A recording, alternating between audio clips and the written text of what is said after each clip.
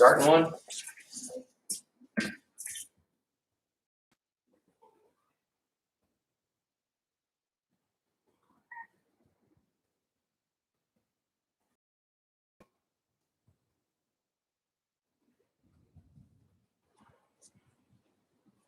It's just the view they're really get.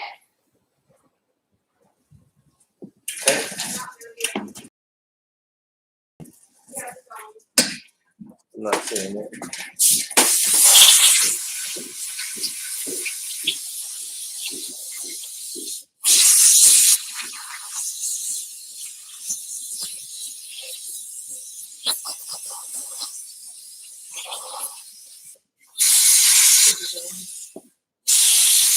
Huh?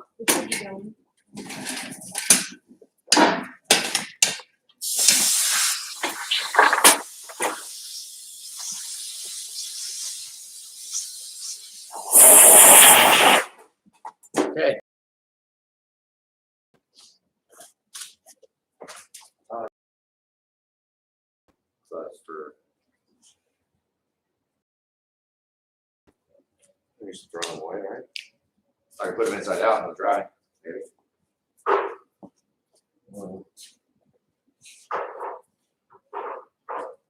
Okay. Little galley's cam bearings. Put the camshaft in.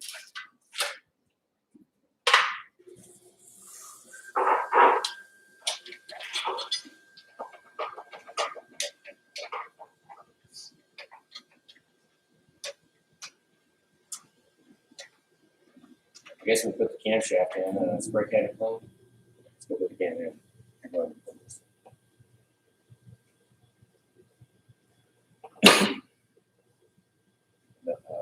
With a flash.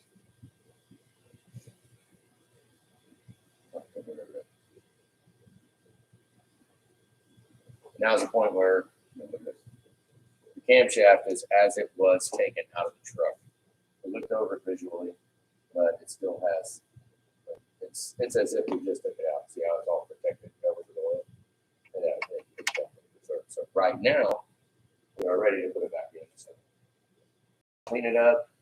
Let's go make this hot hands.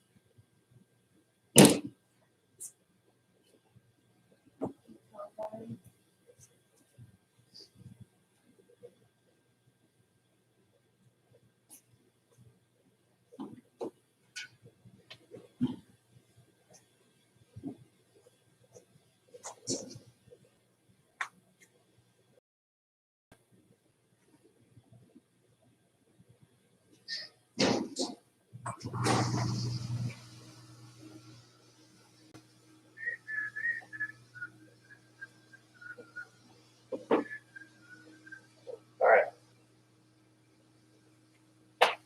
I'll move it up. Hey, you want to use that? I don't know if I want to use that other lube or not. You want to for assembly? Is that stuff we bought? That grease? Yeah.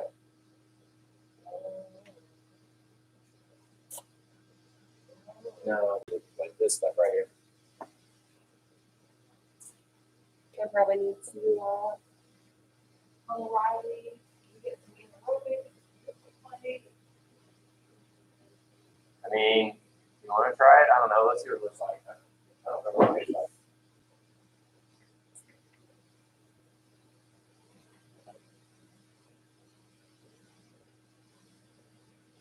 I don't know. What do you guys think? Anybody on here? What do you think of this bearing guard? What do you guys think of this? Should I use it?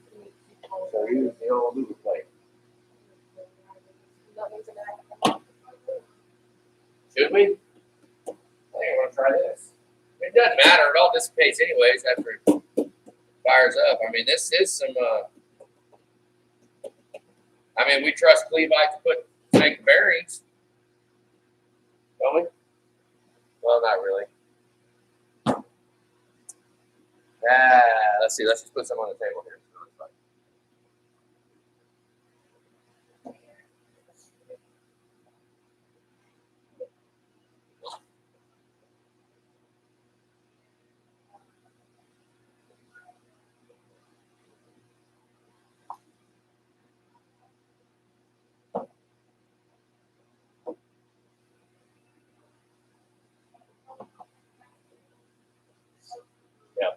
do that. Make you guys feel it.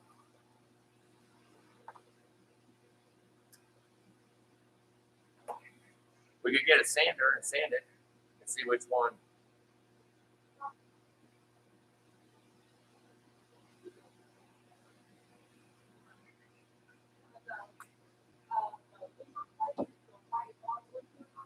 Want to play Bart? Yeah. It's, is that new guy?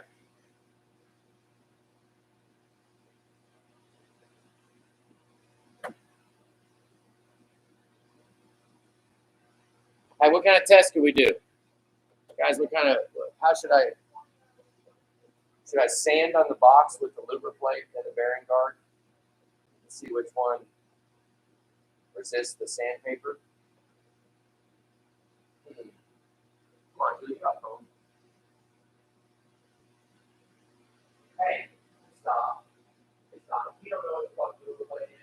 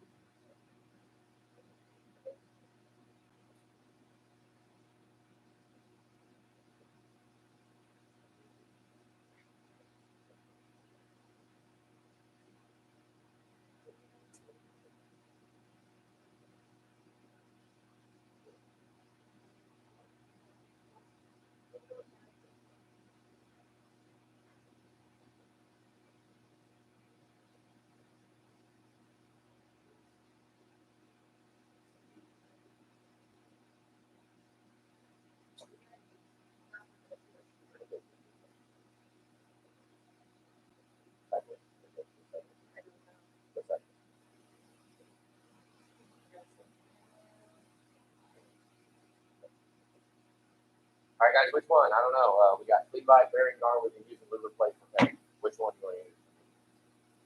Luber plate or the bearing guard? I mean, it's the same number, I guess. Which one do you think? Maybe we can test it. I don't know how to test it, right?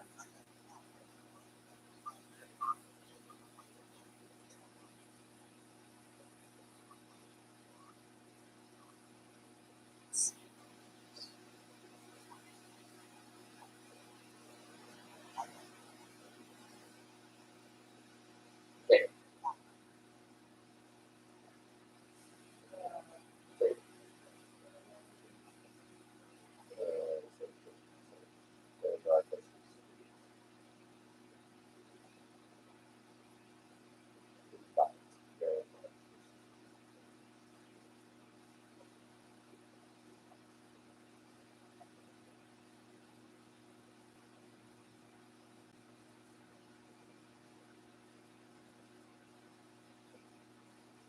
Is it gonna be sideways now? Oh God, you have to go back and see the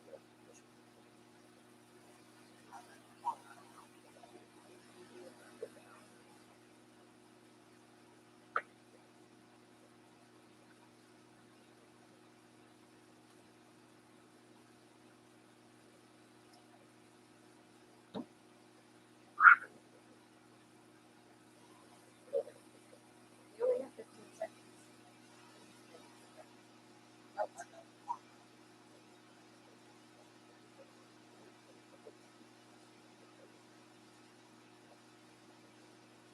Which one would you guys use? Levi bearing guard. You can use Luber plate for use. I don't know which one to use. There's both. Which one, you guys? Which one would James want?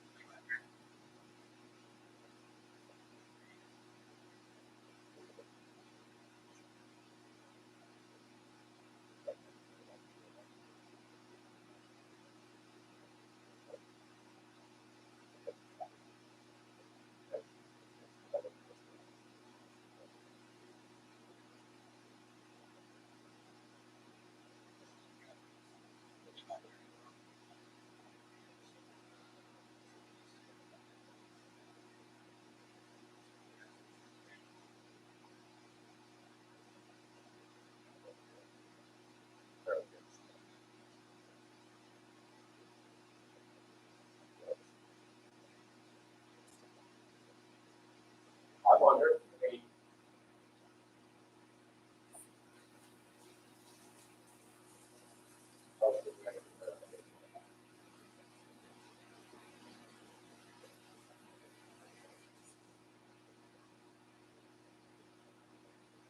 All right, let's take. Oh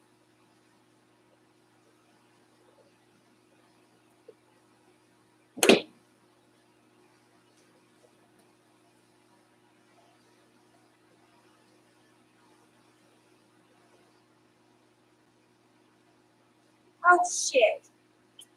I was on my page, not yours.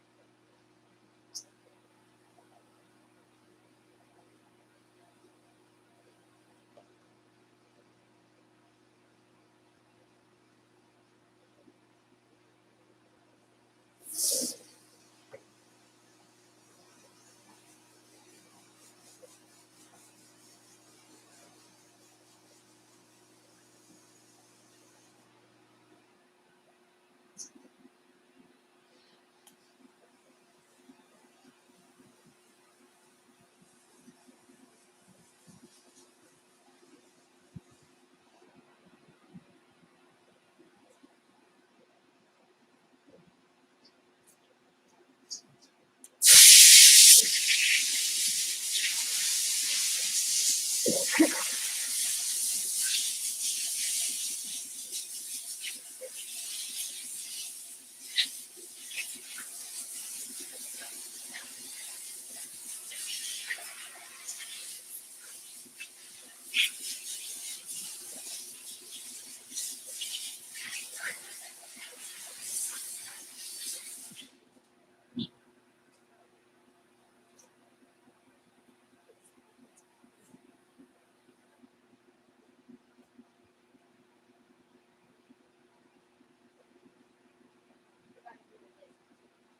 It's on my page. Let's do it again. This is make a video. I don't want to do short.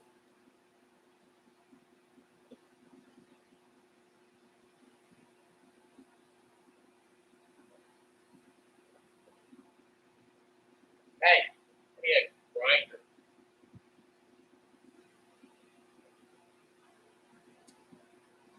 I'm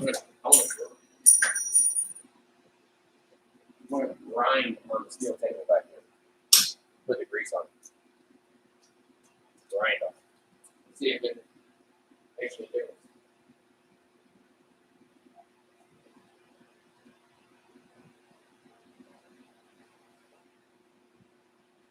Okay.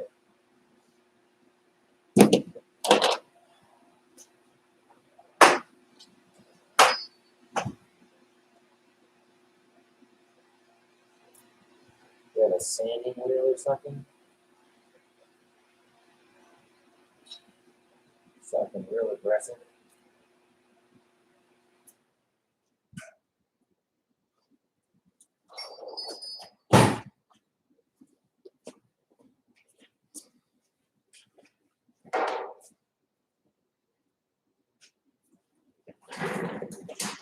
Okay, let's go see which bearing grease.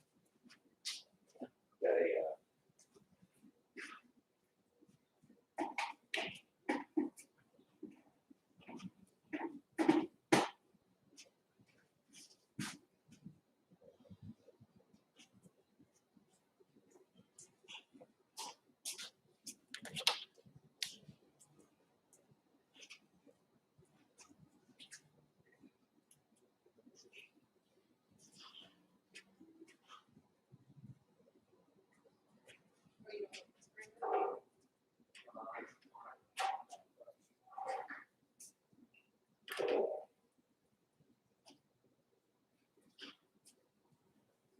we got towels. I need a bunch of towels back there.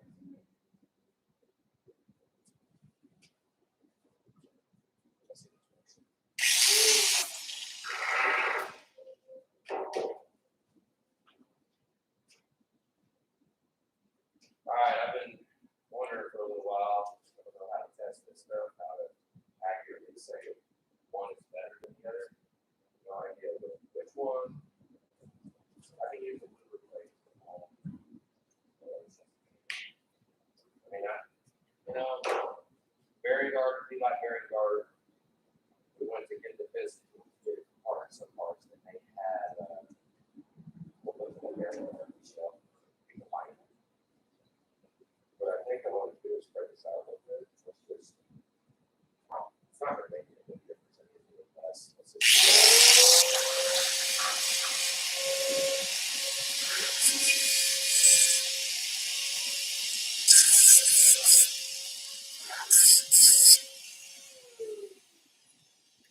put it about the same amount of time.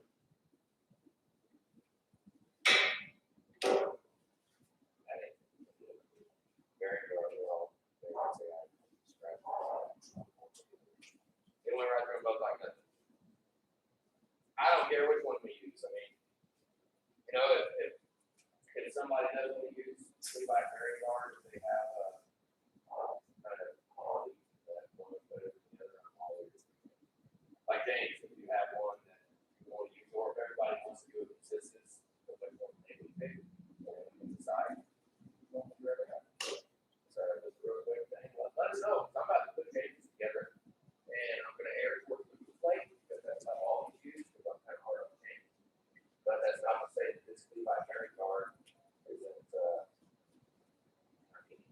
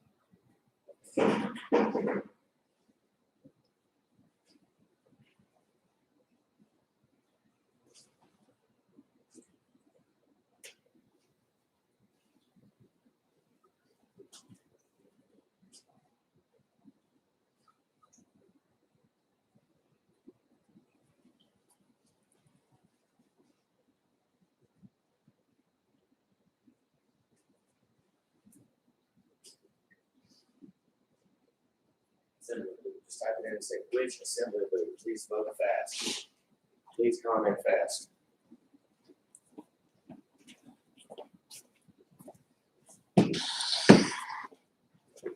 Okay, which assembly loop? I mean, I don't care if we go get our parts. Upload that real quick and I'll send it to James. Or you want to just upload it. Wow, my hands are dirty. What was I touching? Oh, that's that grinder.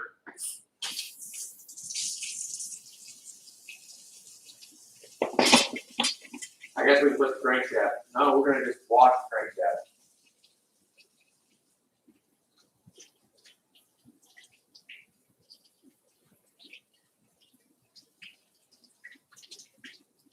Maybe Tyler votes for your assembly.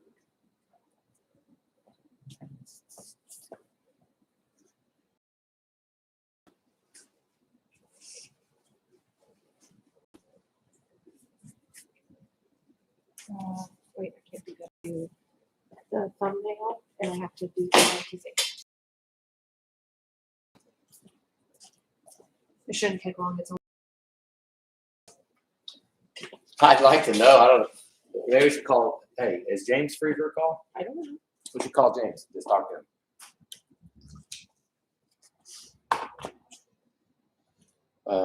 It's going really fast. Work phone? It's in the other things. So you want to call from your phone?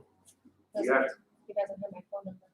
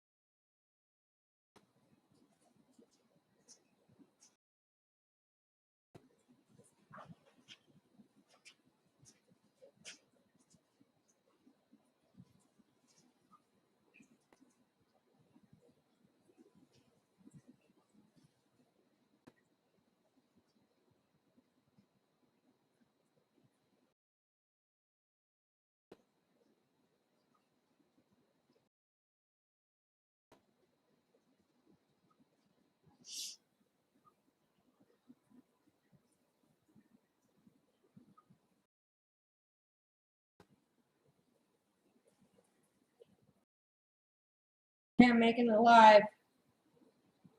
Okay?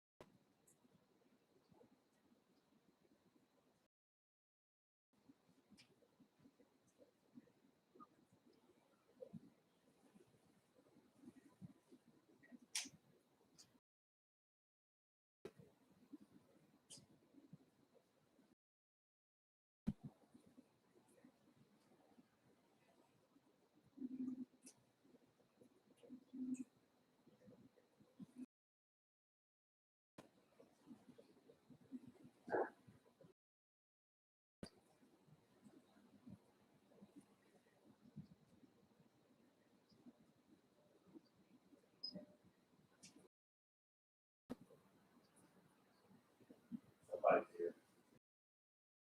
Is it locked? No, the front door is unlocked. Because I'm waiting on O'Reilly's.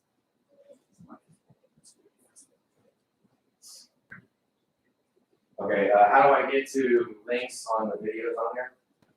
Links? Yeah, so that I can send them, so we can send them all to them. I've sent him the ones we had.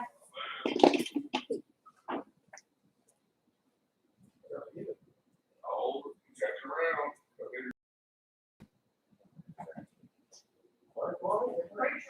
Yeah, what was happening before? I know, what was progress at? I'm just waiting on the bank right now.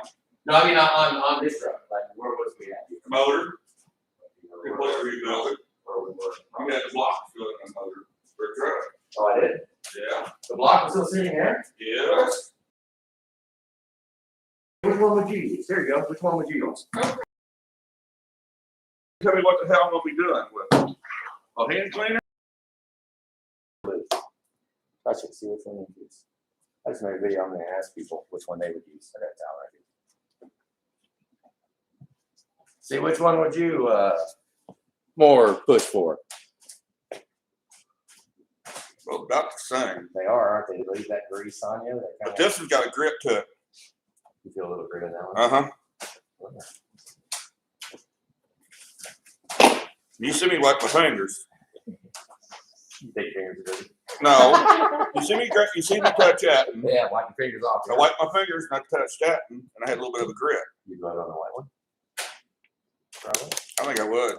I've been using the white one for about 10 years now. And then I went to get some bear. We got some shit from our supplier and they had like 40 bottles of this on the shelf. I was like, who the fuck's buying this? I said, well, I'm to buy this shit and see what the fuck's up. Maybe I need to start using this and quit using what I've been using. But so I put it on and I'm actually waiting right now. Look, I got the same ready.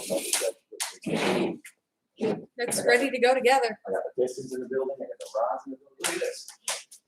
Now this is, I was without possession of this crankshaft Yeah. for 23 hours. You know, Damn. you know who Bob Morton is? I've heard of them. I did.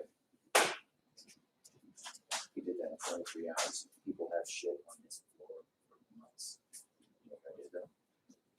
It's You know, kiss his butt. Then can you do me a favor? I need this now. No, he wanted to do it. He was Oh. happy as fuck to do it. It's $250.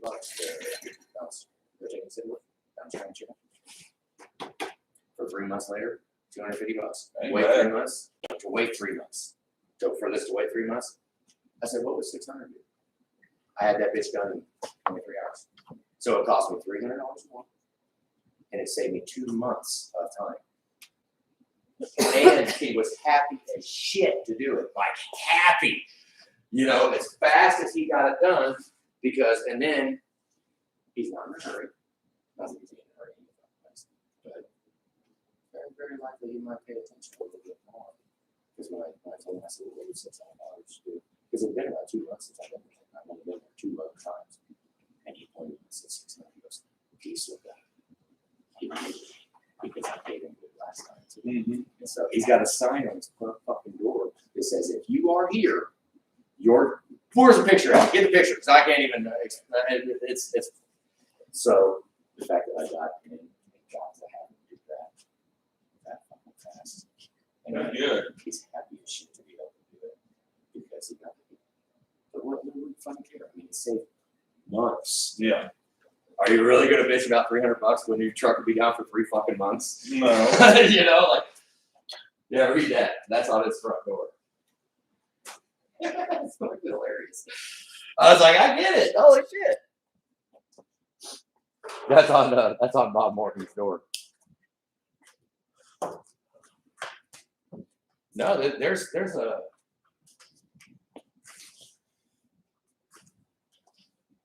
Oh, they say anything? It's already up. Let's find out.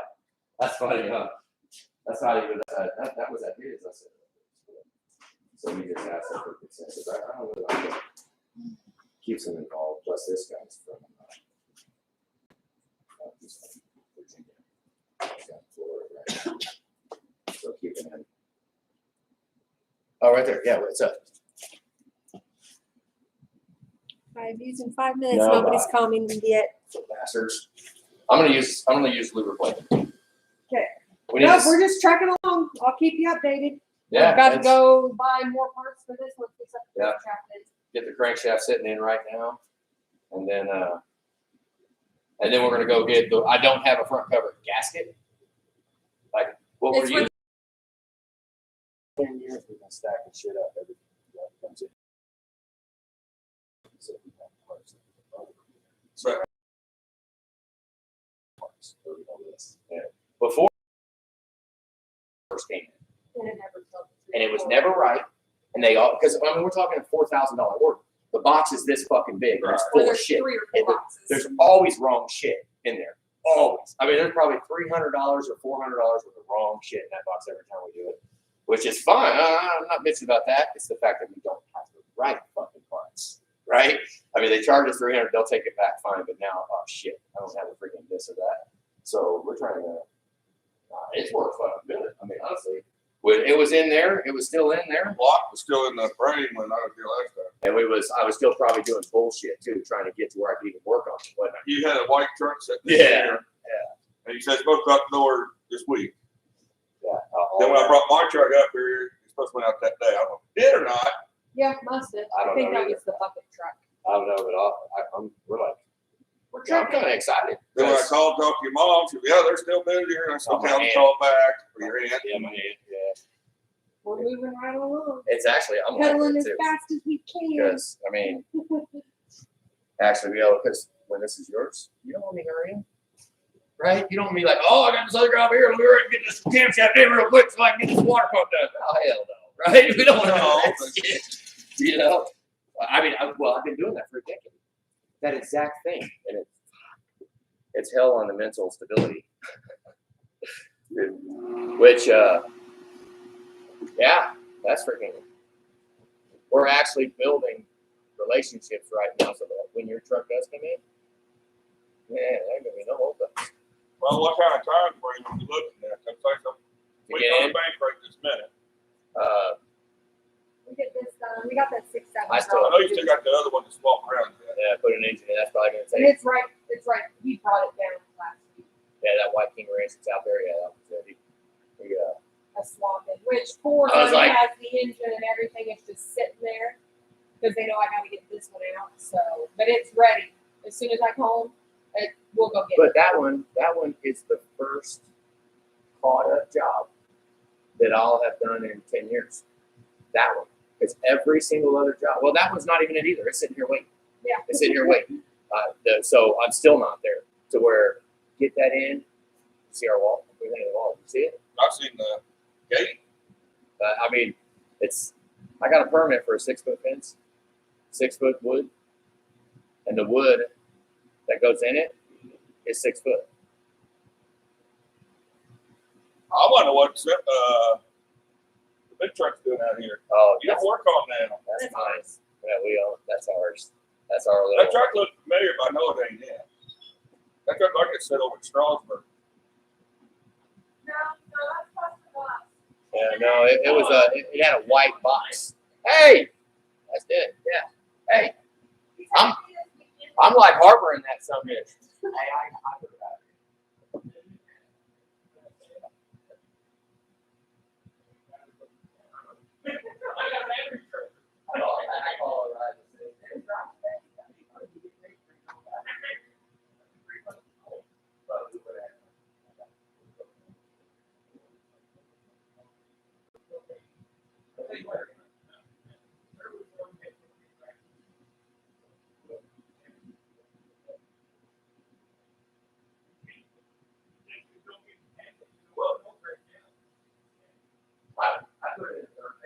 He went as far as forklift to build the structure. So we have to park over there. We don't have forklift. There was no way we were doing all that by hand. No, So that's a pretty good job out there. it was. We picked it up on Friday. The steel. We picked it up on Friday. Saturday, we had the post in the ground because we saw the drill all the holes. And then Sunday, we came in and got the top and everything done. It's kind of a shitty weekend. It was so windy. No. It was like, but I just put it this way, it just goes good together. yeah. And that's why we drove the big truck in. My brother's a mobile welder, and Anthony's like, well, if it's windy, we can at least park the semi, and maybe the wind won't, Yeah, you know, we tried whenever well. people come up. And it's in, well, not technically in my way, but we had to have more gravel brought in. I was like, why don't you just take the truck to the shop?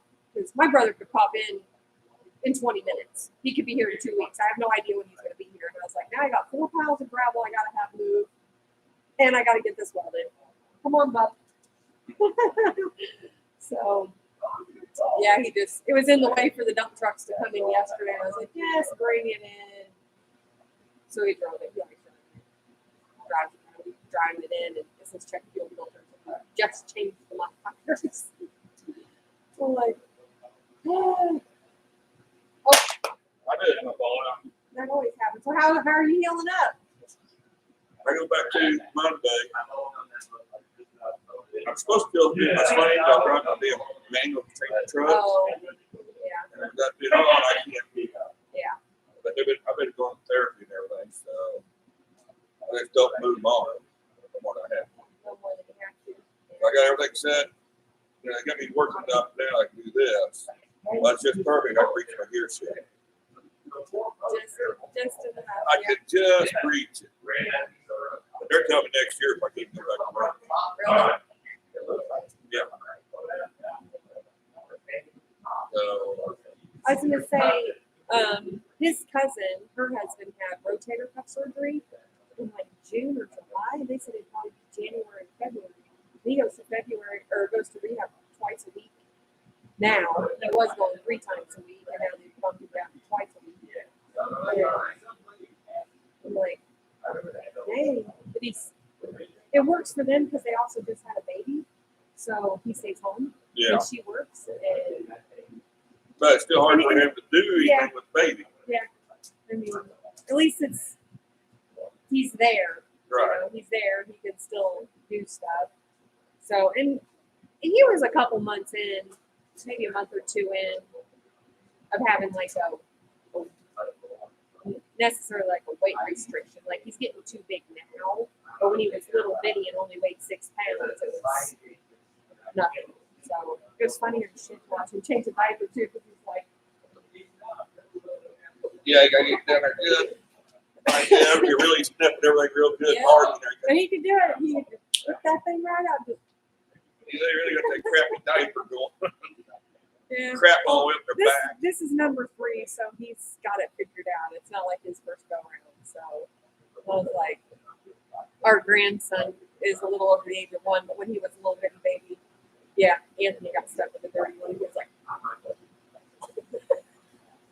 come on, Grandpa. He's like, I got this. Not gonna let it be. You know what's weird? I had a problem with my nephew. When he was just born, or he was only a few months old when I went out to Vegas to see with my brother and everything. Mhm. And I got stuck in babysitting. Yeah. I didn't go out there to babysit. I went out to enjoy things and see if I could find a job, you know, for the summer out there in Vegas. Well, I found one putting bicycles together for $7 an hour. This was back in the 80s. So that's a long time ago. It was back in 82. Why did I put bicycles together? It wasn't damn hard about putting bicycles together. It's $7 an hour. wife's gonna be gone. You got babysit. You got babysit. I didn't come out here to babysit. And it just kept going on and on and on. I'm like, I'm done. I'm going home. And I mean, damn, I didn't expect bringing my nephew home with me. Got to the airport, I see my dad, my stepmom, I handed him over to him. Him over to them, I said, here, take this. I'm out of here. I'm done with kids. So I went to Lexington for the rest of the summer. Never come back and get it? Yeah, I was up there with my uncle. Got home. So when brother come in, for the funeral and everything, they took him back. Then I went home. My niece, she's 21 in a couple of weeks. But I used to watch her from her brother on a quite regular basis, which was fine. But one night, before I had a date, and I was watching her, she was really, really tired. She convinced me that marshmallows were a really good snack. Yeah. I knew better, but it was so cute watching her try and convince me to let her eat some marshmallows. I had big puppy ones. Yeah. Now they got chocolate inside of it. She was, oh my gosh, she was 100%. My brother. That's at 2 a.m. I was like, I was drinking juice marshmallows. Sugared her ass up. So she's Was fine. he He's around? like, it's 10 a.m. And I'm like, she's not good. Sugared her ass up and got to leave. Where they say we're getting ready to go out and use Blue Plate. Hell, Okay. It's out there. they're not voting fast enough. Assholes. Trying to let them vote that way because they're like, I call them internet ninjas, right? Motherfuckers online. They know every motherfucking thing. Just ask them. So a lot of this we got to try to be beyond what they thought you could. Yeah. You know. We've been told that Luber Plate is Yeah. too good, that people only use it when they're storing engines for months on end. He said I wouldn't use that shit unless I was storing. And so I commented back. I said, so you're telling me the shit I'm using is too fucking good? And he shut the fuck up. He said no goddamn word ever. Well, like I said, that right there, you see me take Yeah. the light first. It felt okay. When I grabbed that second, just touched it. I felt gritted. Right? If I had done that, I wouldn't have. I'd have taken that bottle back and shoving it. I mean, it wasn't that much. I'll just keep it. Maybe we'll. I mean, because I tried to use it to put valve guides in those tanks, and it just. I mean, we use engine oil to lube, Right. to put in valve guides. Just engine oil, put oil. Right. I figured, well, this guy's a good. I know, I was afraid of that. Then it worked. Shit. I was like, Yep. fuck that. I broke like 4 guides putting in some of this thing because it was like, Well. son of a bitch. You don't change nothing that's not broke. Right. Right. If it works, stay with Yeah, it. okay. I got you. Yeah, no, this is actually, of course. That's what everybody always says that. I ask somebody, what would your opinion be? They'd be like, whatever you want to use. I'm like, God damn it, I was trying to ask for an opinion. You know, you gave me your opinion. That's cool. Hell yes. I think they throw it on the floor.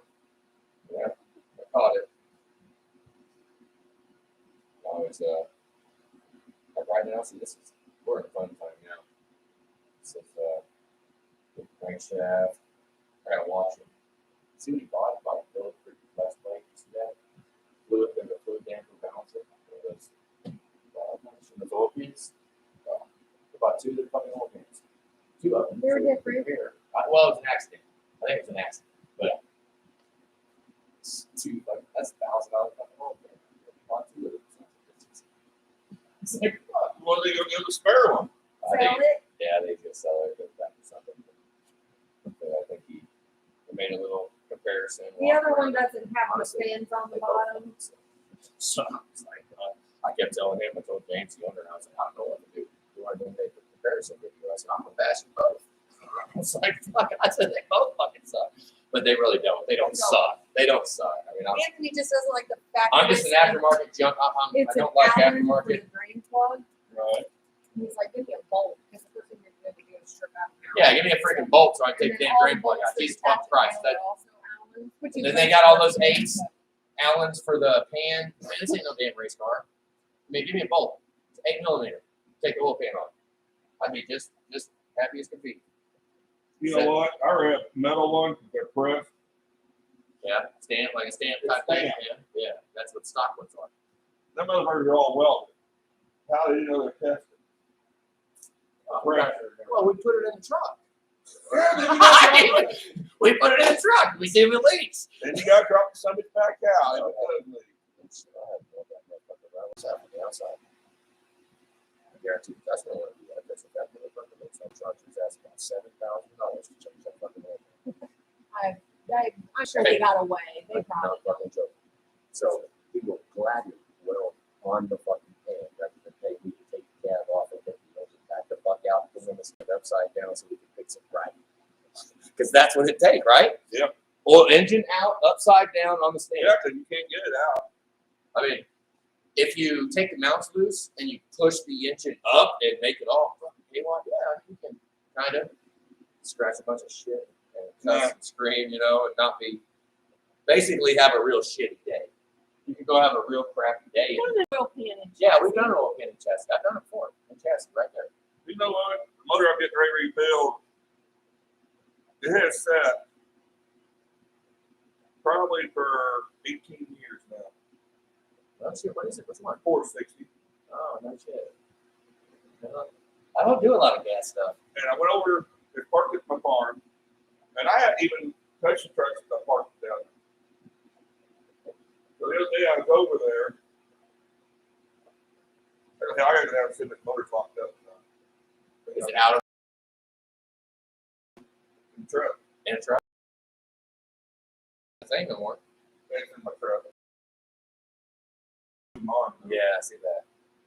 I reached down, grabbed, Fan blade bullshit, really? turned the whole damn motor. So the fan clutch is pretty stiff. So, No. oh, it's just a straight fan, isn't it? Hooked to it. Just no clutch, no nothing. Clutch on it. And Whole it's damn not thing car turned. engine over? Heads on. It's a complete motor. It's been years. I said, cool, that just saved me a lot of money. Yeah, I mean, baller rings and bearings. Well, And Yeah. cost crank. Cost it's crank out. leaks. I'm sleeves. Well, fuck, that even business, isn't it? Oh, yeah. So they said, we'll just do a ball on it like that. Go ahead and rebuild that. I'm just going, no, I'm gonna go ahead and put new bearings, rings, and everything. I ain't touching that block. Might leave the sleeves alone then, right? No, that probably be fresh though. So, setting it for years. You mean just ball home? Like a ball home, not, I mean, that's because that's Yeah, not a sleeved engine. You're talking about, Oh, it's sweet engine. Is it? Oh, yeah. what kind of sleeves out there? Mhm. Goddamn. See, I don't do much gas. Well, that's a 460. though. 460. Jesus Christ. Okay, but hang on, you got two 460 motors. There's two types. Is that like the other ones that wins? 460 commercial, then you get your 460 stock. Oh, no shit. I got a 460 commercial. Commercial? Is that a like cam? and Belongs in your dump trucks and concrete trucks back in the days. stuff? Probably a lot of low end grunt. It did belong in that 250 wheel drive pickup. But an F-250, you're smoking Ford tires. Oh, screwed so up. you'd be smoking tires. Oh no, I've taken out 6 transfer cases, 2 Now you're really transmissions, breaking shit. 2 drive lines. So I said, you know Because it what? needs a drive shaft that's that big, that's normally in one of them, Yeah. like a big truck. Yeah. You're trying to do it with I tried to figure out a transfer case to hold up. the whole to it. So I'm putting a divorce transfer case in behind it. Oh, really? I got a 75 high boy, got 429 or 428 in it, brand new motor. Got 300 miles on it. Damn, really? It's been set since 03. I just crank it over every now and then. Yeah. So I'm taking, it's not, I used to mud race. Did you? Yeah, so I've taken that transmission, put it behind that 460, the interchange.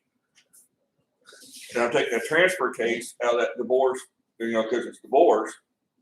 out of Yeah, so you can just 75, run. And I'm putting it into an 86. So okay, so a lot of that stuff. So So I'll have 3 drive shafts out of 2. yeah, when it's divorced, you basically have like a coupler up there. Well, just a short drive shaft. You're gonna actually put it. It's a drive shaft, not a. Yeah, it's a drive shaft. Oh.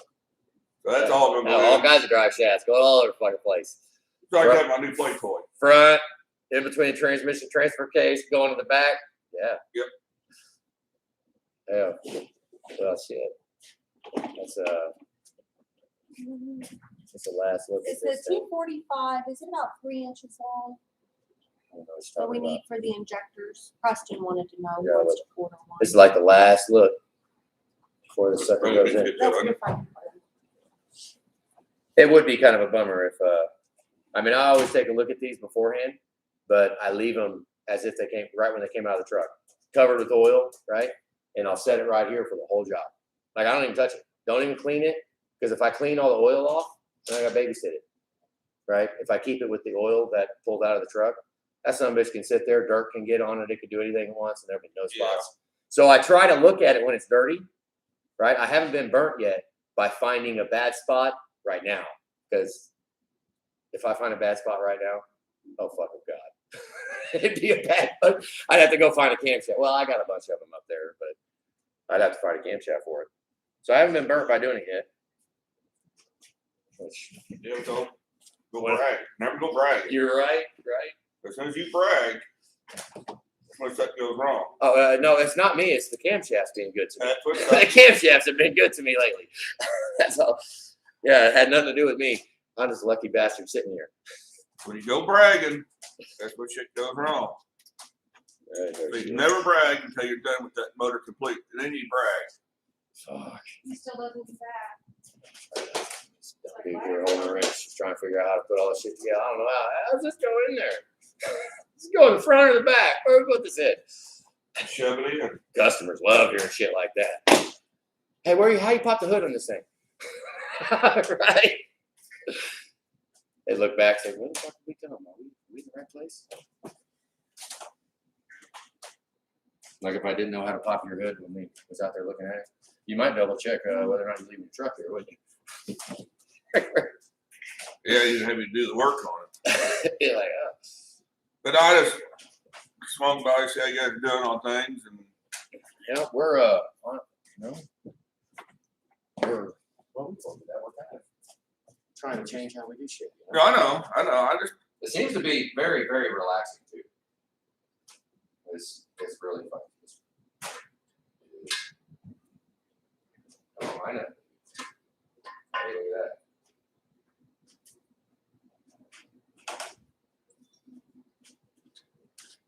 What's the I measurement might on the want short to change bed? that. What? I might want to change that. sure you got going in the right line. Sure they back. I don't go either way. We just take the gear off and weld to the other side. Because you know, with the camera, everything is possible. We could chamfer the edge. That way I don't have to go around it. Okay. Oh, we might have chamfered off. Oh, we did. Yeah, we gotta take them out. Take what out? Well, we need to. There must be a burr on that install tool. Is that leading edge?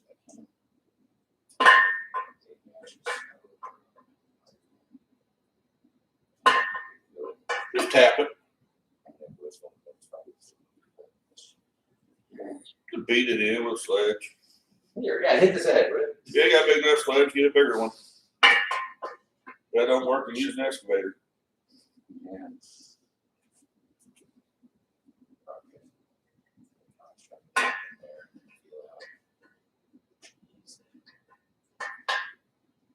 That's it. This one right here, right?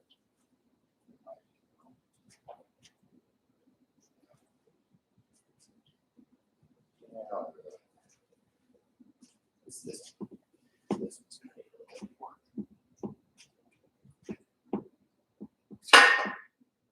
Take that.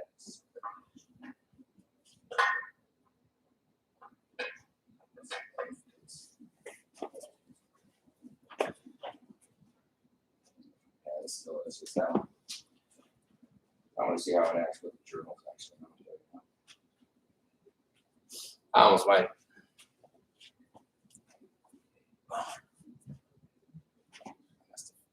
Where's that tool at? Which tool? I have a puck made to put the cam bearings in, and I've been saying for quite a few inches that I probably need to touch off on the ledge that touches the cam bearing. Just a little I see touch. how you work. If Yeah. you're doing it, talk about it, you don't do it. No. It's gonna have to be Then you done gotta now redo after shit. this.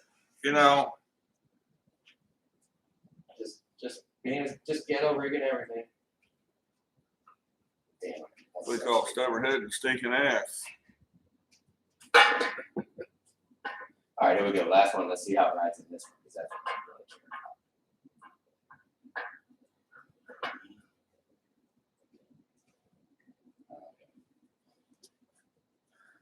Now it's gonna be hard to tell how it goes in that one.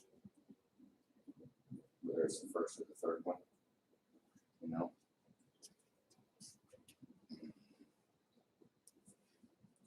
Guess I could put it in that one all by itself. What a drag.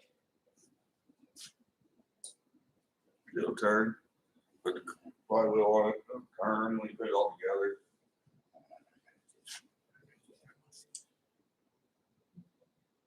I know it's that one.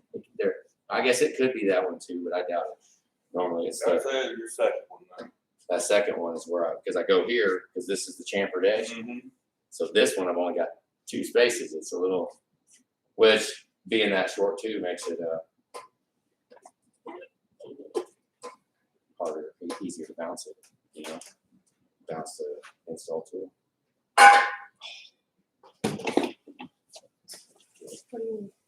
Nothing, I need a tool. I need to rent it out.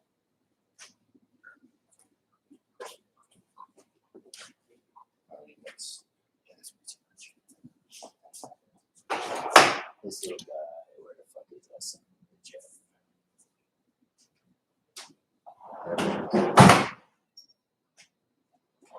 It's like a little carrying tool for burring the cam bearing around this way.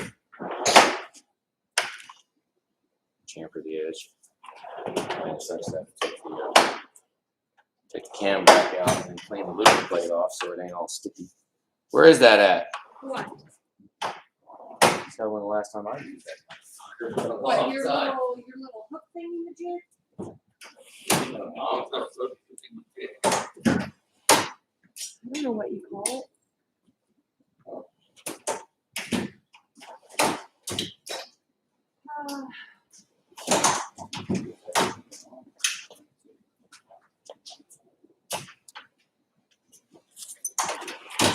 I mean, unless walk the other way. No, that's happened too. I thought it. Who knows? I'll go look for it.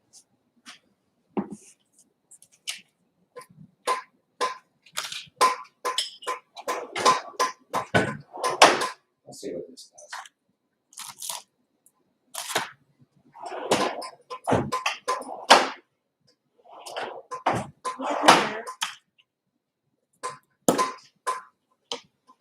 Here, my dresser, feel that. Is it hanging up over here?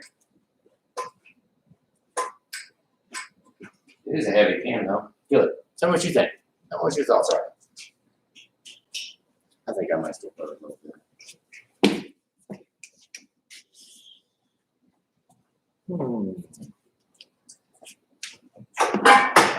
Pretty smooth, right? Yeah. I mean, it is just feels like it's not tight. Well, it's tight a little tight, but you don't want to slop your shit either. See if it goes around and pull it out a little, see like that, see how much easier it is. Maybe it's on this side, like it's this side of this bearing. I got done right there toward almost the beginning of it. Once you got in, it went. Once I got past that, yeah, a little bit, like there's a ridge on it. So you got it from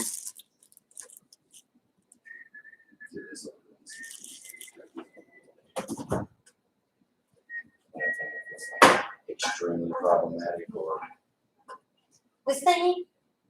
What thing? Oh, you found it? This? what I did, pulled out there so far. Look at that. Oh, you feel It's right there, dude. Right there, leading edge. Which going this way. If they set one more, then turn it. And I build up on here. Let's see if it's got right there. Right, you ain't know All the rest of it is good.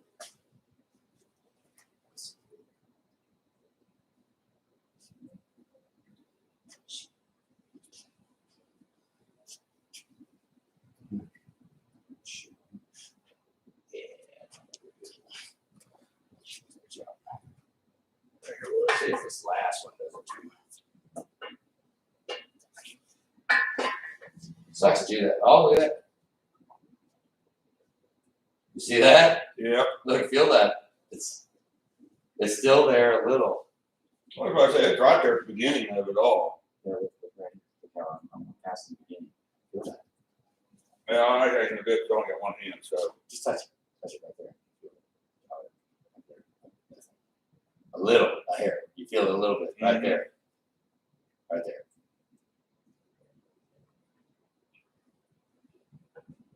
It's just those shadings that I see on the bearing to get, you know, you get bearings in that little plate or pieces, metal pieces. Yeah, they won't come out. No. You know, it's like glue. That shit will stick right in there. All right, this little bastard. Let me go ahead and just do this.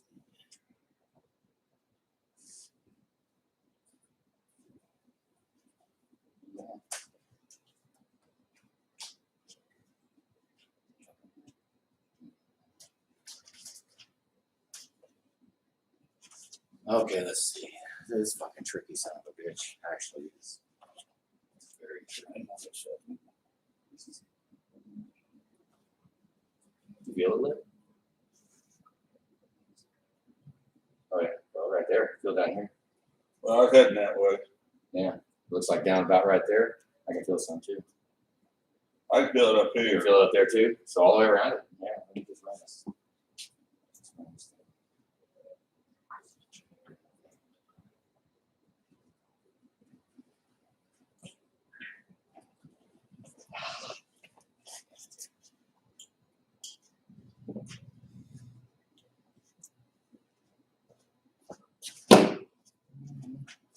You know what? I'm gonna do this. You know, I can turn it around just easy.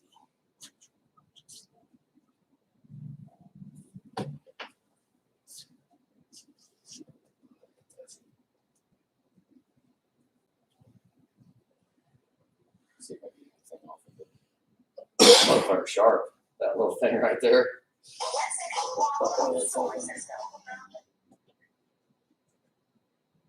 There, see it? Fucker works good. It works real Yeah. good. I mean, it takes that leading edge right off, and we gotta fucking be careful. Then if you go too deep. Yeah. Screw. I just want to touch it. Just touch it, not that top half. It don't have to be fucking clean. Just has to be strong. See how good shit. I hope. He doesn't know. hope I'm catching it. He probably put the crank in or the cam in backwards anyway. Yeah, probably.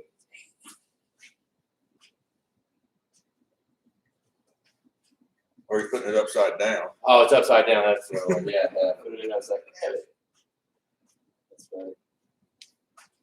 We used to do that when I went to Otech or down Bibb County.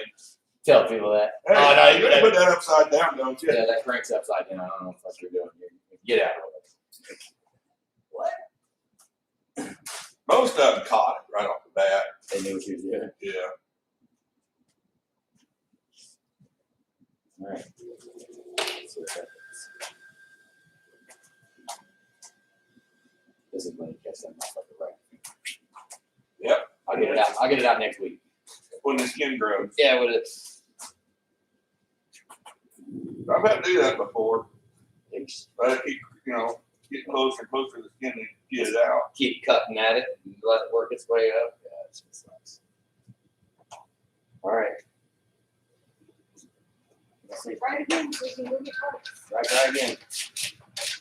shit like that. I don't want to hurry and ignore that. I could have left that motherfucker in there, right?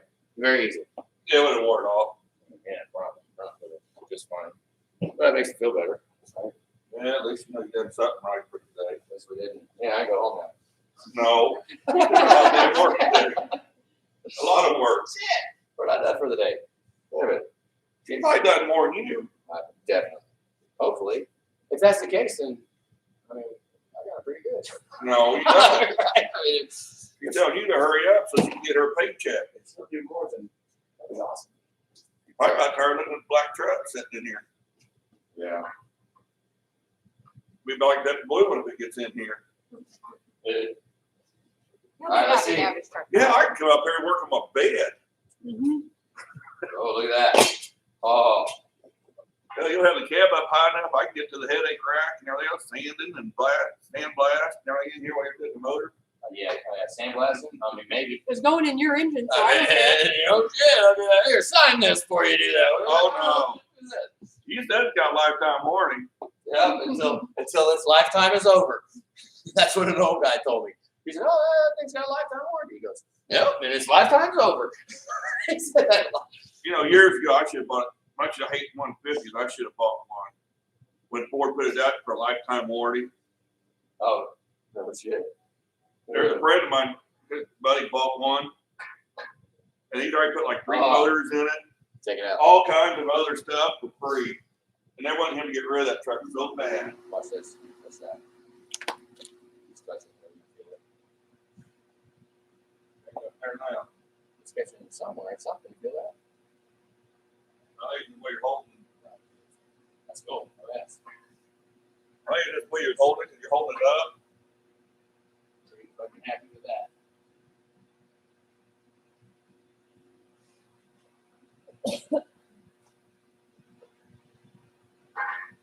Go back on that.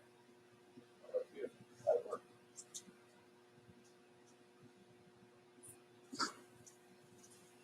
Right now we're about to work ourselves out right now. Then drive to Shawnee Mission Ford and When I put the bed plate on, Boxes and boxes. like, see, you're familiar with this end, right? That's a bed, the bed plate. Right. You got no main cap. That's not main cap. That's why our crankshaft is very. We don't have a shaft walking, crankshaft walking. We don't have none of those issues. I mean, that's a big ass main cap right there, isn't it? Yeah. So our crankshaft varies, bottom end rotating assembly, like the, not so much pistons, but rotating out. But, okay, so there's a joint there. You see this joint right here? So we have a joint that can leak oil, Right. right? So when I put that on, we use anaerobic, put some TA20 on, both ends. When I put the bed plate on, the sealant, the TA29 I'm putting in, smashes out everything. I want that sealant to smash out, and I want to put the truck in front of the covers on instant. So that sealant that smashes out dries no T. You can see the T going on. Front cover goes here, so you put the bed plate on. A lot of people like ain't got a front cover gasket, they like put the bed plate on. Let this sealant fucking dry, right? I don't fucking want that. So we'll get it to where the bed plate's ready to go on. Then we'll have the front cover ready. We go get our gaskets and all our parts, right? And that way, when we put the bed plate on, the sealant's still wet, cover on. Same with the back, you gotta do it in the back. Or that's the back on here. The other hand, we're probably leaving on mine, but let's go. Small oil leak on the back. On the back of it. And a lot of them, Trading. bed plate, rear man. I mean, bed plate normally is Yeah, that's not an annoyance. A bed plate's normally an annoyance. A lot of times it won't leak horribly bad. It'll be like just dirty. Like most of the time, like a leak could be coming like front cover. I've had one truck in 10 fucking years that leaked. Drip, drip, drip. That was from the bed plate. video that. That was only the bed plate. That was leaking. It was a nice ass truck, and that's the only one I've ever fucking seen. You deserve to be taken apart just for a bed plate. Because most people, I tell them, they'll look the bed plate. I mean, that's $10,000 just to be that gasket. Are you out of your fucking mind? $10,000 for that guy? Let it leak. Oil's cheap. You know, before we just go in for that. That's what I'm getting at. Is just going for that. You know, I talked, well, you met my brother when we brought my truck up here. and I've been kind of talking, and I ain't gonna lie to you. We found the motor through, Midway Ford. Yeah. With new turbos and everything, and hoodie and everything was 22,600. But I don't know what the warranty was. You better find the fuck out because you don't need warranty on that. Okay, now hang on. Hold on a minute. Is it painted black? That would be I don't know. a Ford Reman, right? I guess by a reman. Yeah, go on YouTube. I got videos taking remans apart. But There. I listened to what you told me the first day I asked you about warranty. You told me fine. You did I said if I'm able-bodied and sucking air and a part fails before it's time, well, that's what I want to know. What kind of time? if frame you we chuck talking about? connecting rods, if you have an oil pan failure, you chuck connecting rods out for 10 fucking years, you're on your own. And that is 1 year. Okay, 1 year. What I've always told everybody, 1 year. I can't make this motherfucker last 1 year. Really? I ain't never gonna be able to make one last 1 year. So fuck that. 1 year, fine. 1 year. But you know what? You'd be real fucking mad if in 13 months it chucks a rod out the side and I hold you that 1 year, won't you? Oh, yeah. Yeah. So that's why I stair step. The best fucking warranties when you ain't got to use it. You pay the fucking attention when you're fucking doing.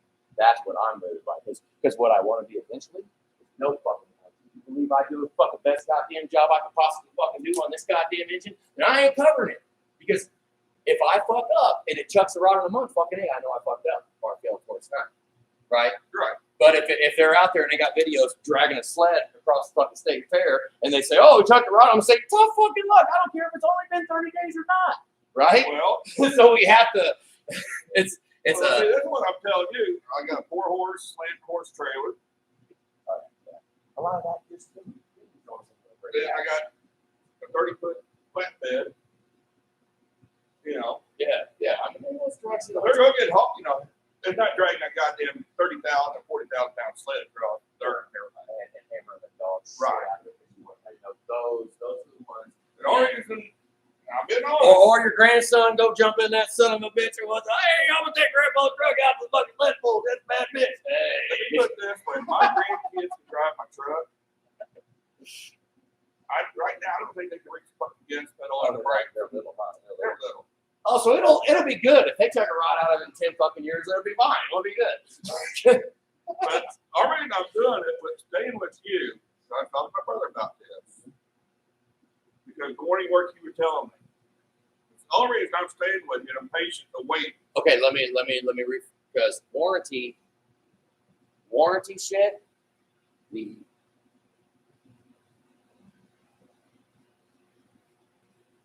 I'll shut this motherfucker down over warranty shit. When it comes to bolt-on parts, what I would like to warranty is the shit I can fucking control. Well, now what did I just? You did too. Yeah. Why did I just say that? Like those fucking injectors, motherfucking injectors. Those things, We did I'd rather two last eat it. week. I'd rather eat one than worry about making sure all those fucking injectors stay good in that truck. I buy 7 injectors. I put one in the last one from Florida. Didn't even make it out of bed. Had to warranty on the right off the bat. Fuck you. Fucking hate them mother. Because then I lose. I mean, that's $500 fucking dollars. Gone. Why? Because I'm the dumb son of a bitch that got that fucking injector. Asshole. So that, so like warranty as far as like engine, big shit. Yeah. I mean, if I can't handle it, fucking, I should put it in.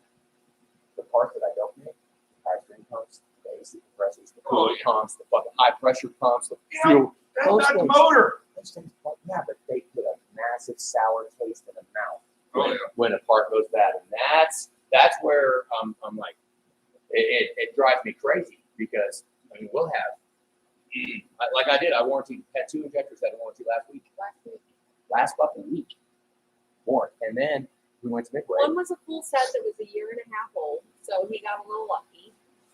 still under And Ford warranty. then we noticed that he probably did it to himself because he changed his own fuel filters and didn't get a little fuel filter cap on all the way. So it's probably something there. Got Probably blue check loctite. out the injector. Well, see, I know I That got was a lot on of that him, stuff. and he paid us our labor to do it because he knew he fucked up. Yeah. Some of that stuff, like injectors, like injectors. I'm gonna charge every fucking time. Every motherfucking time I go into that motherfucker, I'm gonna charge. Every fucking time. Because I don't build that goddamn injector. If you want to get injectors from a certain place, research where you want to get them from. If we wanted, that's what I'm telling every customer. buy something off the shelf that's got 4,500 moving parts inside. Right? Well, we already know we got injectors bad in mind. Yeah, so are we gonna research that and see? I mean, I didn't get a board regain. That's who's got more money than that? Right. Right? Who's got more engineers on the fucking table to figure out what went wrong? But not fucking. Right. Or fucking board. They don't have money to fucking board. You know, but then on the other side, board has enough money to take that point. Get it past warranty, right? So we gotta watch it. So it's double edged. So I don't, you know, on some of those parts, I don't know what's going on. You know, because I mean, that's fucking high pressure pump. High pressure pump. No, they're fucking those things about 6 foot. That's $2,500 labor. 2,500 labor. So like, say we put a high pressure pump in this truck right here. We put a full high pressure pump. It's fucking eco rated. When we got the guy down in the front of the truck, it's not really that much stuff there. Well, I'm standing on my hand out $2,500 fucking dollars for this pump. Because we bought a pump, and I'm gonna ask. Like, and this is just in general. I'm not just you specific. I'm gonna ask, what do you want to know? And how I've been wording it lately, when somebody talk about parts, okay, you want to check it? Well, all right, you want to get it forward? Go online and research it, figure out where you want to get it from. And wait, where was I? Because I had, fuck, I lost it. What was I gonna say? Injector. Yeah, I don't I don't remember. know. We either. had injector warranties. Yeah, they make me cringe. But what, well, if I have to warranty it, if I have to go back in because of the fucking part, then we'd have to do it for you. You know how that puts a fucking sour taste in the whole goddamn job? Well, I know, That's so the war. I mean, that's a shitty fucking thing. But like, what I would love to warranty,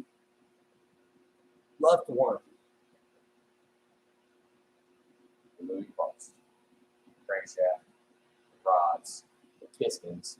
Well, the pistons. I've had a guy crack one of these pistons. I've had one of them crack.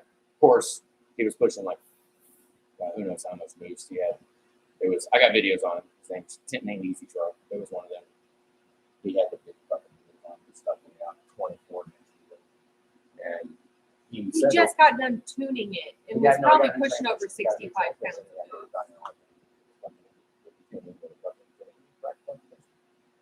This guy takes that with him and goes to all the shops around town. So he's supposed to do that. Right? He built his fucking truck. It lasted a year and a half. He said the words. He'll tell you. He will not bitch about his shit blowing up. He said he oh yeah. He said I was fucking hard on it. Almost 60,000 miles on it in a year. That's just how much driving he did. He said it never lasted. He said Yeah. never. The 6-4 is bad bitch. I mean, they're a But bad he'd fuck with motherfucker. his tuning, then he'd get that injector knock sound, and he brought it back once for the injector Yeah, for knock. tuning because injector knock. And I Injector said, knock, quit it using happens. this tune, and then So he pulled it up there one day, and the injector, I mean, it was, I'd sit there and I just sound like fucking shit. Shut the truck off, start right back up instantly. Start back up perfectly. Okay, I said, change Well, the if you tune, can shut quit the using truck that off. tune. if you can shut the truck off and start it back up, and all the racket and all the bullshit goes away, it's not basic. It's electronic or it's injector. It's something that's fucking up because if we got a fucking connecting rod that's banging off of something, it's not going to give a fuck if you shut it off and start it again. It's still going to be and then so you want He said, every time I use this tune, it does it. Then quit using that fucking tune. well, see, I think that's what made it happen. tuning, on tuning mine. will kill a fucking truck, man, in a second. That tuner, you showed me was identical the same. But it depends on what they got it from. If you could buy a change for that X4, put it in your truck, you can buy a bunch of, the Elite, and everybody sells it.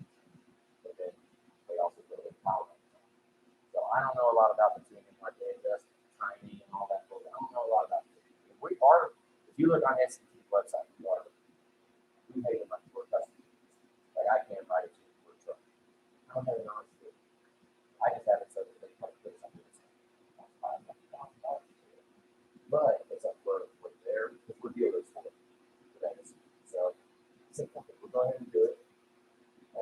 But because a lot of other things are Well, that's why, basically, the leaks haven't got to it. and everything for me. 23 foot-pounds with torque wrench and cam thrust bearings. And he told me, it's not tired, the motor will not start. It won't start. That's what he told me, so he said I had to knock it down one. Well, then that's when I told you, I started having problems pulling the damn trailer. It was jerking and everything. And that's what he told me. Is that a 6 millimeter or an 8 millimeter for those oil rub bolts? You're talking about. For the guide studs. Why is it that? Preston wants It's to an M6x1. know. M651. That's what the torque wrench is at. I bet it's 23 foot-pounds. What do you think? Is it? Maybe? Your guess is nice, I ain't gonna answer that. Come on, you're here. I don't feel. You're here so I can build an engine. Let's just hope that my guess is better than yours. God damn it, right? That's what we're hoping for, right? I'm gonna put it this way. If you ready to get this done, the other one's done, 23 foot-pounds? Yep. Shit, I just forgot what you told me. you'll see me more up here when you're working on mine if I'm home. Oh, that'd be cool, yeah. That way I can watch and learn that shit on these. Some of this stuff I had one lady just years ago. She drove here from West Virginia, Springfield, at a 550. It almost made it. She made it what? St. Oh yeah, we had somebody tow her in. She didn't make it all the way here. She stayed here while we did the whole fucking thing. She got a hotel and fucking stayed in town while we did it. She was here every fucking day. And it, honestly, you know what? You know when that's really fucking cool? I'd love that. I'd love for you to be here for the whole fucking thing, see everything. It's kind of shitty. Probably not. So you want to stand off.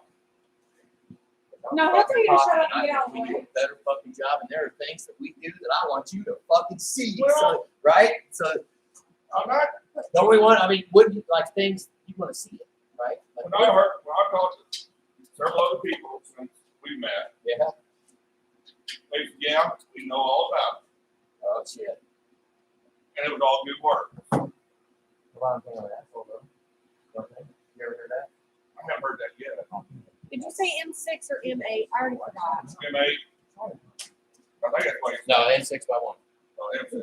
N6x1. However long the fuck you want it to be. All right. Well, what side you doing? Driver or passenger side? He just wants to have everything ready so the What's next the time he yes? doesn't have to take his truck to the shop to get an injector done. That's like customer of ours from New Orleans. He's he bought this truck. Nice Harley Davidson. Real nice fucking truck. Bought it from Excelsior Springs. He lives in New Orleans. Excelsior Springs, right? We Any went one and of us looked at would it go for look him and- first. So we went and looked at it. And he spent $10,000 on this truck in that bay without taking the cap off. More like 12 because he got a full set of injectors. Full set of injectors, all the wiring, Then he turbo, drove it for what, a year and a half and crashed it in the crashed it. rain. Yeah, oh yeah, it got like crashed, tore it all up. Oh, So now that's it needs, sad. he's bought a headlight and a grill and a fender Where's and the a rig, pissy cooling jets? probably over there on the shelf.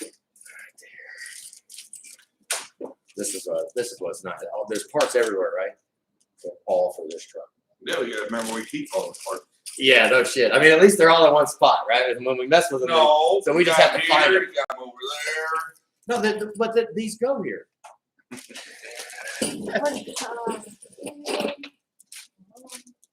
Yeah. But no, I think get this done if the bank shows me the money. All them over there. You paint your block when you're done?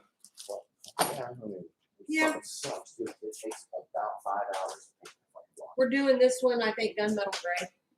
We've It done takes them yellow, hours. we've done them orange, I'll they look assemble the really whole good thing. blue. Tape. I want purple. I'll do purple. I don't think have a purple purple is- one yet. I want a pink bright one. ass fucking purple. I don't know why, because you never seen some of it. Where's some of those? I got a whole bunch of pictures of one. Yeah, Yeah. they look real good. They look good. Let's throw a coat of blue on the damn thing, be done, so you know, it's your, whatever color you think. Actually, The that's it. yellow looked really good too. Hey, One- another good. I color. got yellow on my 428.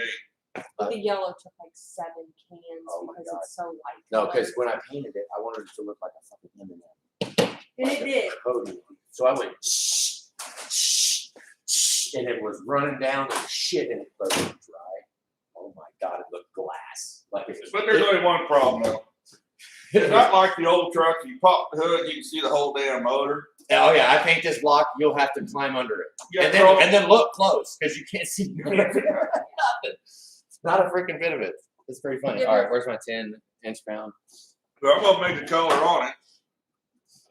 And that way, you know, wait a minute, I did remember that motor. Another one we do too is, paint match. Paint Nah, match. I ain't Same worried about colors as that. the truck. I can't see the fucking motor anyway. And, hey, when it's cab off, like before we put the cab down, oh, when it's all, Well, look like a, no, I need a stupid long. the kid that told me about you, he was telling me there's a place somewhere up in the city, you just gotta take your paint number to them, And get, and they do it in spray, they'll make it. Man, And Ralph, What yeah. color and tint it is. we do that all the time, yeah, all the time. That's where we would get the paint from. They have badass clear coats. Cause see, I gotta do, Their clear coats are fucking awesome. as soon as you get the motor done, that bed's coming off the truck. It's Yeah. a flatbed, isn't it? But it's gotta get all, they put that damn, wrap on it, Oh, yeah, you told and me. all that shit's peeling off. Well, whoever painted it in primer, They didn't, no, they just painted, or do it. and the paint's coming off. You know what I heard? Painting, right? You Painting's said that the easy. other day. Painting ain't easy. Painting's easy, unless you know how to do it. I don't know how to do it. I don't know how to do it either. So if you But right, that's what a painter told me. He said, "Oh, painting's easy unless a you know how to do it." customer of ours. But you know what? Unless you know how to I'm gonna learn how to paint my flatbed. Hey, I mean, You know, a spray can. what do it Did you with- see ours? Yeah, I Look, found, yeah, that. we just touched it up a couple weekends ago. Well, It was We all got a rusted, 2-hour power wash bath and foamed the wheels. And he got mad at me because he had to drive down a gravel road last night. We went. well, He the problem sees the son is, of a bitch behind our barn and there's mud past the headlights, but he's mad about a little gravel dust. Because of what I'm using it, that thing. You know any mobile welders? Got any mobile welders in your family or anything? well, no guy can do it. Why? See, a buddy of yours? Yeah, Like to give him some money, support him. yeah. We can find out what he wants an hour to come out here and just fucking lay some beads on the fucking wall. Because all of it's just sitting there. I'd like to. That's our border wall. It'd have to be on a weekend, I would say, Yeah, whenever. I mean, you can. because he works during the week. Right now, I think he went back to Stalls or Kingsville working. Yeah. Living on the plant. Well, if he can. I'll see him this weekend. Yeah, if you find out what he wants an hour to come and just, I mean, I'm not looking to have somebody finish the whole job. Because there's probably a shit ton of fucking welding and I'd rather just have a guy come, grab his freaking hood, grab his lead and start freaking running beads. And when he decides he wants to stop, we'll pay him for however much time he's sent there welding, you know?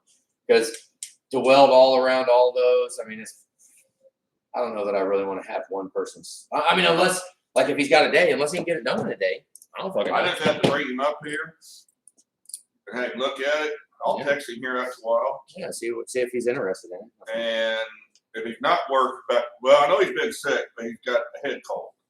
So he ain't COVID. I'd rather support people that come in here to support us Well, rather than grab it on the phone and just call some fucking body. And I don't want to call them. I can't call none of our customers because when I call back, we've got about 4 mobile loaders. If I call him, Then the other guy will show up while he's here doing it. So it has to be like, And that was one reason my brother was going to do it because I think he now owns more 6 liters than we do, and he's got one that needs an engine. So we were going to do a little horse trading, you know. right. But he's got to have time too because he builds fence for a living. So when it's Who is it? nice, John Stegner, he's down at Centerview. His company used to be first class fencing. I don't know if it's still first class fencing or I not. haven't heard of that. It's just him. He Him, just named John Stegner. It's just him. everybody knows his ass down there. He's A lot Mr. of people do. Country boy now. He's turning. He's always been a country boy. Got a shop in Chill I Howie. haven't heard him. I've heard him. Around Chill Howie. That's where Yeah, they. he's got a shop in Chilhowie, but him and his wife live. A shop. You been to Chill Howie? I'm sure how many that far from me. A shop in Chill Howie is like, oh, it's like the only fucking shop in Chill Howie. Oh, you got There's the a oldest shop couple. in Chill Howie. Oh, okay. There's a couple. That's who, there was a guy in Chilhowie back in the 90s that built motors and everything. That's how I found out that 460 motor Yeah. had sleeves in it. No shit. 'Cause I lost, Chill Howie, huh? well, I lost the #1 cap. The rod pulled plumb out of the cap and slapped it up against the head. Shit. And they put 4 deep grooves in the shoulder wall. I mean, deep ones. It was going up and we wanted to keep on going, huh? And Shit. he Yeah. called me. He had me the #1 cap, and that's how he found out that's what had sleeves in it. 'Cause he had it So he all. goes, "How bad you want to bore this thing?" I said, "I ain't got that kind of money." 'Cause I could have bored it 100 over So somebody had already fucking went in it, because that's not sleeve from the beginning. I don't think so, is it? Is it really? 460 commercial had sleeves in them. Oh wow, Like I said, that's what belonged to dump trucks and concrete trucks back in them days. that's pretty freaking cool. That Before means, diesels really started getting popular. that means you can tear it up as much as you fucking want. Let's just say, as long as you don't break Blow a the block. hole through the rock. break the block or something. Yeah, it's but cylinder wise, Cylinder, I could take it 110 over. shit. And I put a hell piston in. I guess. Fuck, we had to add on to the block to fit the Well, see, pistons in that's there. The very first original Bigfoot truck Yeah. has in it that 460 commercial motor. Oh, no shit. That's why it has that one hell of a sound to it, because oversized pistons and stuff like that. And it's still holding up because, piston lost piston. Pull the rod out, pull the sleeve out, put a new sleeve in, put a new rod and cap in. Done. You're done. Done. Well, we gotta go As find long as you a don't fuck the crank up, I guess. As long as, right? As long as Well, you can tear your yeah. crank up, too, but you know what I'm saying. I guess, yeah. Be not hurting your block. Pop that sleeve out, put a new sleeve in. Fuck you, keep it in the toolbox. Yeah, For he when you're- probably does. Yeah, he probably has it ready. That's funny. All right, you got the bearings open? Why is it so quiet? Turn that motherfucker on. It's something. What are you talking? You wouldn't even hear the TV in, right? It's just that no No background sound. noise. You know, listening to this bolt thread into this hole. It's just like, yeah, Well, I was like, man, I'm driving them. I need something. You know? I gotta have something when I'm driving too. Don't feel lonely or doing something. Yeah, hell yeah. I'd like to be out in the damn hay pit. When I worked on a farm, that tractor with no stereo in them. He's out there and listen to that damn motor all damn day long, shit like that. And you're singing to yourself. And I see, I sound better over an engine, diesel engine. And I thought about that. I got a new neighbor. We got some neighbors. They bought the house next door. He was out there. Brand new. of course, the John Deere. I was out on my own 72-inch old main pipe. And I had headphones on. So I'm like, where you cover your ears on these?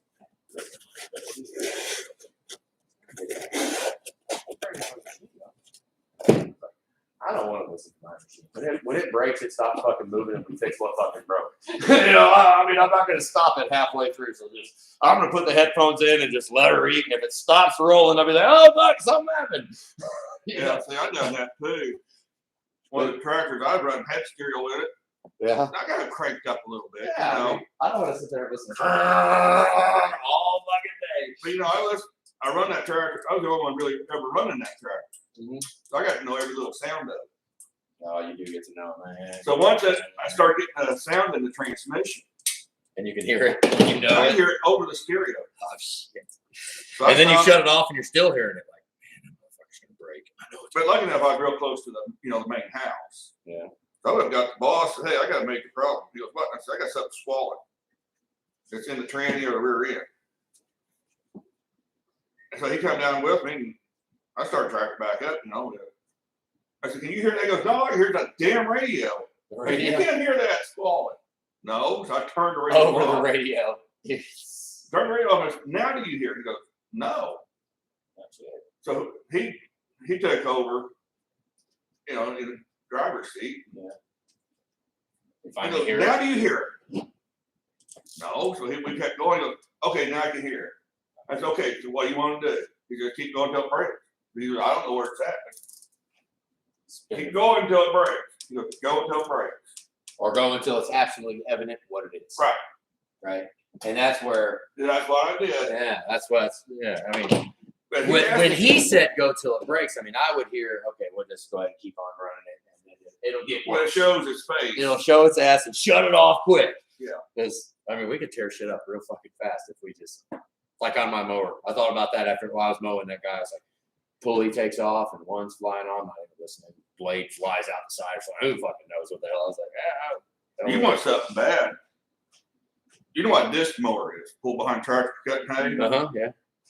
Wait till you have one of them come off. Oh, shit. The whole thing. All three blades come Oh, off. shit.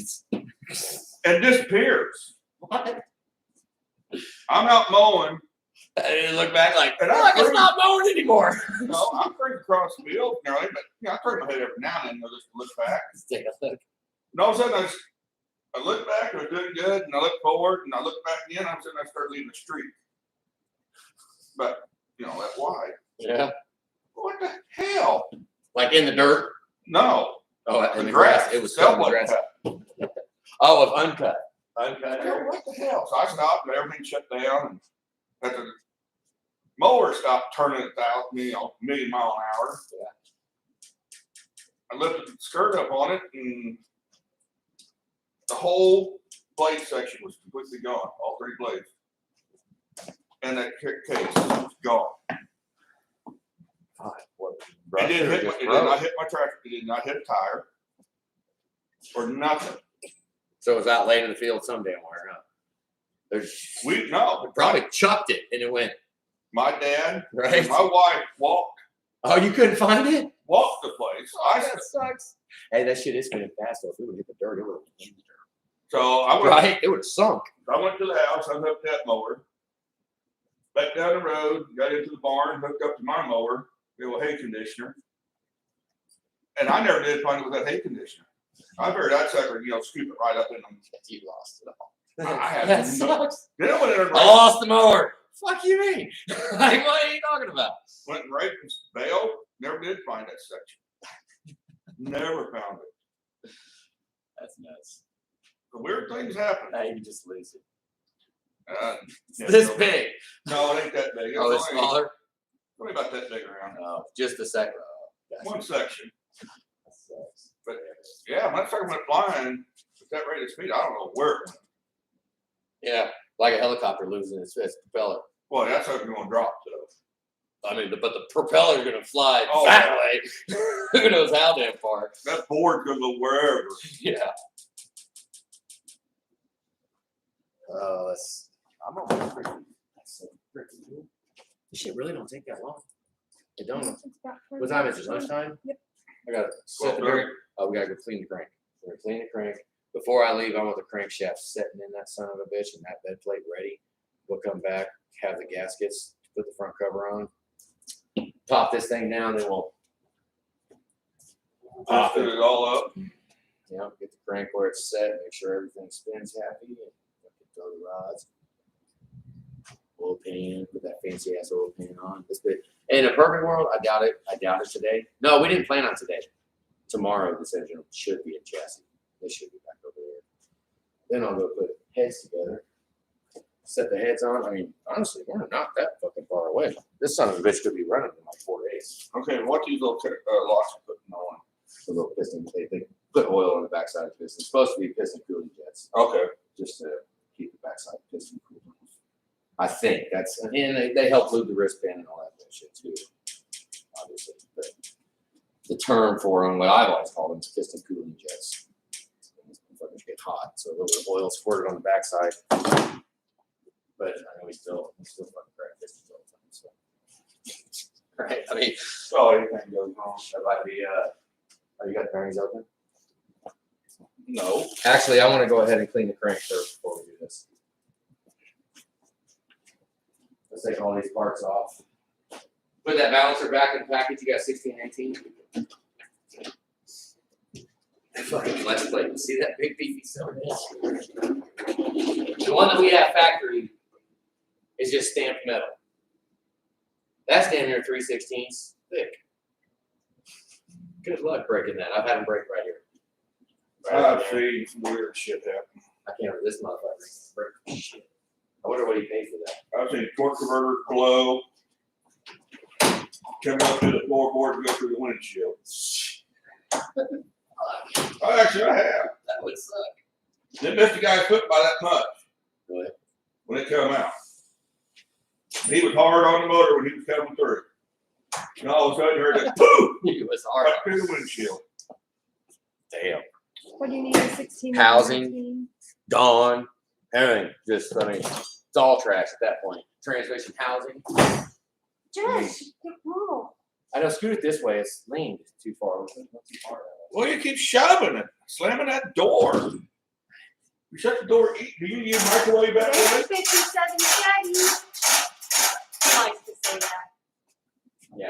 He's yelled at customers for slamming their own truck doors. He has. I'm dead No, serious. like I did that. Okay, I did that one time. It was a firefighter. Got it. Bam. I was driving this truck. It was like a Damn, 60,000 mile truck. It was a beautiful truck. I said, "Damn, Joe, what year is this truck?" He goes, "07." I said, "Oh, it's not a '57 Chevy. Why don't you shut the door a little lighter?" I was like, "Shit." He said, "Oh, sorry." And then I saw his lights turn. He's like, "This is my fucking truck. Hang on, mother." You know, I was like, "It's not a '57 Chevy." He's like, "Oh, I'm sorry." He's like, "Wait a minute. Oh, my, this is my truck." Yeah, I've seen Ford. I don't know what. Here, you want to go get the box of this balancer? Yes, We are not exactly. keeping this. Exactly. Here. He's got a freaking fluid damper, so we had to balance it. His balancer pretty much beat, rusted to hell. The rubber's all coming out. Oh, a new fucking balancer. We could have balanced it with the old one. Yes. But at least here we don't have to worry. I might take it back. They might take it back.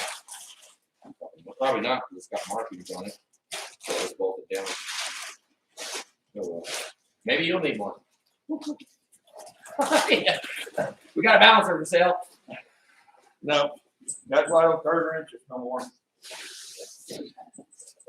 Well, I don't like curve wrenches at all when I start putting my plate together. Which toys? Yeah. That's just gonna be on certain things. Like putting the leaf springs under it and some other stuff. The motor. I got a guy owes me some money on his motor. Yeah. I didn't know that yet.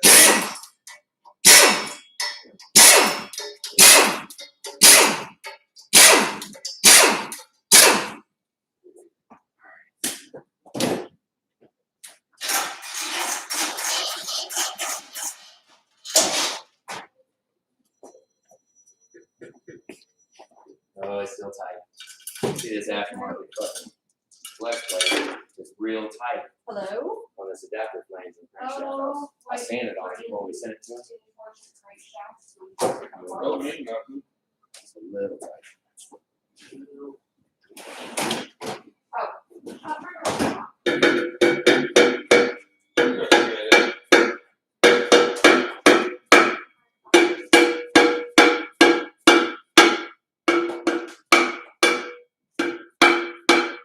Jesus.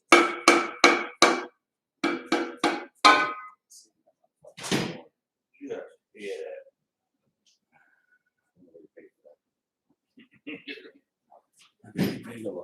I know we paid for crankshaft, it's a lot. Oh, you got a gentleman standing at the door though. Is it Monday? Oh, it's Thursday. Thursday? Hey, you're early. Code on his springs. You what? He's getting the code for his springs. I just called county line. Yes. That'd be fucking cool. He's actually the last one. He's got these springs and he's put on the back of his truck, and I told him, come here on Monday, and I'll help him while I'm working on this. Because, right, what have I been saying? I want, right? Well, it's been here. He's got 2 trucks. This is the Yeah. second one. He's got our name on his race car. And it's been months for these springs. I had employees when I came here. I had employees. And I had one kid down there. He couldn't get fucking both of us. And he was already going downhill. He worked there for 3 days after that. And he brings 3 years. He took 3 years. Gary. My son was there.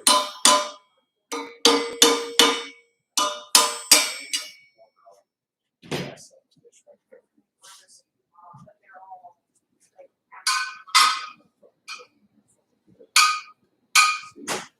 You fucking made it. Can't they give you a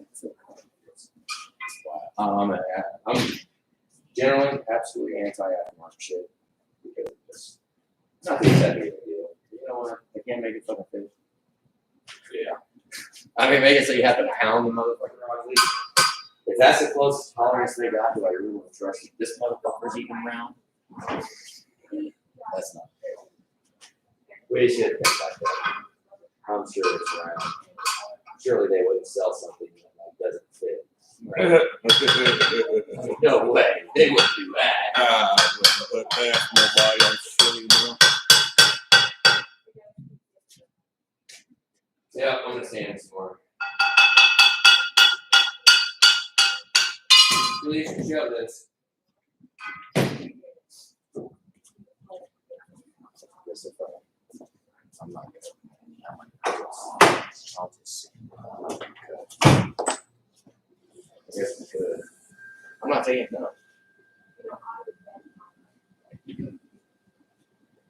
Probably worth to sand this, Bro, look, bolt it up, spin it.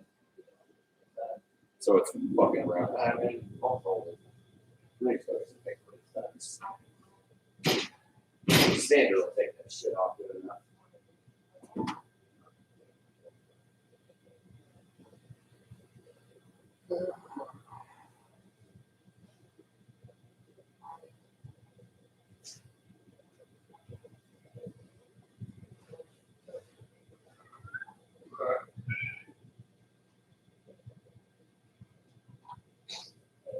I didn't try to put the fluid damper on yet. I hope the dowels all line up on it.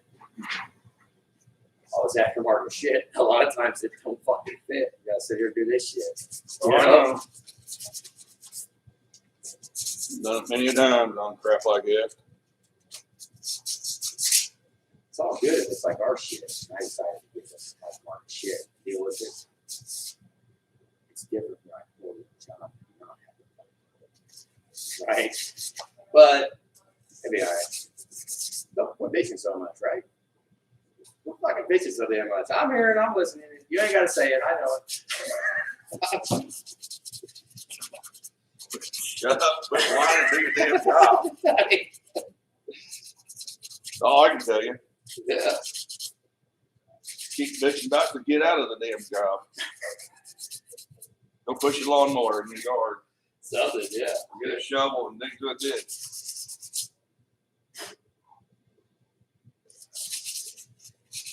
Maybe it'll cut enough so that I mean, I don't want it to be loose. I don't mind it being that tight.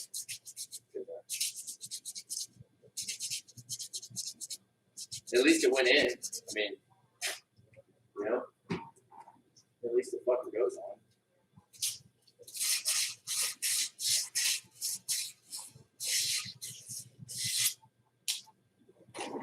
That fucking hole.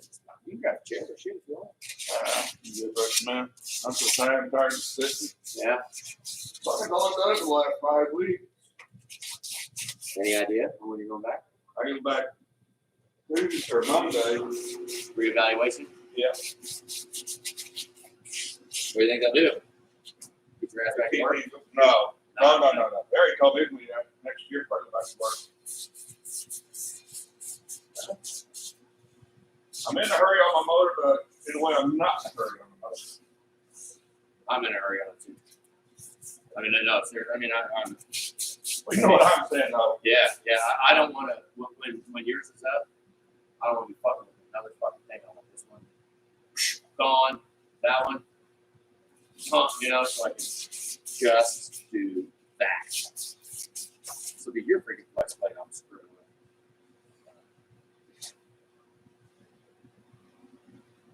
I put some off. That might be good. Yeah, I thought about it. Buying that damn motor with 2 new turbos and stuff like that, motor tuning. I mean, if you want to, I'll put it in for you.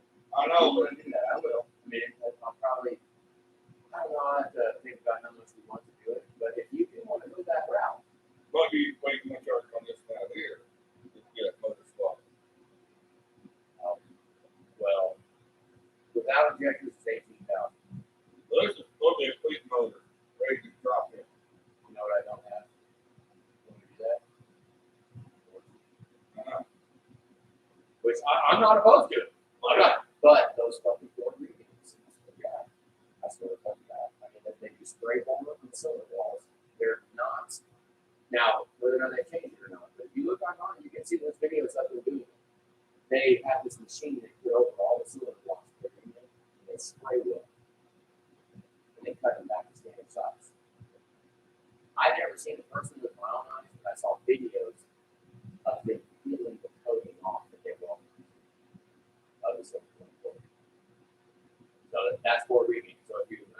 would say do fucking research first before you do that. Like type in spray well. Just type in spray well 6.4 4 green something like that. Type that in online. Read about it. You should do your homework before you decide this. I put some. Well, no, we bought one. We did buy one. We bought 1.64. And, well, it was pretty deep. Yes, we got caught. We never saw the truck. I know you told me that. I don't know what happened with that one. So, we told you about that. Review. There's other options. I mean, there's other options. Nashville. You buy that long block for Nashville. I mean, because there is a point. I get it. There are way more cost efficient options. There really are. But like you buy a base engine from Nashville, I think you can buy that for like, I think it's $9,000. Well, I haven't called them yet. I don't know how true the story really is. If it needs to be done, I don't know. Well, a friend of mine was telling me there's a place down in Georgia, rebuild 6.4. Yeah. What's the difference? No, I didn't. He didn't give me the name of it. And what they do, they strip it completely down like right here.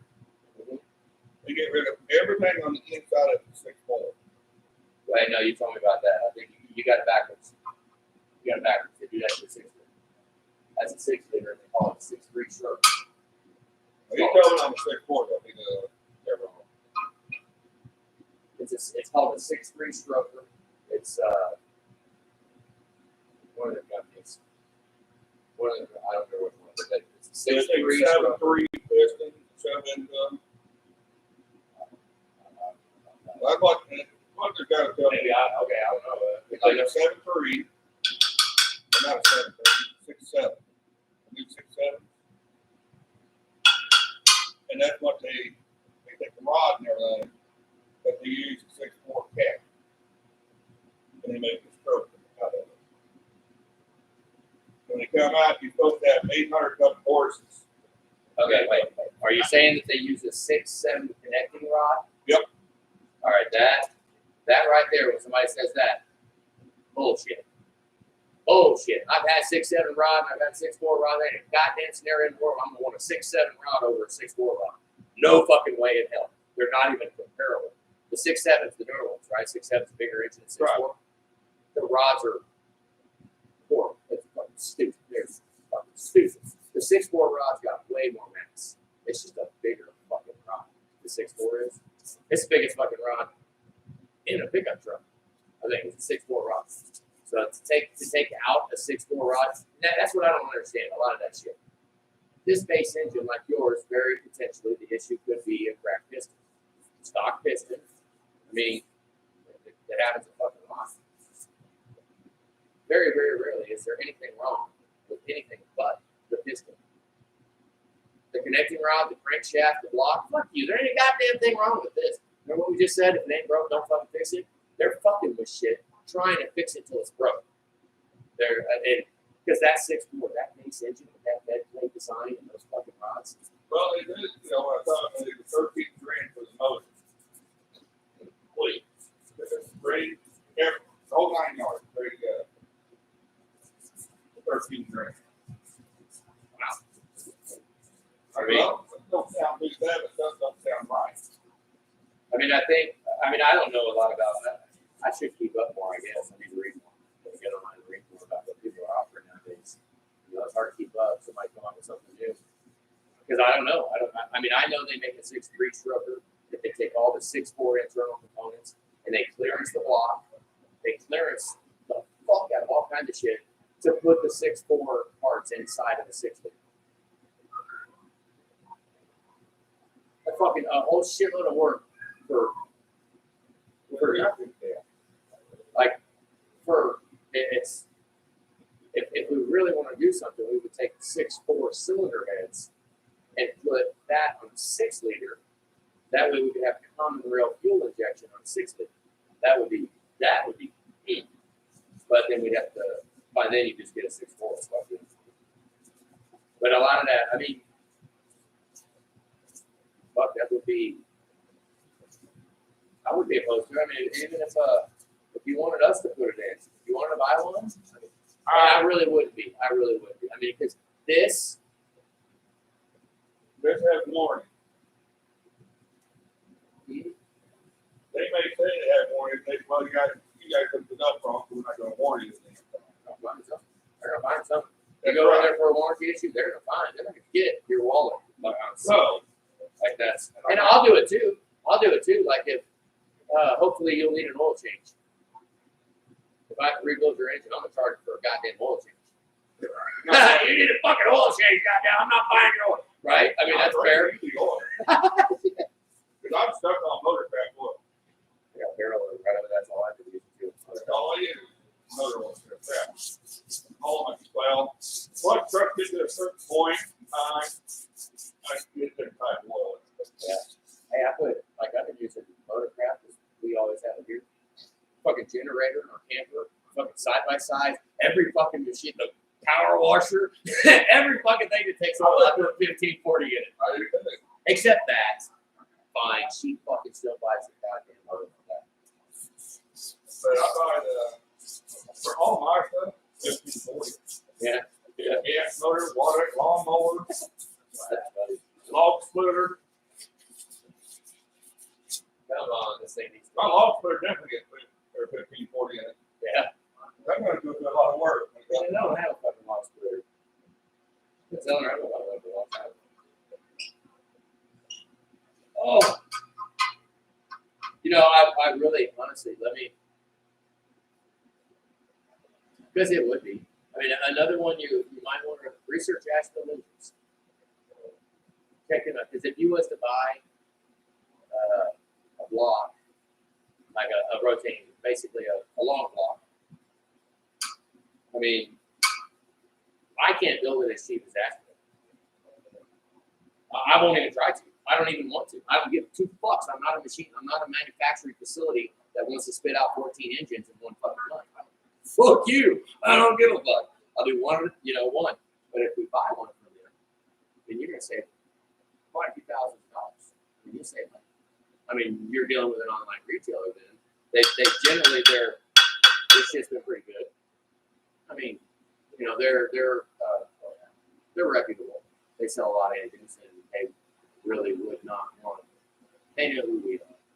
And if you call them, they might say they don't, but they know. I've talked to them before. They know we do a lot of YouTube shit. Right. So at that point, when you buy something from a company that is in the line of work, well, they better have their shit on. They better have their shit on. Because I've asked a lot of fucking companies that I buy shit from. The shit comes here. I'm pulling a bunch of stuff. Now they throw a warranty with theirs, or Yeah. What are you gonna do with a warranty though? They're in fucking they're in North Carolina. What are you gonna do with a warranty? I mean, you know, call them and hope for the best. Hope they cover it. I mean, that's. yeah, I got a couple of warranty on it. Mine. I try to get it. I'm trying to get it away from stuff. If we do a good enough job, best warranty is one you gotta use. That's what I ain't.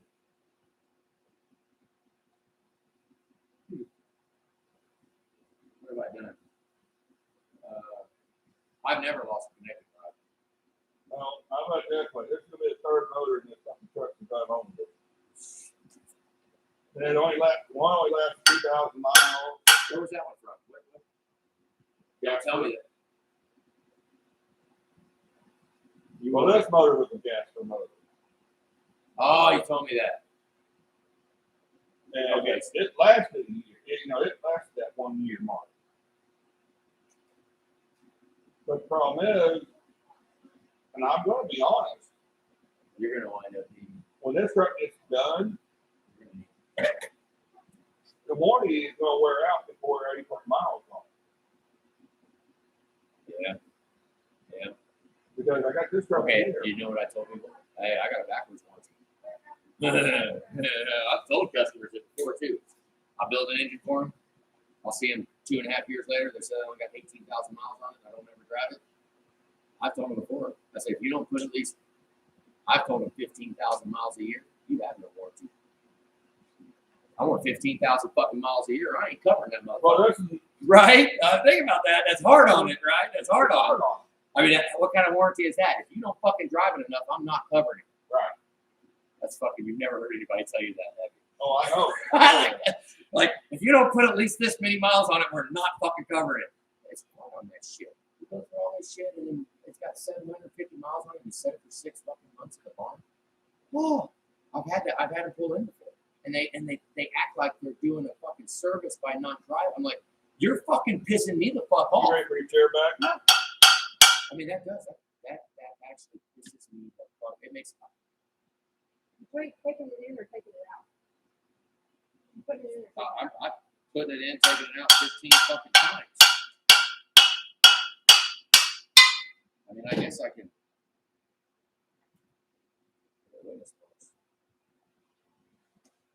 That looks like that's fucking chatter in their center floor. You can kinda see- I can kinda see it See right here. that? That's a fucking chatter right there. They couldn't even cut the fucking cut. Here, they do this. Okay. Come on, give me.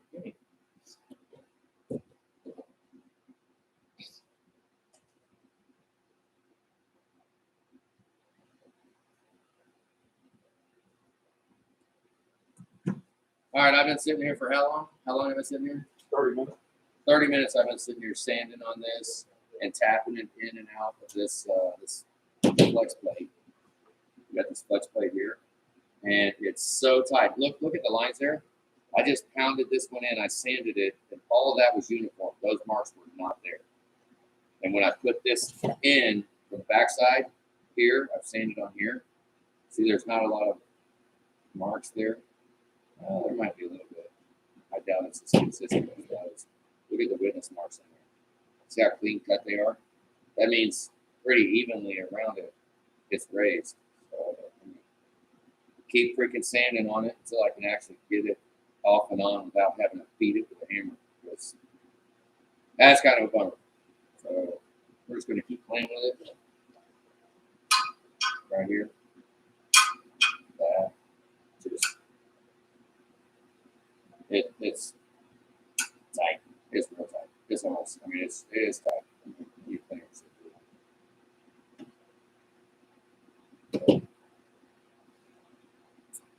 You can see even over here when you hold the drive. see that all those chatter marks in there. So I'm gonna stay off of this. I'm gonna stay off of that. Now, hold it. Oh, come here just a second. Put it back on your lap like you had it. No, keep your head back. Otherwise, you don't have to get that stupid on. No, what do you say? We're at. Right there. My finger is. Oh, I see that. There's no way else. Because this should stop him. There's slides right in. That's right. I mean, it's got to line up good, but it goes right. There's none of this bullshit. But there is that for this, where this goes on the backside of the crank. This has to pop that lip right there. This one should get set up.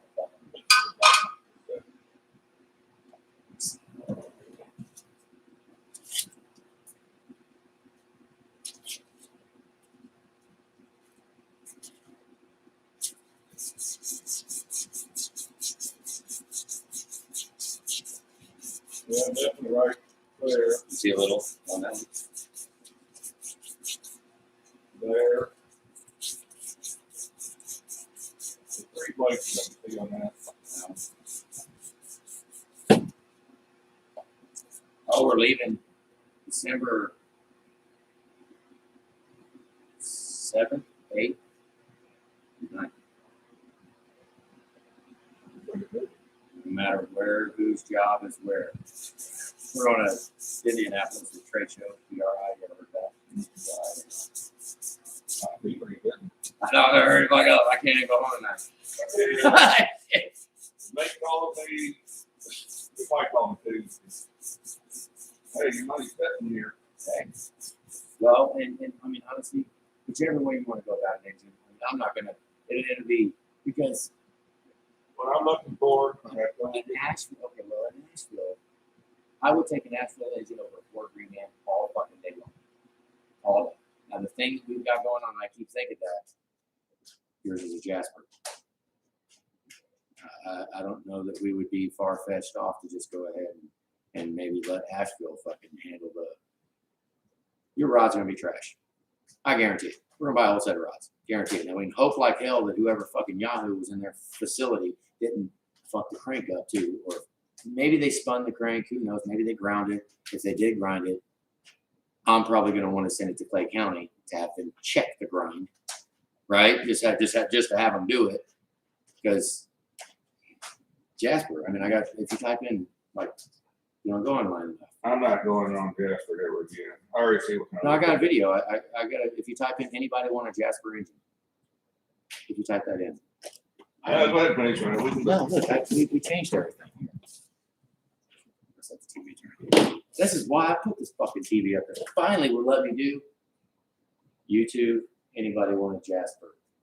Let's see if it does it. Oh. Right there. It's got 49,000 views. Yeah. 49,000 motherfuckers have seen that me talking shit on Jasper. Oh, shit. I called them before I did this video.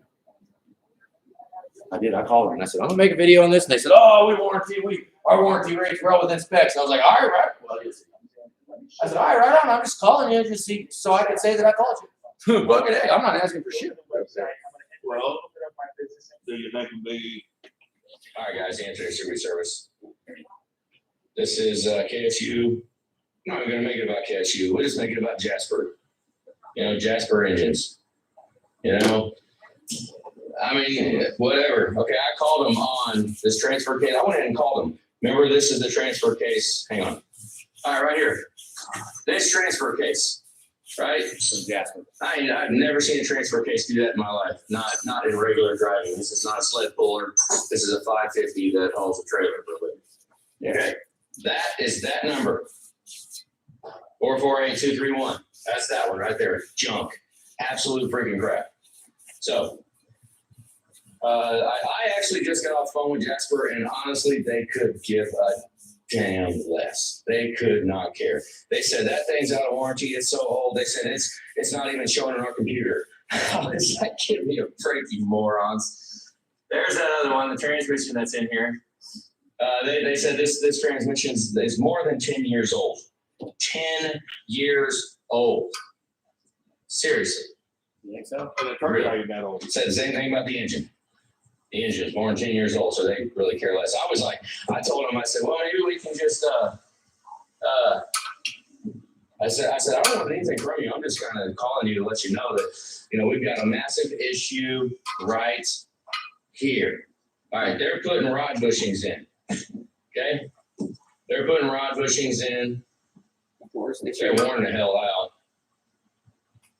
This has about 60,000 miles on the engine. Okay, I don't know if you can see anything with that, but I was just pulling them and looked at it and thought, let's just do this. Where did the other rod go? Okay, here is untouched connecting rod, right? Now, you guys want to buy Jasper? Do that shit at your own risk. But what happened to this engine right now, all these rods are trash. They're trash. Junk. I'm not even going to touch them. Look at this. It's smaller. How the fuck you gonna balance that? Here, hold this. That son of a bitch is probably Let me turn it 100 around here. grams off. Oh. And they're like, oh, it's fine. We got Oh, no, I can't so turn any the engine video that around. they fucking touch, Whatever, guys. Probably. All right, so, shaking around like a son of a Hey, bitch cancel that. harmonics and fuck. okay, watch this. Watch this. Are you freaking kidding me? The fuck you gonna balance Look at that? that. You know when I take 15 grams off a rod, it barely Look at that. moves it. That's 150 grams. That's probably 200 Give grams, me a freaking break. right? That was a little bit bigger. All right, I mean, so they've got, I mean, Jesus, they are grinding the hell out of these when they press in those bushings. That right there is absolutely ridiculous. I mean, why are you going to weaken it that? They took quarter of an inch off the damn thing. Pretty crazy. So, you know what? You know, buy a Jasper engine, just that's fine. At least everything is standard. They didn't run the frame, so that's fine. No sealing on the bed plate, nothing like that. So, whatever, guys. I mean, I called them. You know, I was like, hey, I'm just you know. I told him, I said, I'll make a video. I'm going to make a video showing it. I said, I mean, I wanted to give you guys a heads up and see what you guys were going to say. Because if they would have acted like they even cared, then fine. I would have. But they don't give They could a send us damn. what They do they not should have care. done. They ground this Send me a son set of of a gun. They connecting got rods. some 17-year-old kid working on that thing, probably That's a what- 20-year-old kid. I mean, that's a pretty important part right there, right? I didn't even know. talk This about is a that. 550 that really did not work very hard. I mean, it's a 04 550, right? By no means is this a teenage kid that's actually out, you know, doing any kind of hard accelerations from stoplights and stuff like that. Can you imagine an engine like that? Drop a Jasper engine in and actually, you know, I mean, hell, it might be fine. I don't know. I mean, I actually don't know. It might be fine. You might be able to grind this son of a bitch all the way down. I mean, they cut a quarter of an inch off of it. So, yeah, just the fact that that's out. So that's why I was like, hell, we can bash the hell out of them. Where's Sarah at, Julie? Look, it's so inconsistent on what they're doing. They grounded all the way up to there on that one, and they only grounded to here on that one. They probably They ground on that us side, yeah, absolutely grounded all the way away. as to balance. Because the bushing will fit at the very end when you press this bushing in. And I showed you guys, I showed videos of pressing them in, but the fact that Yeah, they're we did just that. that I mean, I freaking pressed careless. I mean, with all the rock Not numbers, a 6.4. they're all trash. 6.4 don't have to. Frank, I haven't measured the main journals, but I measured the rod journals, and they're all This good. motherfucker, I'm about to just put it They're together. small, but I've tried it. it's still long enough, within. I mean, You've been over so 20 20 minutes all right, already. guys. I spent enough time on this motherfucker. I'll Let's just go buy a Jasper engine. At least I Just tried. don't ever bring it here. All right, guys. Have a Don't good bring day. it here. I'll be out here and find somebody else. That fucking sucks, I mean, right? Well, Throwing what that much off the fucking rods? What do you think about going to another place and? What do you think about Asheville? Just in case. I mean, if we get a long block here from Asheville, the time frame would go through the roof. I mean, it would be. And you know what? You just have There's- to talk to them. I mean, I don't like the fact they give you like 14 different options to buy one. Can't I just, Yeah, You don't need a you got stage stage 3. 14, stage yeah, 27. you don't need a stage three. 3 cam with And they whatever. just put so much bullshit together. Well, Hey guys, what's up? Welcome back to the shop. Today I have a special treat for you. We're doing a 4.6. mini tear down of this 543 valve 5.4? engine. It's a Jasper Never had a engine, gas. and guess what? I knew it was a mod motor. 1,000 miles. Look at that. Thankfully for this customer anyway. I don't do much gas. Before You this know- load. you know what most Right, people- I mean- dollars off on here. You got to maintain the oil, so why Like a- let it let loose? you need gas. Yeah. Now to have down a gas set of heads. Right. Right. I mean, they're like- It's like height. I don't do it like I mean, those are normally 2-valve engines. Right, most of the older ones. Right. That 460 is that 2-valve engine. Two-valve. 2-valve. So it's, I guess it's a lot easier. I mean, these are 4-valve engines. Now, Fucking set cylinder heads luckily for over me, $1,000 this thing fucking actually machine. started and ran. For 32 fucking valves. Truck in and swapped Yeah, you know. the engine Some of out. that, So let's take I a mean, look the at that actual, and if show it you was, just I would how research fast this bill, just read about it. Maybe, once again, I haven't researched it in Jasper engine a while. did 100,000 So I don't know how they're doing right now. okay, well, Right? You know, it depends on what they're doing now. I mean, because that one wouldn't be for time frame. And I mean, I don't know how much cheaper it'd be. man, let's go up for it. Great Was to it? make this thing sound horrible. Lucky it started. No, So we'll do that. if we get a long block through them. Julie, how much you want to put a long block in? No, We'll definitely go ahead and drain the engine oil. you're saying different, there's different steps. Stages. So, Yeah, between what push rods, what camshaft, pistons, all that bullshit. You'll just see in the drop down menus. I mean, a lot of it. Is you look on the Well, I inside think of the truck valve made the pulling. and it looks absolutely horrible. You know, some of that stuff. I mean, I mean, I would get bigger push rods. Like, I mean, I put Manton push rods in it. Like, they're $250 for the strongest fucking rods, and Manton calls them stage 5. The fuck ever stage fucking 5 means. I don't fucking know. Just tell me if they're chromoly or whatever the fuck they are. Instead, they go by stages. Oh, it's a stage fucking 4. Oh my god, it's on stage 5. But they camshaft. I mean, Okay. a stock 6.4 runs its fucking ass off. Do you really need a camshaft? I mean, I put cams in them. I have. James just asked me if he could buy plane tickets. And I said, don't do that to me. Meadow bought 2 plane tickets before his truck was running, and we know how that is. Tell him we're gonna bring the truck to him. Tell him I'm planning on bringing the truck to him. Watching. Hey, James, I want to bring this truck to you. Because then we don't, or something, I don't know, because he's got to buy plane tickets to get here. We run into that a lot. If we buy plane tickets because it's cheaper and something happens with this, or they're here and it's not fucking done. Been there. We've had a 2 lot. customers do that to us, and neither one of their trucks were ready to leave Yep. the day they showed up. You know, one was from Florida and the other one was from New Jersey. And I have Although- no desire to do that anymore. I don't want to do that anymore. I'll drive this motherfucker to you. You know, he's in Florida right now. Oh, that was suck. Right? Yeah. I have to go jump in the Volvo and grab the camper and run down to Florida. Oh, that'd be a pain in the ass. I don't know that I could handle that.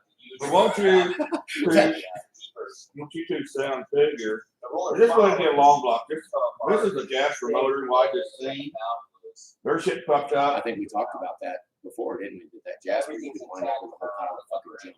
Yeah, They're more money. rods, crane. We would almost be better off before we go to rebuild yours to buy a fucking core and rebuild a core that's never been touched before.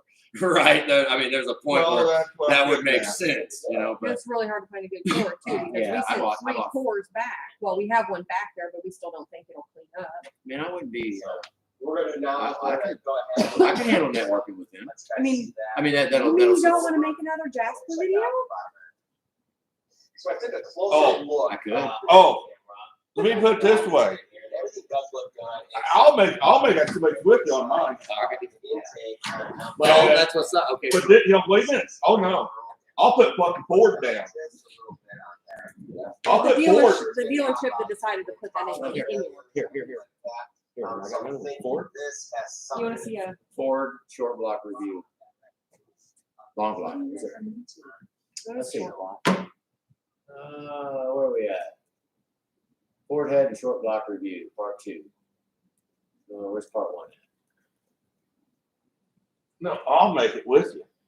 And I'll tell them, do not go to Ford and have put a Jasper motor because they don't care. Anthony Youngblood. What was the word? Short block. Short. Not Ford. Ford. Anthony Youngblood short block review. Getting that from YouTube. Getting that from YouTube. Larry. Oh, there's Larry's. There's 6.4. We did that one a while back. He cracked his. What the? Let's go. Okay. I'm gonna get ready later so you guys get to work. Is this Ford cool? short block review. I want you to see this mother. I got one Ford Reman. 2 Ford Remans. I got 2 of them. One of them is brand new from Ford. And it's what you get when you buy a long block. This shows you what your short block looks like, which is not getting much paid for. 18,000 views. All right, guys, Anthony, exit research. Here we go on Steve's. This is Ford. Ford short block sold in KCP&L. And, yeah, It's probably here it 6 is. This years is a old. Ford Reman. 6007 full dress. It was put in, gotta carry a sharp around here, my battery's screwed dead. Yes, early. Here Day you go. code on there. 7 of 11, day code. On Baron. What year is it now? I don't So know what figure- year I did that in. I think it was 17. 2011 was when the Baron was manufactured, July of 11, so. I mean, what are we thinking, 12 maybe? Maybe it was installed in an engine in 12, possibly. Customers owned it for 2.5 years. The engine hour meter was already maxed out when he bought it. He bought it at 130,000 miles. And it's now got 160, so he's put 30,000 miles on it. Who knows how many engine hours? Runs a lot of hours. But this is a Ford revamp, 2007 full trash put in 4 years ago, we could say. 4 years old. Okay, we're talking a $12,000 engine. Just the Maybe engine. 13 back then, who knows? You know, full set of injectors, all reman, everything done. The heads had hardened guides in it. It looked like they had seats too. Now look at The the size seats and and guides deck in. surface. But we're gonna go ahead and refresh everything. Okay, another video See before. that deck surface? Yeah. This side was cut. This side was not. They didn't They even cut both one sides of side, the block. Cut the other. Just. And the one side looks like shit. I I got mean, you all see the what doors ours here. There's You can see the protrusion. all over Cylinder the fucking six at place. 32,000s. 32,000s to 19,000s right next to Jesus fucking Rims Christ. was all over the place. Yeah. Cam backlash in play, that all looks good. Crankshaft in play was tight. Side finish was a little out. 87. 27,000 on Cyber. fucking big. 24 is the That max. means the rods are fucked. Right, the rods are done. They're beat. What it looks like happened. Well, we'll start with the beginning here. We go with a long block. That's heads and, yeah, Expect. no accessories. That'd be no injectors. So remember that whatever price that Probably trying to polish it. Asheville has on that 6.4 There's no grooves. have to injectors. I mean, There's wear on it, but polishing and we'll polish it Turbos. first and see how it comes out. I hate to go If it doesn't come into, out good, then into this fucking motor. look at if camshaft. the budget will allow you to put a set of turbos on it. This is Well, all you know what I'm getting into. machining. This We whole know this is, reason I know this is coming out, gas for motors. I had to fight with Ford in on my that. opinion, is Ford had to fight self-inflicted. with them. So we're back to We that. got We a may couple be of into calls that, in, but I'm nobody's gonna trying write to that call more us. money for new rods. And the This crank Ford and block, I can't get a 6007. fucking block. That's what I'm saying. We'd have to It's buy it absolutely from Ford.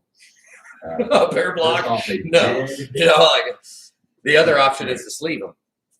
every bearing on this Sleeve. frame Right. is And 10. that shit's 2,500 fucking dollars. Everything I is got 10.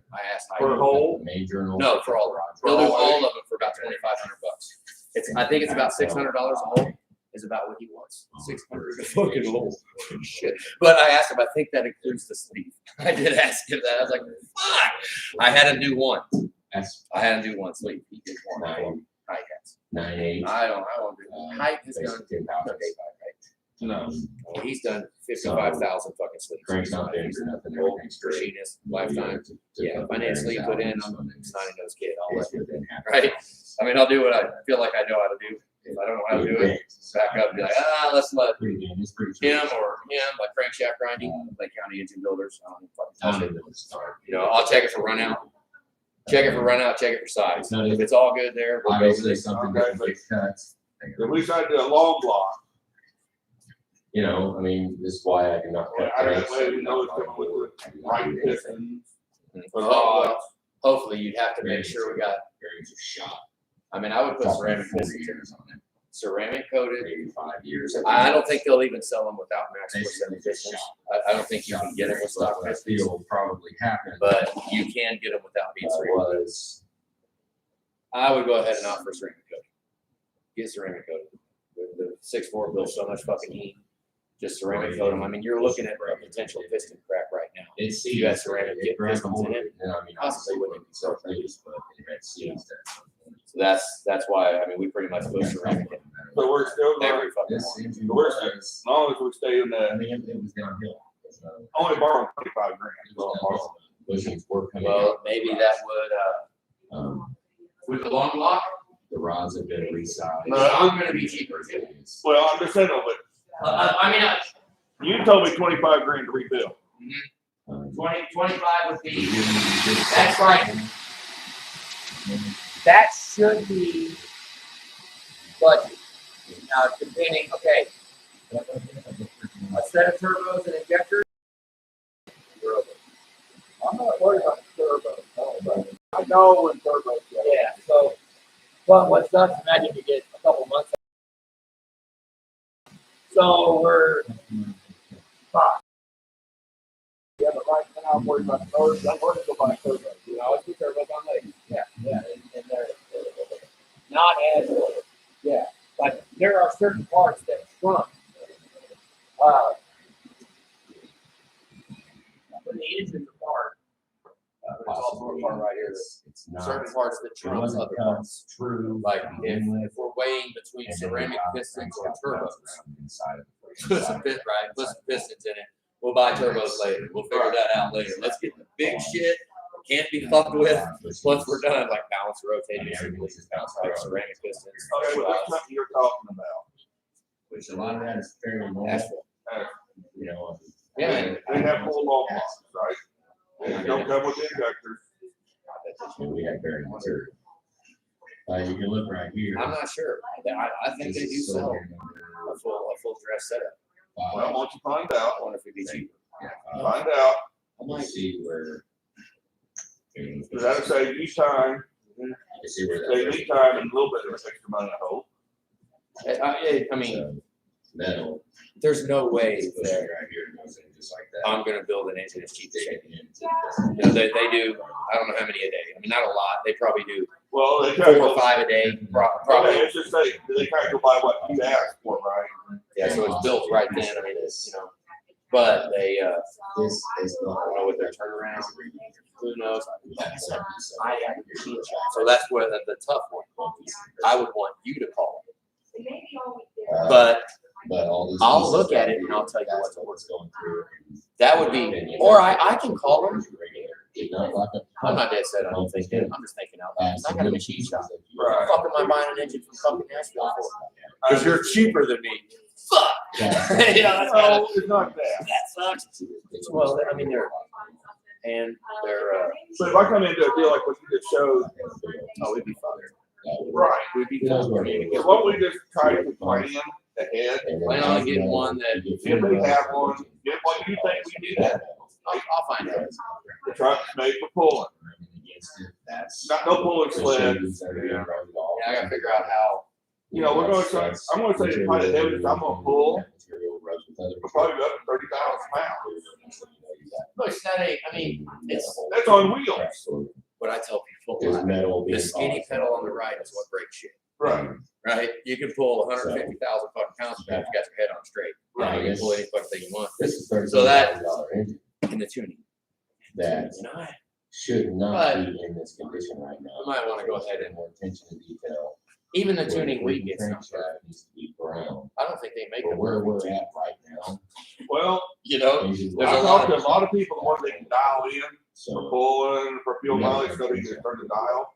it's trash. oh, And yeah, not on actually 6.4. have another that's crankshaft. 7.3 shit, 7.3. Okay. Yeah, they might make ones for 6.4, but it's not the general. You would have the oddball. Like if you had a 6 position or something for 6.4, you would be the oddball out. Nobody else has one. So I don't even know if they make it. I'm not sure if they do. Well, I don't know, when we do this, I want that, the one I got it now, the tuner and everything, I want it plugged on. Well, we'll still use that. But it's A just in different case, tune. yeah, just in case that's what fluid injector. But the platform, the box, we just get a different tune size. But that motherfucker's $400. I think 1,200 for all. All in and everything too, you know, Yeah. at least. Oh, yeah. So, I mean, that, you know, we'll use that and just get tuned. I mean, that tuning's gonna be about $300 or something like that. Okay, well, let's figure this out. 'Cause I'm gonna get going figure these things down home. Figure out a long block with the ceramic pistons in it. And ceramic pistons, it's a good So foot you drive. tell me now. One more time, and suck this out of your Yeah, go ahead. I'm listening, I can hear you. I'll look at your phone.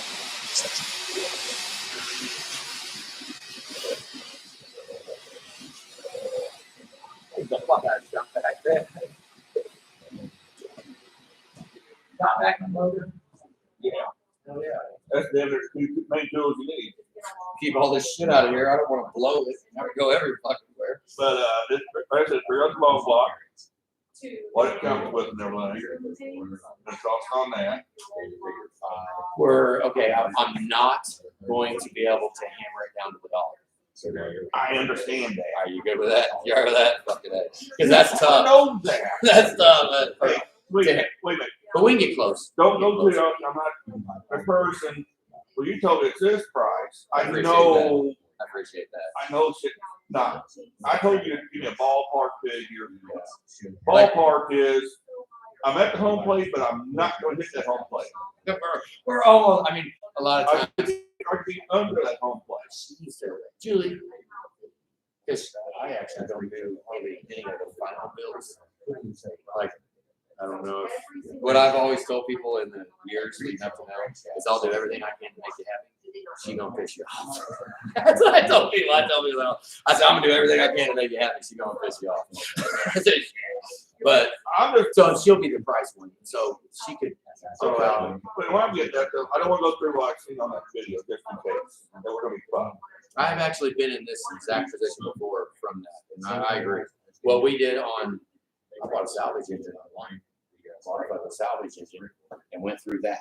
We've done that before. And we yes, the time would be fucking Month. stupid. We don't fucking want to do that because then No, the truck's already been down for 6 weeks. we don't even know if we get the salvage engine we get might be shit.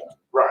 Which I've been there. I still have one back there. That's so if The only way you know, if you actually go see the truck, if you see the truck and you turn the key, see what the mileage is on it, that I can give you some kind of ballpark fire figure.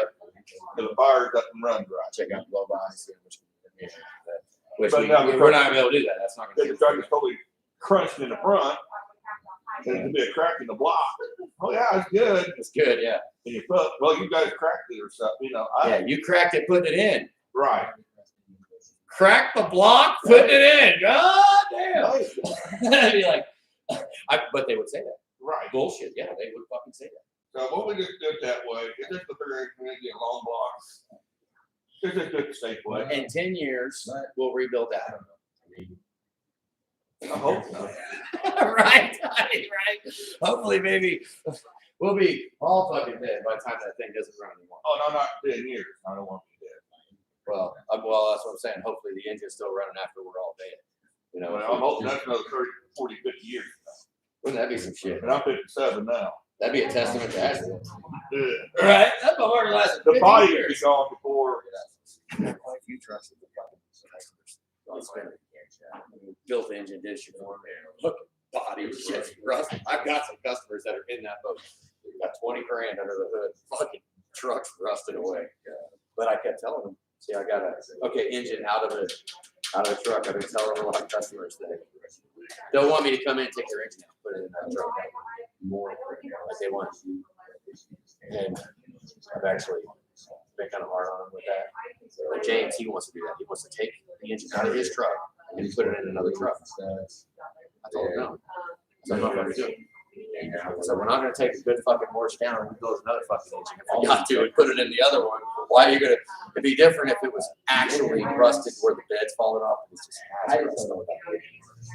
right. So I'm like, no, you can do it. Go do it in your garage. Call me if you get in a jam. I said, but I don't want to take a good fucking truck down. Right. Right? Because we'd be better off to leave that together. I mean, what we built an engine, we're going to build another. You know? And I'm saying like me, I'm getting ready to take, it's 86 I'm buying. It's got a 460 motor in it. I didn't got, got a full of transmission, have transmission, or do what I'm saying, Ford transportation. Take my motor, put down, it's got rust on it, you know what? What did you have to do with dry shafts and stuff? I'm gonna use the drive shaft in it. Dry shafts. It's in my 75. Oh, you already have all the shit. I got everything. Oh, you wouldn't have it built. Only thing I gotta do is go through the fucking motor, Go through it, refresh. refresh the Lap the motor. valves in, ball on it, put some rings in it, some bearings in it. All Valve new seals. all new seals everywhere. And all I gotta do, is take this motor, set it right down in it, so I've got a transmission, it will bolt to it. I gotta just change the torque out just a little bit. Hey, when you ball on Huh? that, I don't know that I would want to tackle the whole job. I would want to do the job. But like if you've got the block and you want to wash the block and get it all clean and get it all clean and surface the block, something like that, I'd be able to. I do all, and that'll be like, wouldn't be a whole lot, probably About $400 or something like that. To get it clean, it's, you know, not oily. It's oily. Yeah, so don't even, I mean, I would do that, I could do that for you easily. If you want to, like, if you bare blocked it, and wanted to bring shit, clean, a lot of times I would, okay, I would charge $2 a minute. Right. Sounds like a lot, Hey, it is. but that fucking equipment will do shit in fucking minutes that'll take us hours. Oh, I know. So I've been, you know, $2 a minute, and we can fucking just run shit through. But, I'm not very fucking thinkers about but this. the problem is, I gotta do some other shit, work to the house first. Ah, fucking honeydew. My honey. The honeydew list is. What, the 460 ain't up there on the honeydew list? What the fuck? What do you? 460's been on my list, but my 7.3's been on my list a little bit higher up than the 460. And I the want my- 6.4's above all of them. The 6.4 is above all of them, right? But I want to get my 7.3 up and going so bad I can taste it. What's it? I just want to refresh everything. New rings, bearings. You know, I haven't built something. I don't have an old one at all. I just got that one. That's it. I've never built something. I've never touched a damn diesel motor. Really? That's a fucking thing. It's a crank and rods and pistons and a little bit more money. Right? It's a little bit more expensive. But I want, you know, it needs all new glow plugs. I'll put all new injectors in it. Injectors, cup, I'll exhaust, go through it all. donut gaskets, cage donut gaskets. What year is it? 96. Oh, it's OBS. Oh, yeah. That. Yeah. Okay, the last time I did up pipes on an OBS 7.3. You know what I'm talking about? The up pipes, manifolds, turbo. You got done with that? I ain't never. No, no, there's no fucking room on that OBS for those exhaust pipes. Oh my god, we fought like a motherfucker. That was a pain in the ass. The fucking thing, those exhaust pipes in the back. There's donut gaskets in there, and they fucking pay. Yeah, you had to go through that because the stock exhaust is just.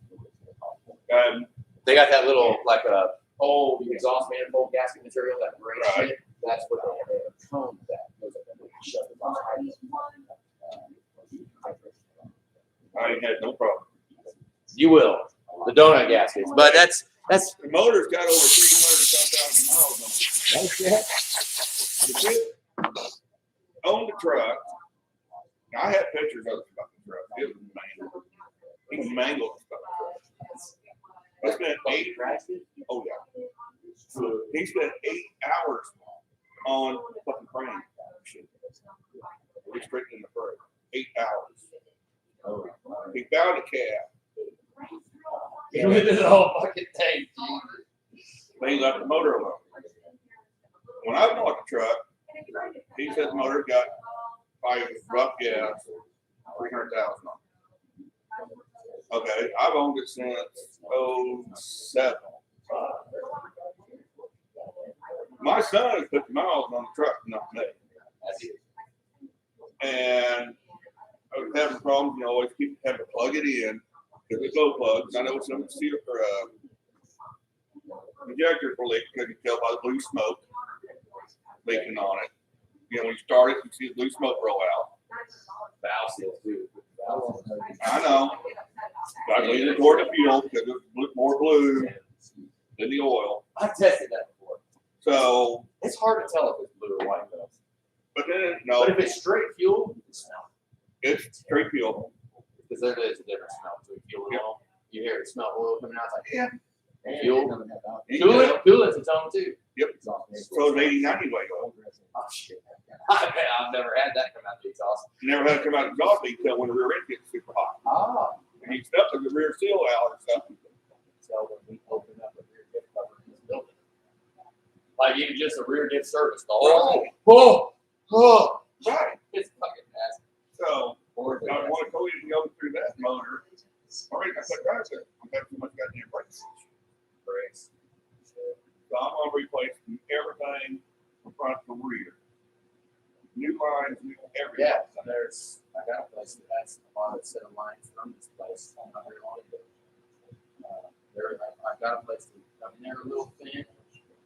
They They got some stainless ones that are a little more expensive, but I got them and the bend seemed to be right. It was like a kit for the whole goddamn truck. I want the whole bucking on, or all about the master cylinder. All the way. I want the lines and everything. Yeah. I want the block, you know, the divider block. I want it all. I don't know what all. I just bought a brake line kit from that company, and I just needed a couple of front lines. They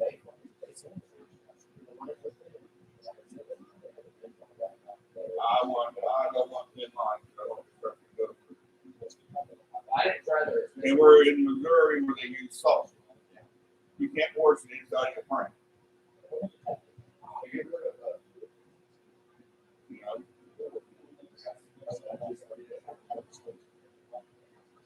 Had 2 months ago. Fluid film. Look at this.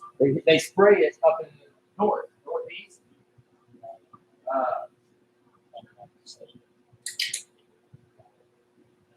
Okay, this. That shit. They spray it inside the frame. Spray it all over.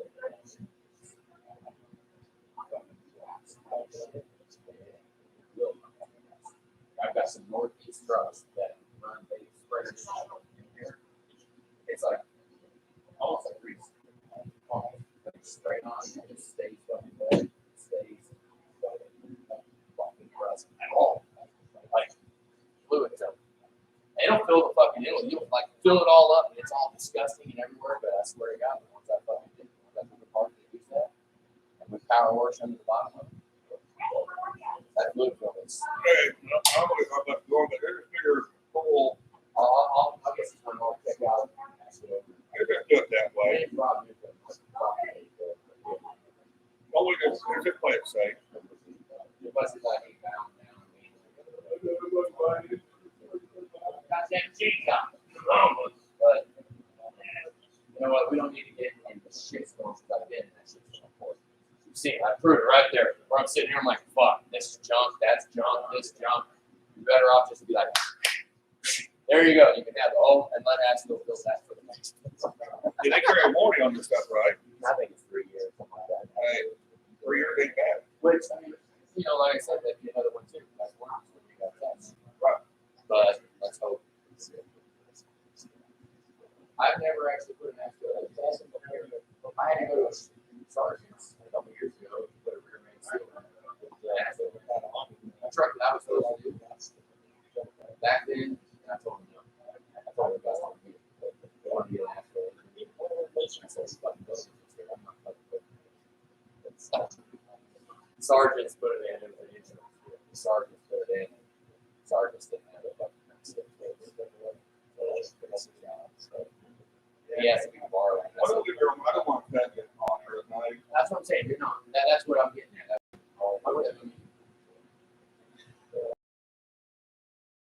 In the future, right? And that would probably be our best bet. Okay. Better Ford. I would take an Asheville over Ford all fucking day long. Well, I told you, I'll put, if you can do a great job. And You say you're around all of that. I'll drive you the business. That's cool. I'll drive you up to business and stuff like that. Oh, I hate this shit. I got this. I can't.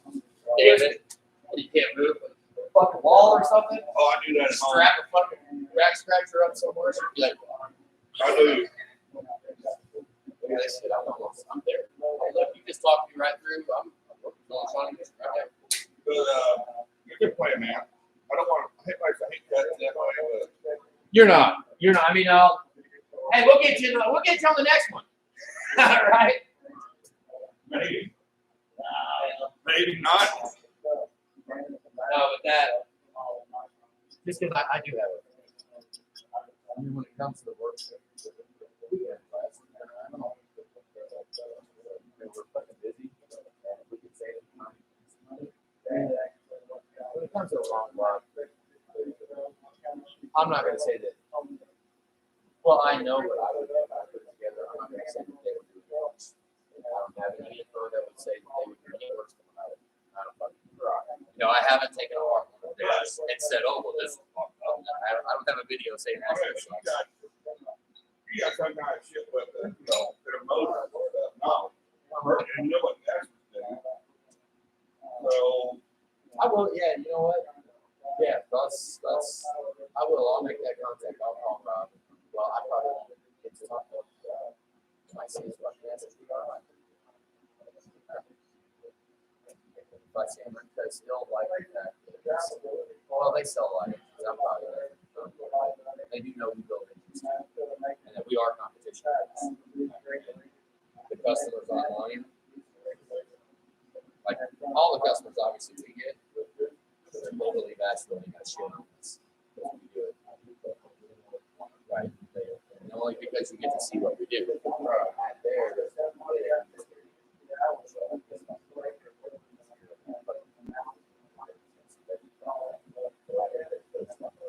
So that's pretty cool. But he also had to stop it. So the fact that seriously, Jasper. I mean, goddamn it, we're kind of. Where's my fucking six at? All right, well, just put it there. I'm going to pop back to one thing. I'll just get back with you. Yeah. Late next. How about next Friday? Yeah. I mean, Well, it's Thanksgiving week. it's gonna be a fucking kind of cheap. Okay, Monday. Thursday's gonna be fucking Monday, or the following week. something like that, Monday, Tuesday. Monday I don't have. How about this? Monday I don't have Yeah. a therapy. Yeah. Like I didn't have no therapy. That's why I didn't come up. Oh, that'll work. Yeah, let's do that. So Monday I don't have therapy in 2 weeks. Oh. Because next week is Thanksgiving week. Kind of. I'm almost feeling like these trucks I haven't been called up.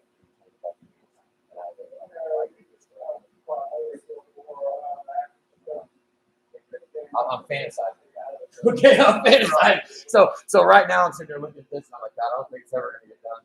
You know, like fuck, I just want it done so fucking bad, but then because of that would be fucking badass. Just like when yours comes in, all that stuff.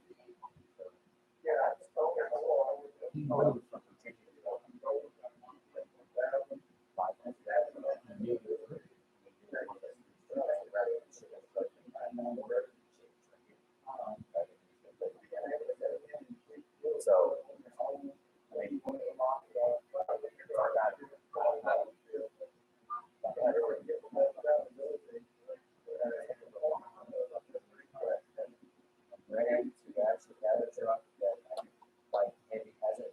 a long fucking time, you know. Maybe one that I have for a couple of weeks and it's gone, Right. done. There you go, boom. I'm looking forward to that. Because my God. Well, you'll have that when you do that motor swap. Well, long time too. but I haven't taken any money on that. Right. That's the one where like this one.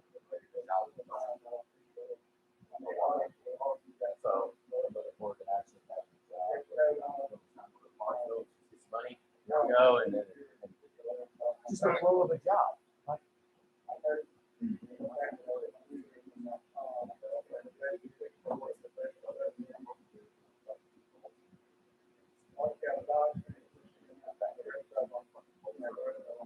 You should kiss my ass, you know. It'd take me 3 months to build this motherfucker at that rate.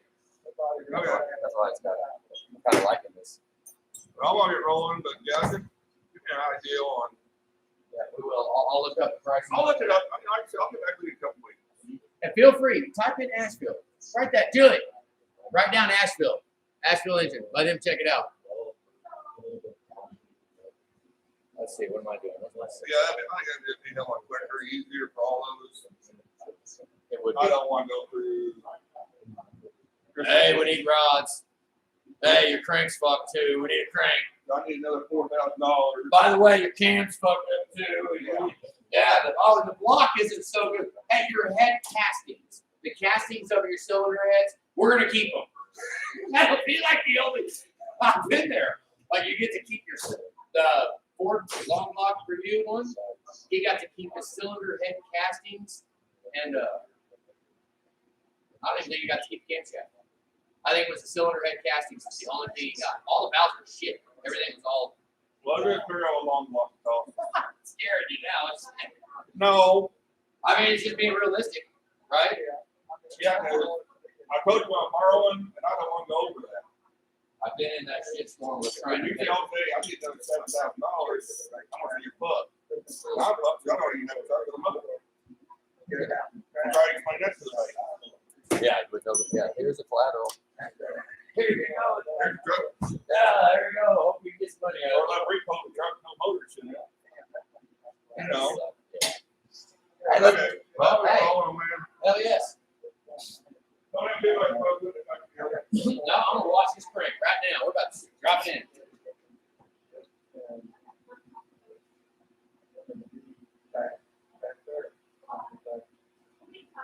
Yeah, I don't know.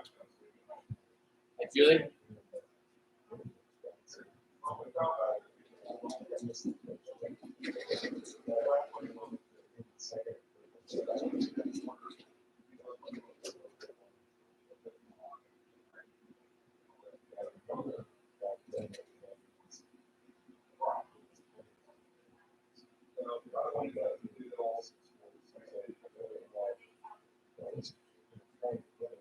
Yeah. I know it's got some other,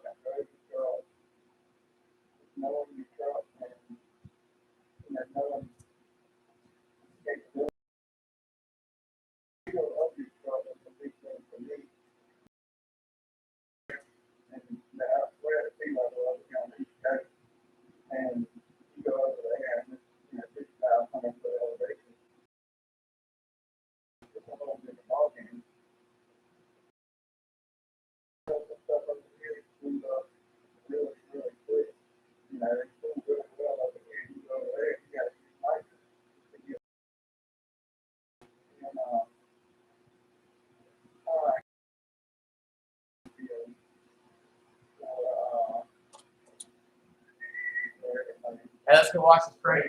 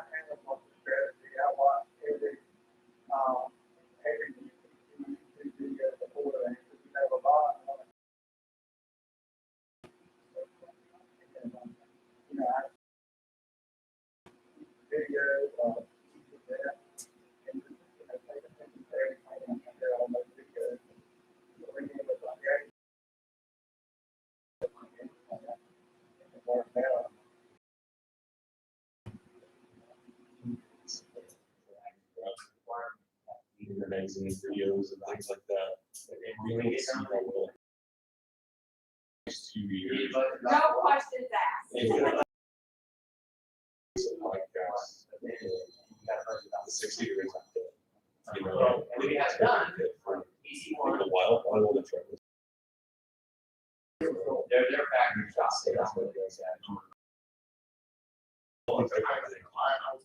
And then guys like yourself are taking it to this level where there's a lot of listeners out there who have them. They can get access, they know it can be. Because You know, if somebody has them, before you can use it. if I take that hose off every damn time. Yeah, they can be reliable. The block ring. The right kind. And they're pretty controlled. And they're a hell of a fast ones, and you want to have a power with them. I mean, I haven't done very many of those. I like It wasn't specific to 60 years, it was a career best friends. Yeah, you see a lot more. Wanted to know what power I know it varies a little bit whether it's injection or different things, but in your opinion, what would you say on a 6 liter is that the most you want for something? Like, drive it every single day, but what would that? Thank you, I mean, Cheryl. to me, personally, I'd say no more than, 560 to 650. And, I mean, that's a, I get questions all the time, oh, I want 800 horsepower. But do you realize what comes along with that? Yeah, and it's a price tag, and then there's a lot of work involved. Also, if you're doing the work yourself, well, if you're paying somebody to do the work, the price tag, That's true. a 10 6-liter in stock, the leading 10 6-liter is a fun street truck to drive. You put a small set of injectors on it, drop in turbos, and a regulator return, then you can make 550 a fun truck to drive anywhere, anytime, and code pretty much anything you want on a single turbo setup. I mean, you can,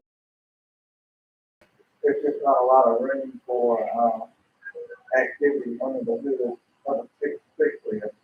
I think that's. That's a good process. Some bolt on that phases. Sometimes you get bored with the power. I kind of want that excitement about it when you first, do. And it can be a real slippery slope between 550 or more. And it's like the usable power. How much do you really use on the street? How much do you really want to use for it? Changes in the transmission and other things. Yeah. I mean, it's just, I don't recommend any more than that. I mean, you're probably looking at range and up and not another $7,000 to $10,000 to be able to use all that power reliably when you want. Yeah, I mean, the other thing, because you mentioned, I know you have the part sales and things that you do with these trucks. And I wanted to ask you about out there, they want 550 to 600 horsepower. Recommend for them to buy for their truck to have that be a reliable song. A complete fuel better return, small set of injectors with a smaller nozzle, and a drop-in VDC charger, stage 1 or stage 2, or possibly a stage, will get you, somewhere in that range. Power goes, and it'd be pretty reliable. Yeah. And I get people all the time asking, and it bugs me. I don't know if you know this, my truck runs really clean going down the track. Or injectors, or even bigger injectors, and put these on them. And it's just, I'm a fan of clean power. I don't like truck even driving down the road or at. I think there's been, we see it a lot. And just like the 6 years. Thing going down the truck, they're burning that fuel. And making tons of power. It's pretty amazing what. Like a sensor? ICP in the back behind the turbo. Oh, that was a great time. They asked me to make a socket. Did you get a socket? Oh, you didn't know that snap on makes sockets. I want the light on, so I Down there. And well, the one that comes with that you buy. Has a snap screen.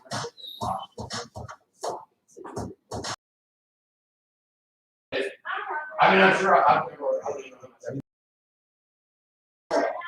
I'm assuming that's a part of the money of the change out every so often as well, you pushing through. every time you go, every time you go. It's What just. about IPR? How you doing? The new ones? Who's here to look at our welding? Times of power. Ah!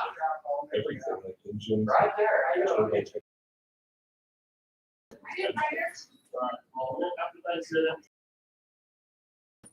Yeah, it's pretty, pretty crazy for somebody to go out and make 16, 18, and then make a pass down the track time. It's super impressive to me. Basically, it's gonna be like 8 years. The same old jump 6 meter, we're doing the same. We're gonna try to, got a couple things we're gonna do over the winter. We're gonna try to run the, we ran the 590 at Rudy, and we need a little bit more now, but we're gonna try to do a little bit more with that, so we can be a little more competitive in that class. But, so next year. A little bit. It was always, I don't know, I know we were the only forward in the class that day, and I'm pretty sure we're the only forward that's probably run in that particular.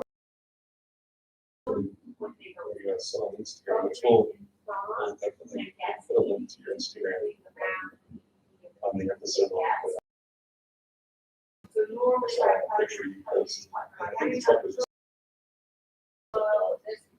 And actually said, "Come voice feelings," and we laughed about it, but it's not something that people know you or they know your truck. I think it would be, you know, the Foundation 6 liter. And you go out there and run the times you do. I think it's a testament to and setup and the time. Getting to know that truck. It's no joke. You know, it's Yeah, it's pretty. And like, if a coming, like one of the coming guys, or faster, or, you know, has been a lot faster than me, on the other, if I outrun them, like it brings on so much butt hurt and talking. You care how we did then, if I get one of them all butt, 4-door, 6-liter, like, then my weekend is made.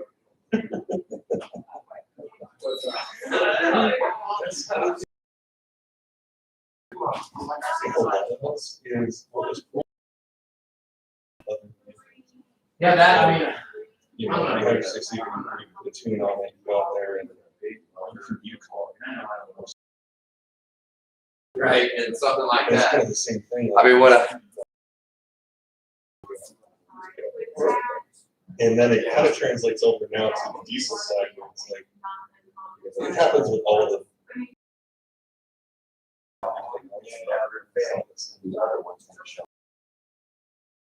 So if they do show up, somebody will tell you. Oh, you want to jump in too? Grab the welder, fire it up here. You know, that's.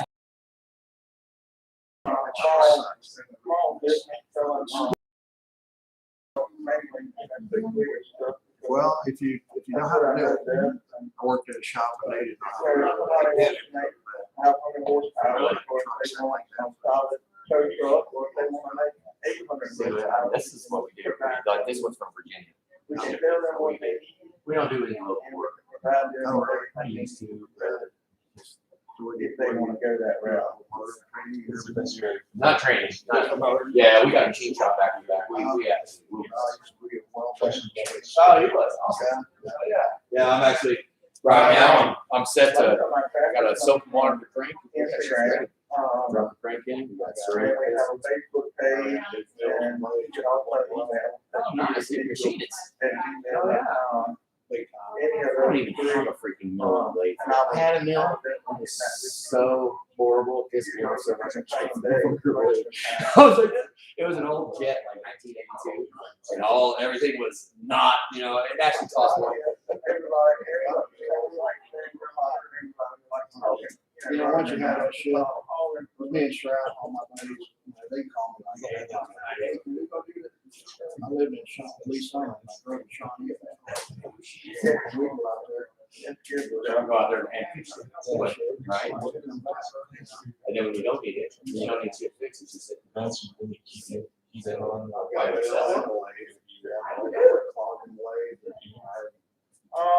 I'm definitely gonna try to make some, a few, but my mill, few of the outlaw, it's a tabletop one, but it's I work at a chemical plant. My vacation time, Yeah, something broken, yeah, I mean, we'll take that all day long, yeah.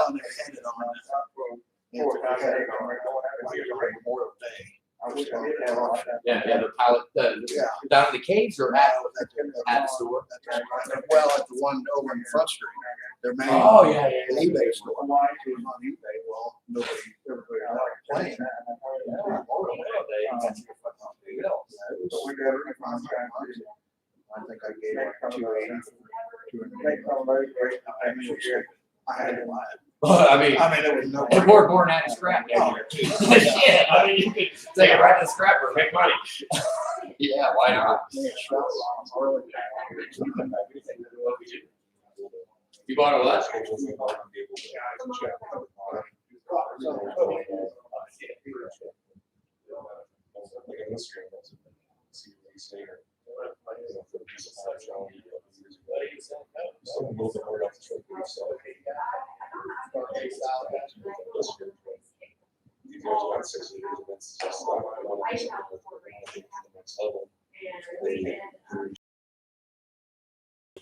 Direct experience with it, so you're not guessing. Yeah, that's one thing, like, I've earned several different state leaders myself, a couple of my close friends. Have earned, we test on these trucks, and, it all comes with a price, but I've learned a lot doing. It saves people money.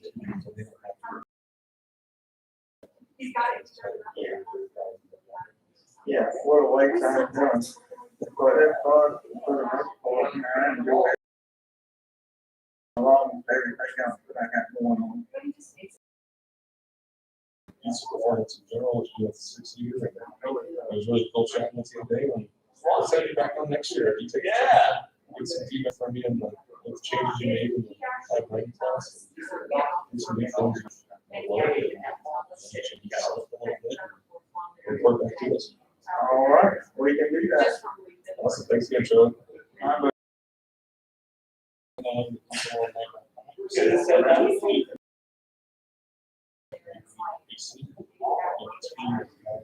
That's been the year where it's right there. Oh, you like it, you see it. This one, I think it was a shout out. This podcast. This is a little bit.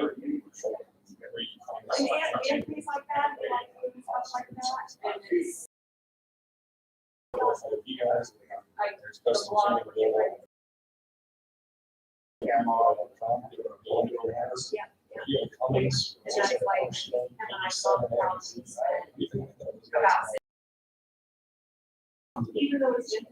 sure you check them out. Hard part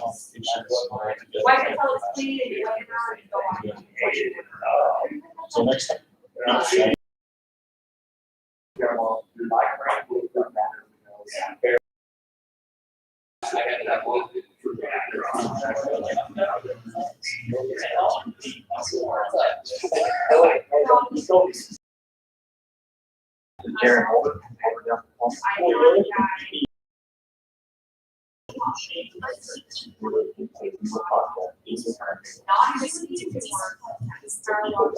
The one and only. But that's the So, anything you external do, body. Oh.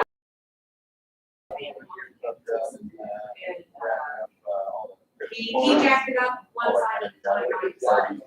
He wanted to go with his cat. He said, "Mom, just tried to take my body off." You- We're gonna do a lot more stuff than what we were. We had some. Notorious.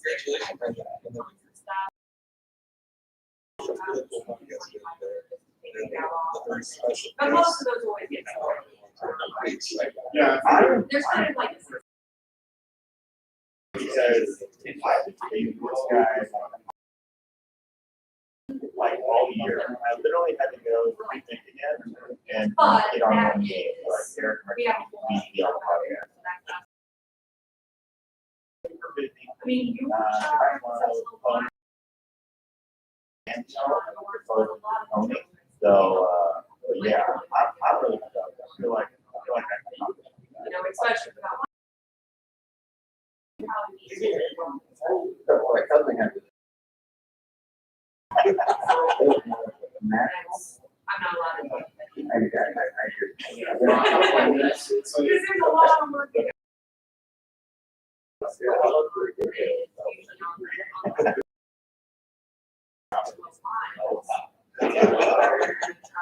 No, I just figured we.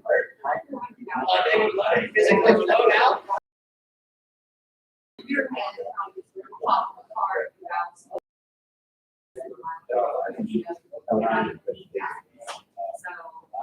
But I just feel much trouble.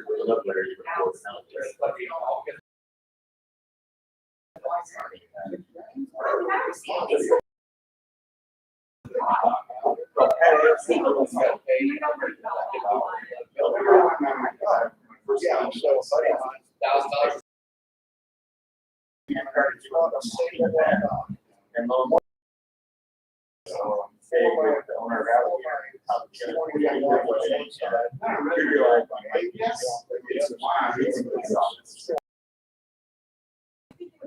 products like 20-foot well, the chase. People love them, I don't know. Do so, that's not looking like. Yeah. I got a 12 by 26 well, it's expanded. Where we gravitate.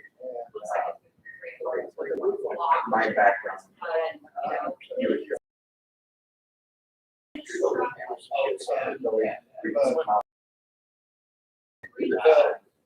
And they come with the the model year. 60. So it's always been that.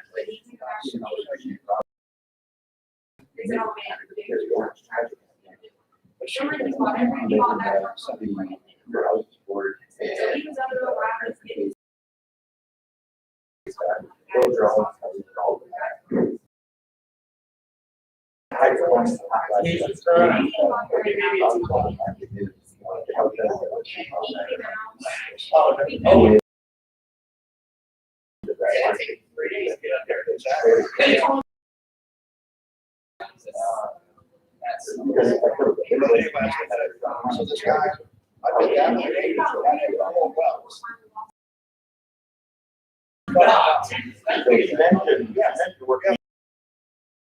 Coming up with. Just well, they feel well.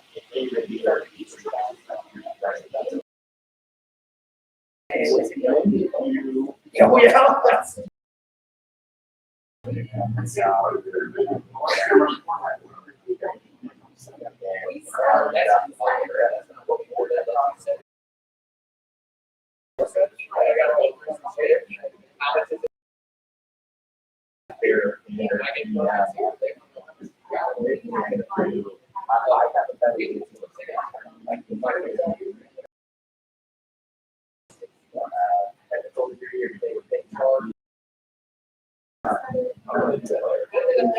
yeah.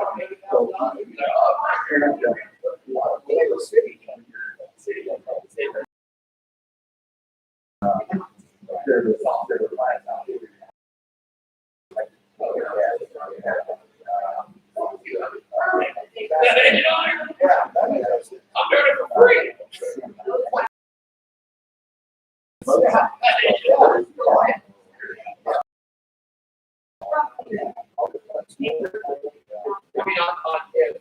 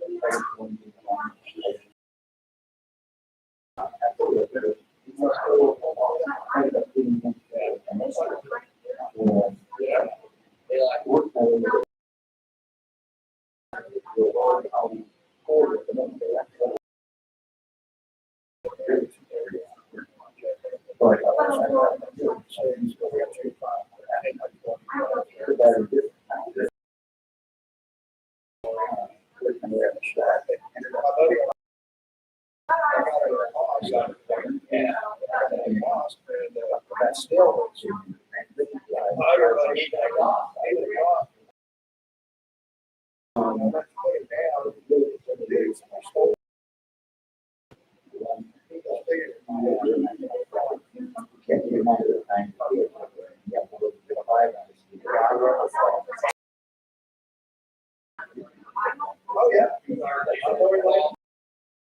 Ball, boy, pass it there. Oh, yeah, by the way, it just went up. Right?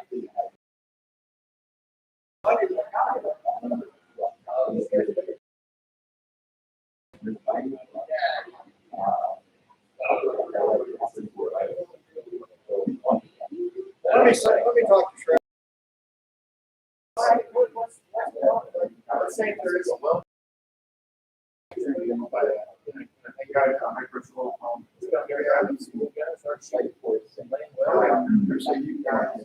I get. Never know. Something.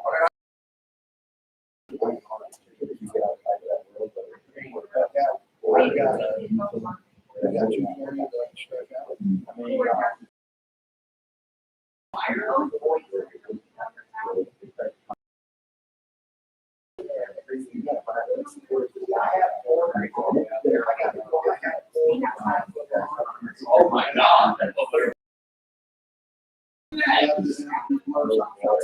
Yeah.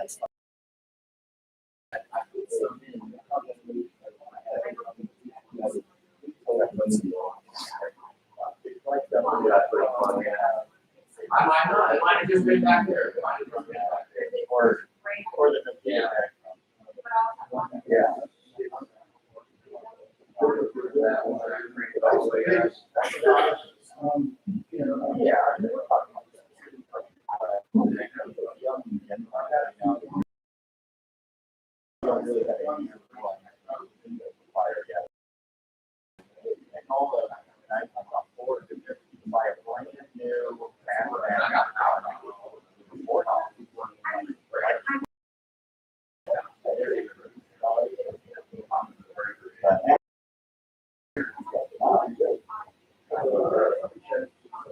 I mean, not on that.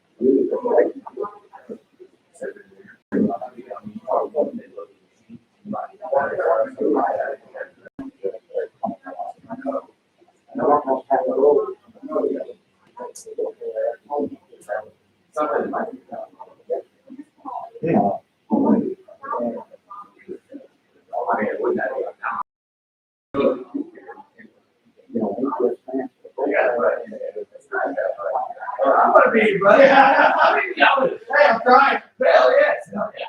Well, I mean, yeah. It works out, but-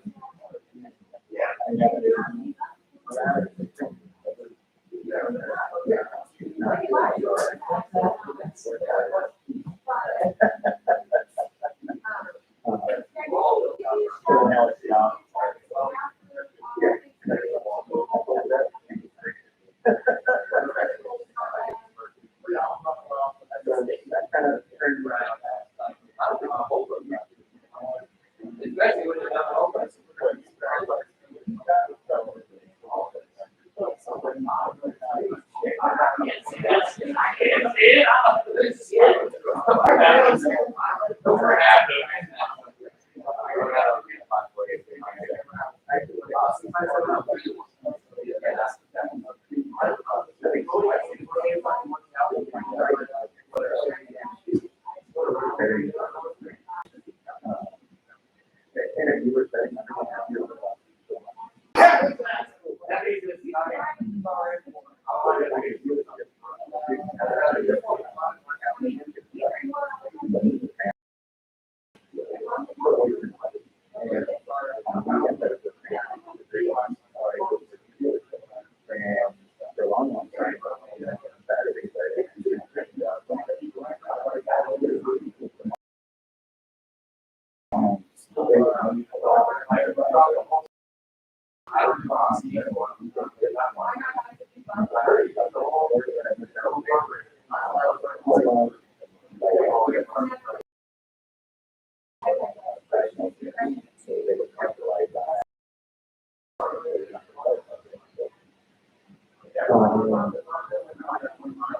probably a conflict.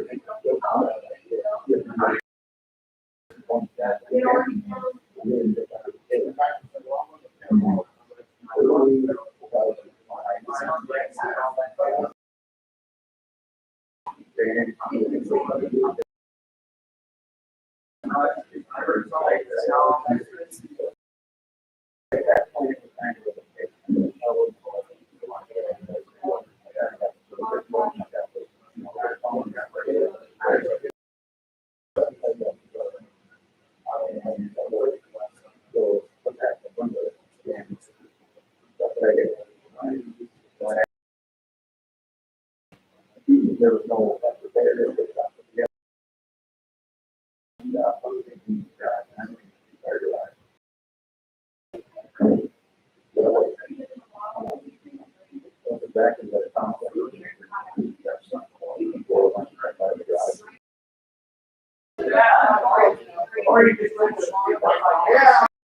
Hey, we'll see you later.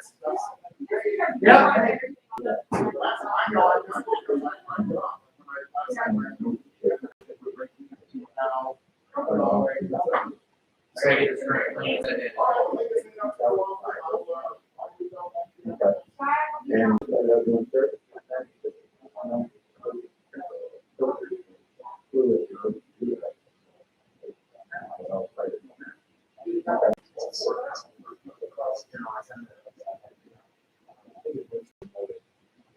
Transmission, but then there's so many things. I've got SSR and work out all the processes. So.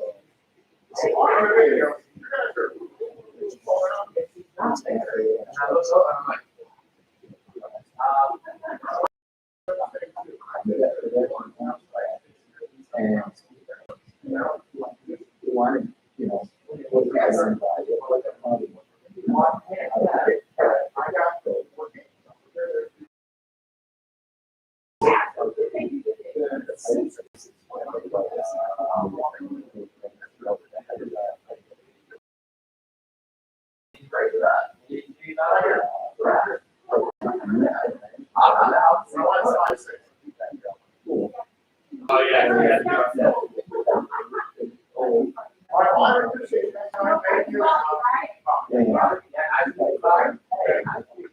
I appreciate it.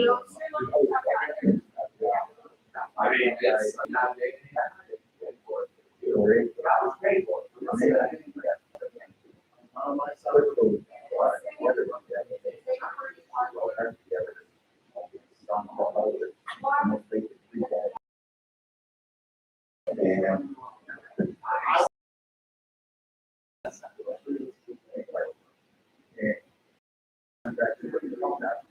Like real close, it'll be real close to the garage.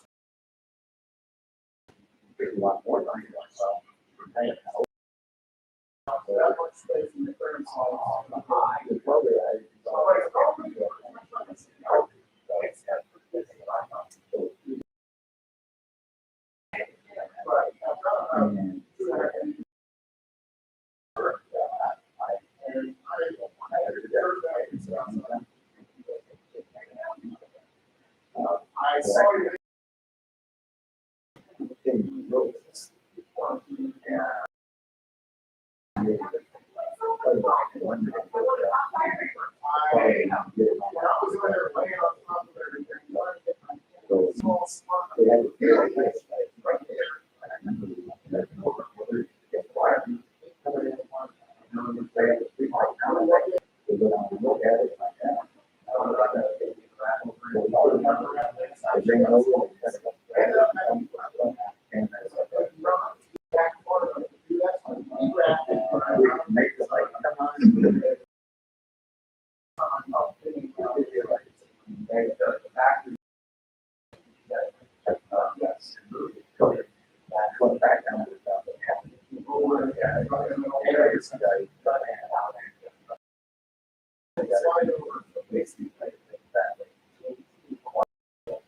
And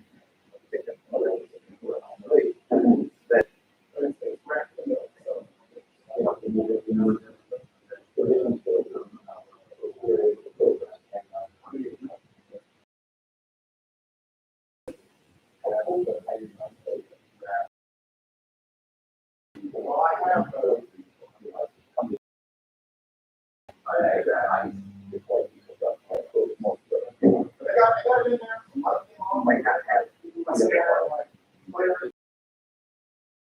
So you over the course of the summer year.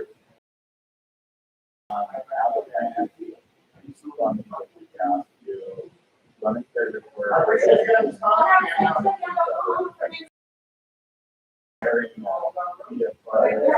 Hi, Bobby. See ya. I don't think it's anything or, again, a problem. Some of them aren't just, like some of them are, or 90 different parts. Where those Miss, started picking out for You're missing what? stone product that really needs certain automotive, like, you really got together and say, nobody. You know where the other jack stand is? Service, providing CDN, you know. I was just making sure his truck's not gonna go off. No. No? And then you come up with something. It's a weird thing to go missing. Yeah, my car. We unlocked the door for O'Reilly's and the others. You notice that? We unlocked the door. 5 minutes for O'Reilly's and it costs us 4 hours of work. And what you really want to do that is why. And the new is word stuff. Where the hell did we lose the jack stand? That's a very good question. Anybody see the jack stand? Where's the jack stand at, guys? Heck, did we lose the freaking jack stand? Oh, it's under the transmission.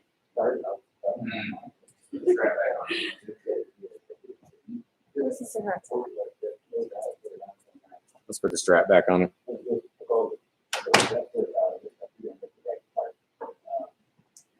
And then,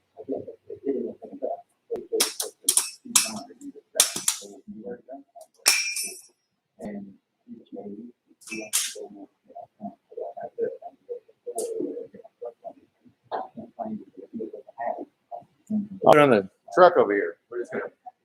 We're about to put it back on the truck here in a minute.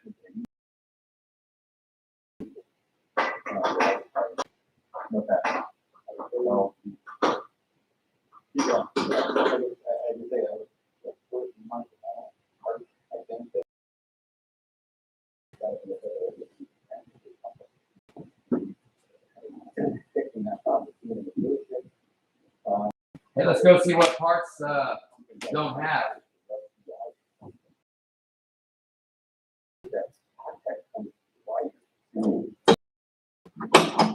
Do what? I know what parts.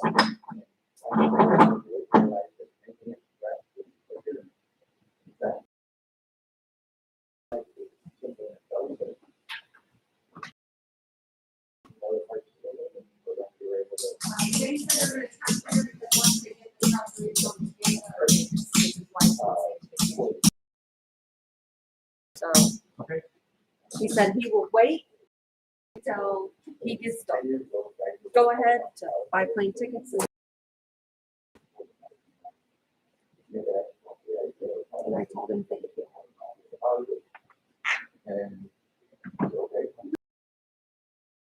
Nice one. We're gonna. Well, you might have to do a 2,500 mile oil change, huh? Maybe. Before I get back home. We'll go ahead. When we get this done, we're gonna go to St. Louis. The table items works well. Why is that part is on? It was cold back there. You want to turn it up a little bit? They've got problem solving. That's these other, you put it back. You got some. Do you want the camera back there? Yeah, you got some soap. And, You know, and I think that's more and more, you know, I think, I'll get it. the hot rod stuff, you know, mixture of, that transmission to fill everything. But everyday guy, like, most people, even if they had a gas truck and they were filling with it, and either the fuel economy was bad or breaking was sketchy, it's just this, you know, or sketchy, all these types of things. And I think we kind of forget how important those types of parts are because the growth behind like the service business that I saw here on to last weekend is, you know, the project of UCC, the power revolution, the point power war that's happening in diesel, I think it's maybe taking our focus off of these great innovative parts to put on your driveway. And really does take from the maintenance now. Like you said, you mentioned earlier, whether it's a Corvette or a diesel at some point, you know, you either end up working on it you know, by yourself or you're the only property owner that's diesel. So whether it's on the owner basis or a shop basis, there's a handful of guys that will actually work on diesel, and most of them don't want to touch aftermarket parts because of some of the stigma around the contract. I don't want to do on it. Great stuff. And there's this whole sector of upgrades you can do to your diesel that it's better for it. You know, we found something that's weak and we're making it better, as opposed to let's go faster, let's make more power. And you know, I'm not trying to get too soapboxy here or anything like that, but you know, I've always really admired what you do because you know, I don't want to it's kind of rude, but you know what I mean? It doesn't have the glamour, no glory to a motor mount, really, you know. And that, you know, years ago, we did one of them that stands out, I kind of forgot about it as we're talking, a truck purchase from Canada and was involved in that build. It was the first Paramount, it was our first color on its own channel, and it did it twice on 2 different cycles. So, you know, that was. What brushes do you need? Little one, you want that board? Maybe the medium one. And the next one, I don't know. Yeah, grab that was. Any extensions? No. Just the handle. at that point in the year. And today, that's almost daily drivers, but that's not, everybody wants it, but nobody needs the type of thing. And, you know, it is, we don't have the list and land of it, you know, put it those, you know, things like terrible. And I want this, not that, but we go to boring stuff that everybody. And Right. I love it. Oh, what's in my boot? Sometimes. Well, I mean, clearly you have to have it for the people community. It started as an enthusiast. And if you have the fortitude, and some of the younger listeners will not know what you meant by the forum, but it makes like the Facebook, rah, crash marks. I don't know, something. I'm freaking starving. Compared to what the forums were. I mean, Should have already ate 2.5 hours ago. Right here. They wouldn't be like, you know, one page of a comment and then somebody gets delete because they're blowing up their Facebook, you know, that kind of a thing. It was, I mean, it's still there. You pop into Google, Merchant on Motorbike, bet you I can find that 07 post from way back when you and Mike Mindy were talking trash to each other about what else is there. You don't know who Mike Mindy is, well, he's the general manager over at BPS People. But yeah, I mean, this is like some old school stuff. But we still get hit before you perform from years and years ago. But it was at that time, the forums were that was honestly a source for good technical conversations, good learning, good reasoning. And the trash talking, if it existed, it was very minimal. It just, the Facebook and social media, it almost irritated. I mean,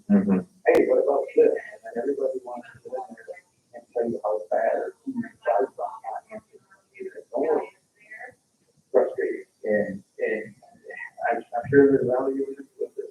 But man, I think the base level required is tough to round up at least for me. Eric, you're a younger guy and you're into technology. I mean, you're not 20, but you're not some, aged out, as far as, new technology and things like that. What do you think the impact is of social media on information? Like you mentioned, this great free transfer of information, being able to grow our businesses together as a community. Do you think social media had a positive or a negative or mixed, or what are your thoughts on that? I think it's an avenue to get the information out there, and I would have to say it's positive, because if it wasn't there, there's a lot of things that people advertise on social media because that's what everybody is, and nobody has a blog or you have to go find it necessarily without telling you about it on social media. So it's positive because it's getting it out there, and it's an avenue that everybody is involved in. So I don't think we would be where we are with things today without that type of avenue. But where do you draw the line on who knows what they're talking about, who doesn't? The community would be a lot smaller. And I'll be reading something in a Facebook forum and be like, I don't know who this guy is, but he's spot on. That type of thing. Or it'll be, I don't know who this guy is, but he's completely wrong. Or you'll post something and somebody will say, who's Eric Hertzman? I'm like, Eric Hertzman. So like, there's almost like there's no grading on who's an expert, who's not an expert. And I just wonder if it leads to more,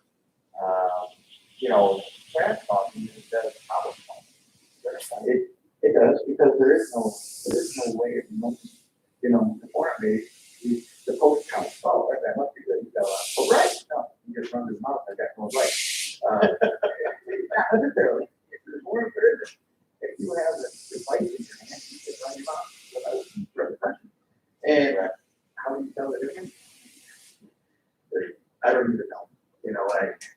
If I see something that I may not feel is accurate, sometimes I'll take the moment to try and edge them to thinking about it differently.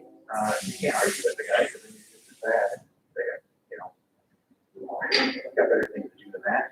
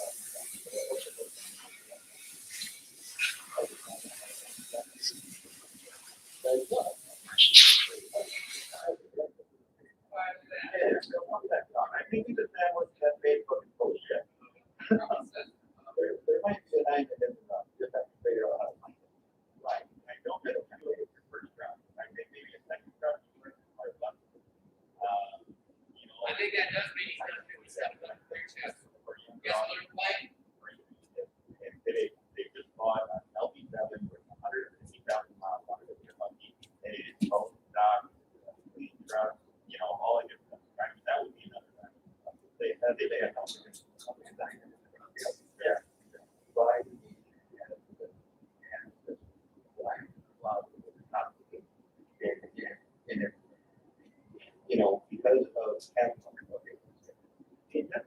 Everybody's taking care of them. Yeah. No one. I don't get the curfew. He's down in the city. Yeah, he's in. Yes, there is. Replacement options. Yes, there's very good replacement options. No, you'll never have to do it. Only one day and have to worry about it. So, there you go. Buy the nicest truck. You know, body wise, whatever. Great, mechanical. Expect to do repairs. Buying a truck that hasn't been made in 13 years. It's better you work. Yeah. To have it look over or prepare to invest the money, regardless of what the history is or how many times something's been replaced or how well it was maintained. It's a mechanical truck. I don't know if you know. Like any other truck, have it looked over, you're not comfortable with yourself. Injectors are going to be used at some point in that truck's life, even if they've been done. Okay, so this is deal. And then just maintain it. You know, if you don't know the history, start with basics. Make sure all the fluids are fresh. Make sure the filters are clean. Make sure the everything's greased and tight and suspension-wise.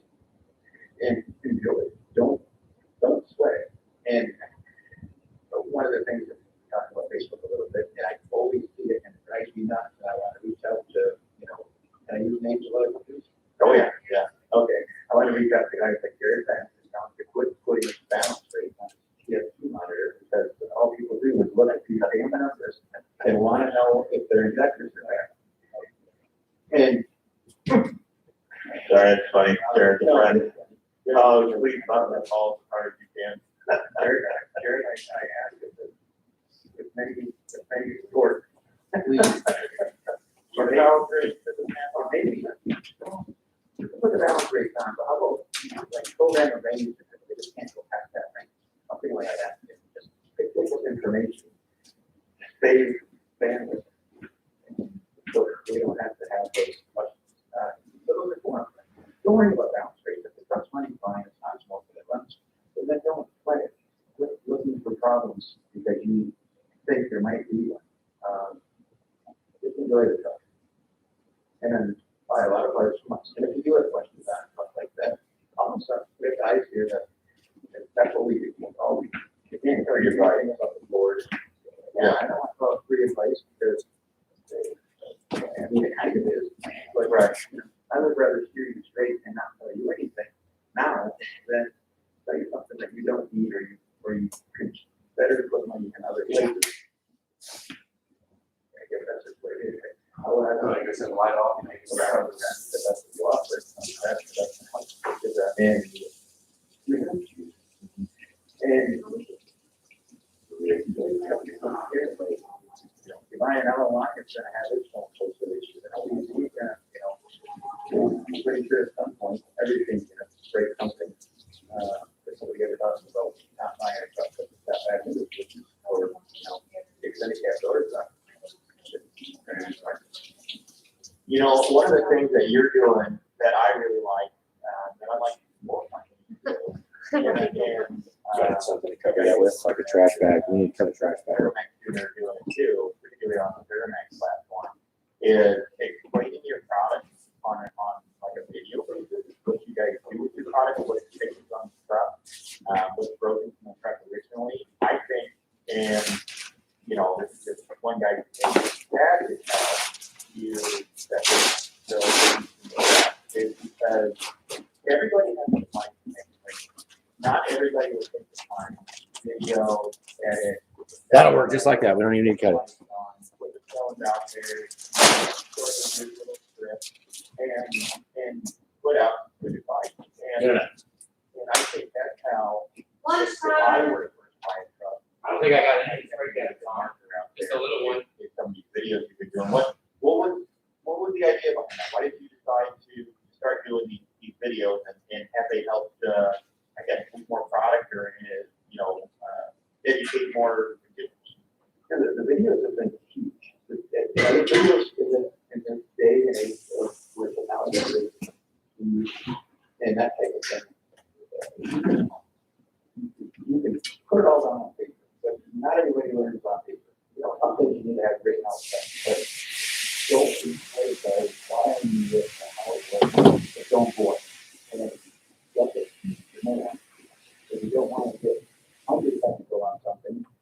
you wanna explain an issue, we've done some, not nearly enough about this, what we do, and I'm very bad at getting the videos done. But it is, show me the information, and people can relate to that, so they can see it, they can hear it, they can watch it, they have all these, you can get so much more in a short video than a blog, 14 pages long, that you have to read, how many Okay. pictures. Get my sweatshirt. No, If I can show a guy how to take care of an issue on his truck, that gets him in a bad meeting, but I wanna help the guy out, we've got an app that we put together on all the platforms, and. He said, I want to help the guy out. You hear that? I mean, of course you do. You want to help him out. Help him out for 10 freaking years. How to. Okay, but it's just a way of gathering information from the guy who works on the truck. Okay, we're going to Shawnee Mission. And We're going to get lunch and to get some parts. It took us longer because all the customers, everybody here, to get to the stopping point, but we're finally at it. Crankshaft is sitting in. We're ready for bed plate, which means we're ready for the front seal, the front cover. Yeah, buddy. So, see you later. Maybe we'll get there. But we've done well with the bench. There are two guys bring up, I think those guys still on. And just creating a bench, there's a lot of them out there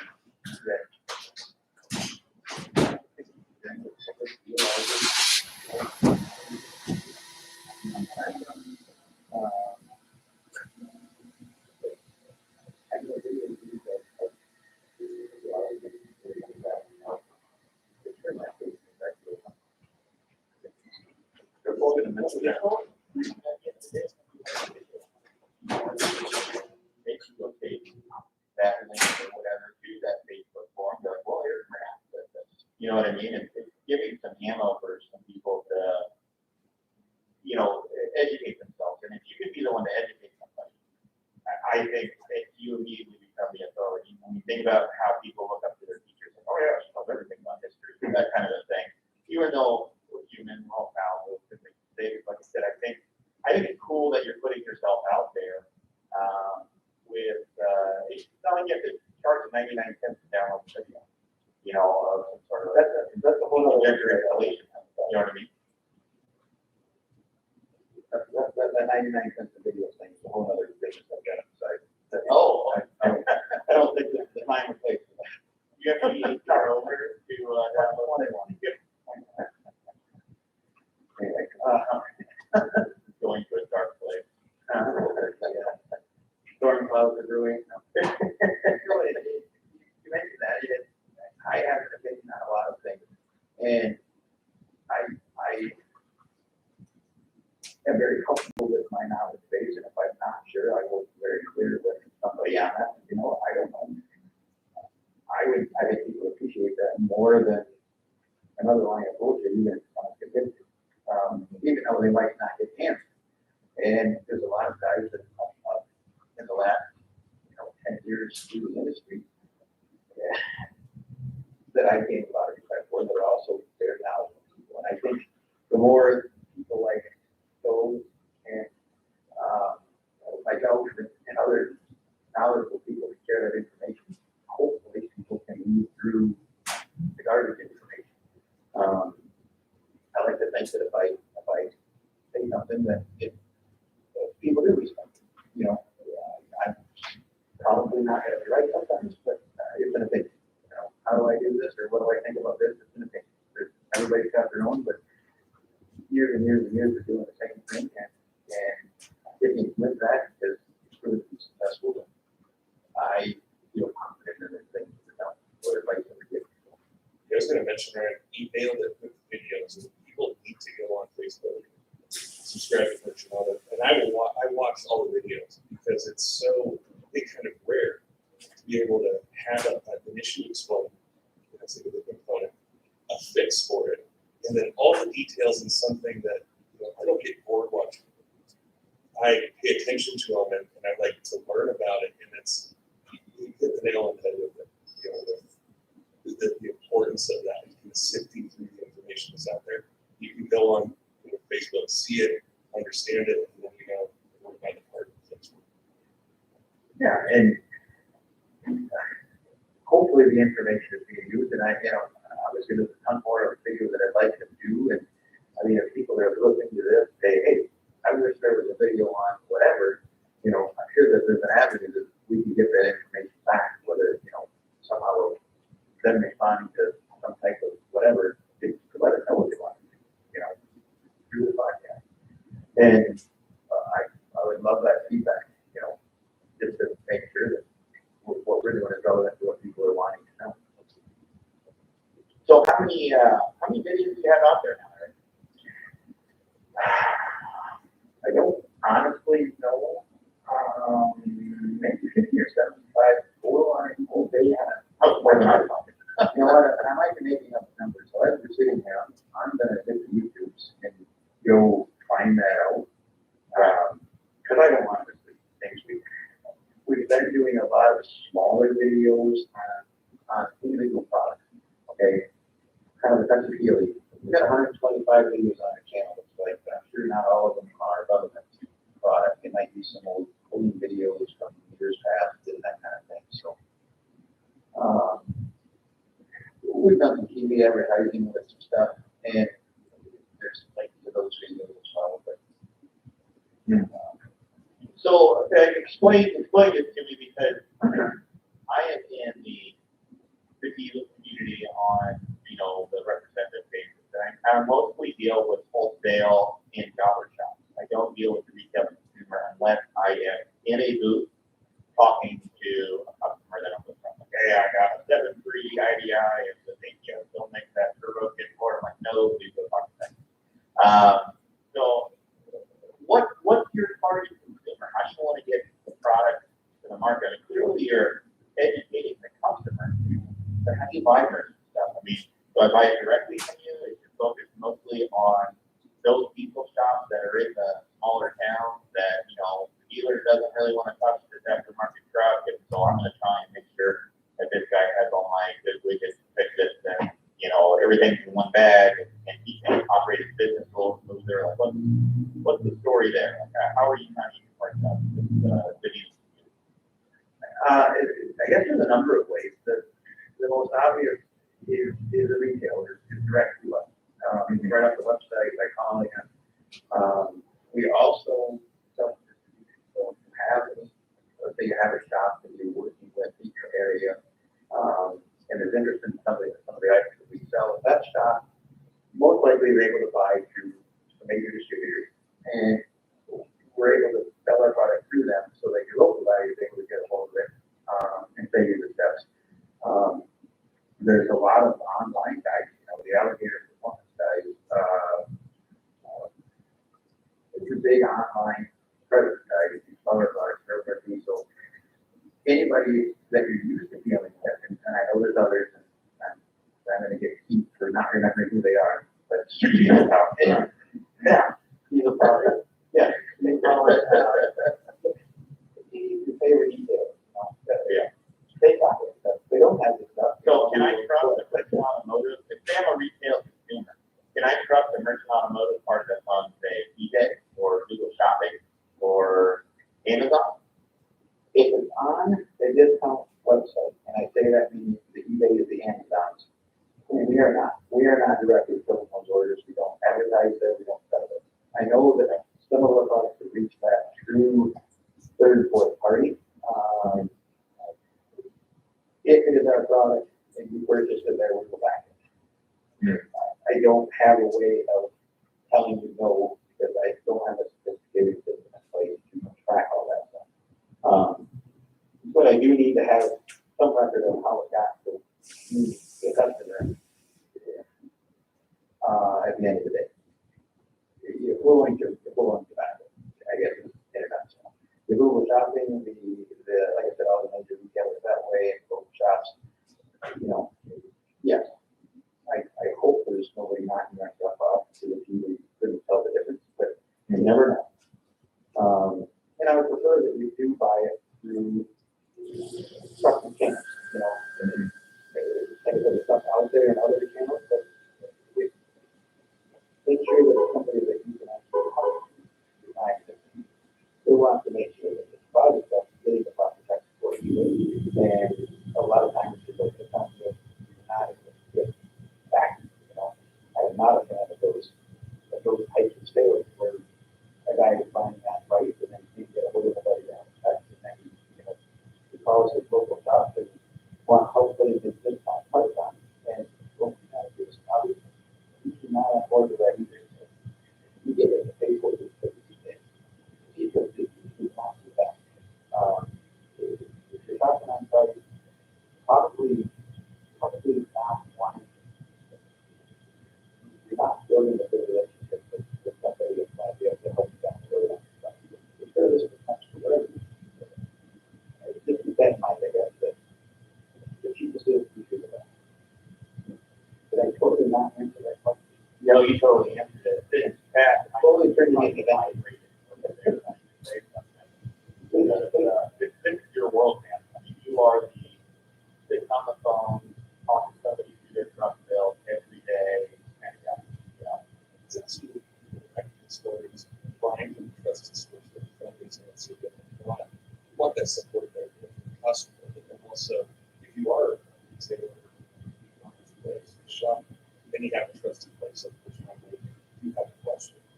You can talk to someone, give the answer, the information is there, the video is there, the solution is there. You order, like an injection kit, everything's in there that you can do on the other side. It's all right there because it's so easy. I think for retail customer, shop, they're going to have this. You're on the phone talking to that truck bill, and that's the relationship I want to be at for the shop. If you hear something about your right, talk to that truck bill, and take that information and go to buy something. So,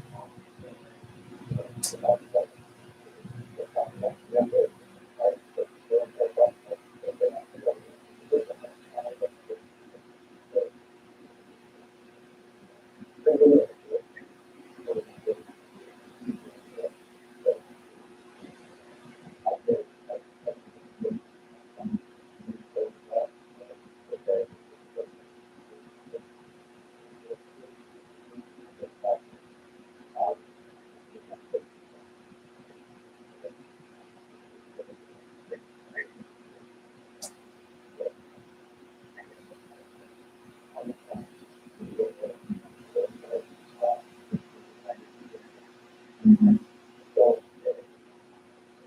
I can do it.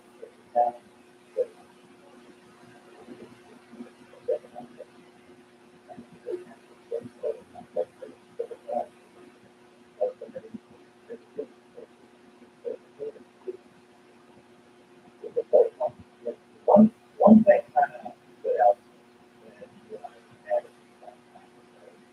enlightening myself with, was right now there. Cat out the story. He basically told all the stories.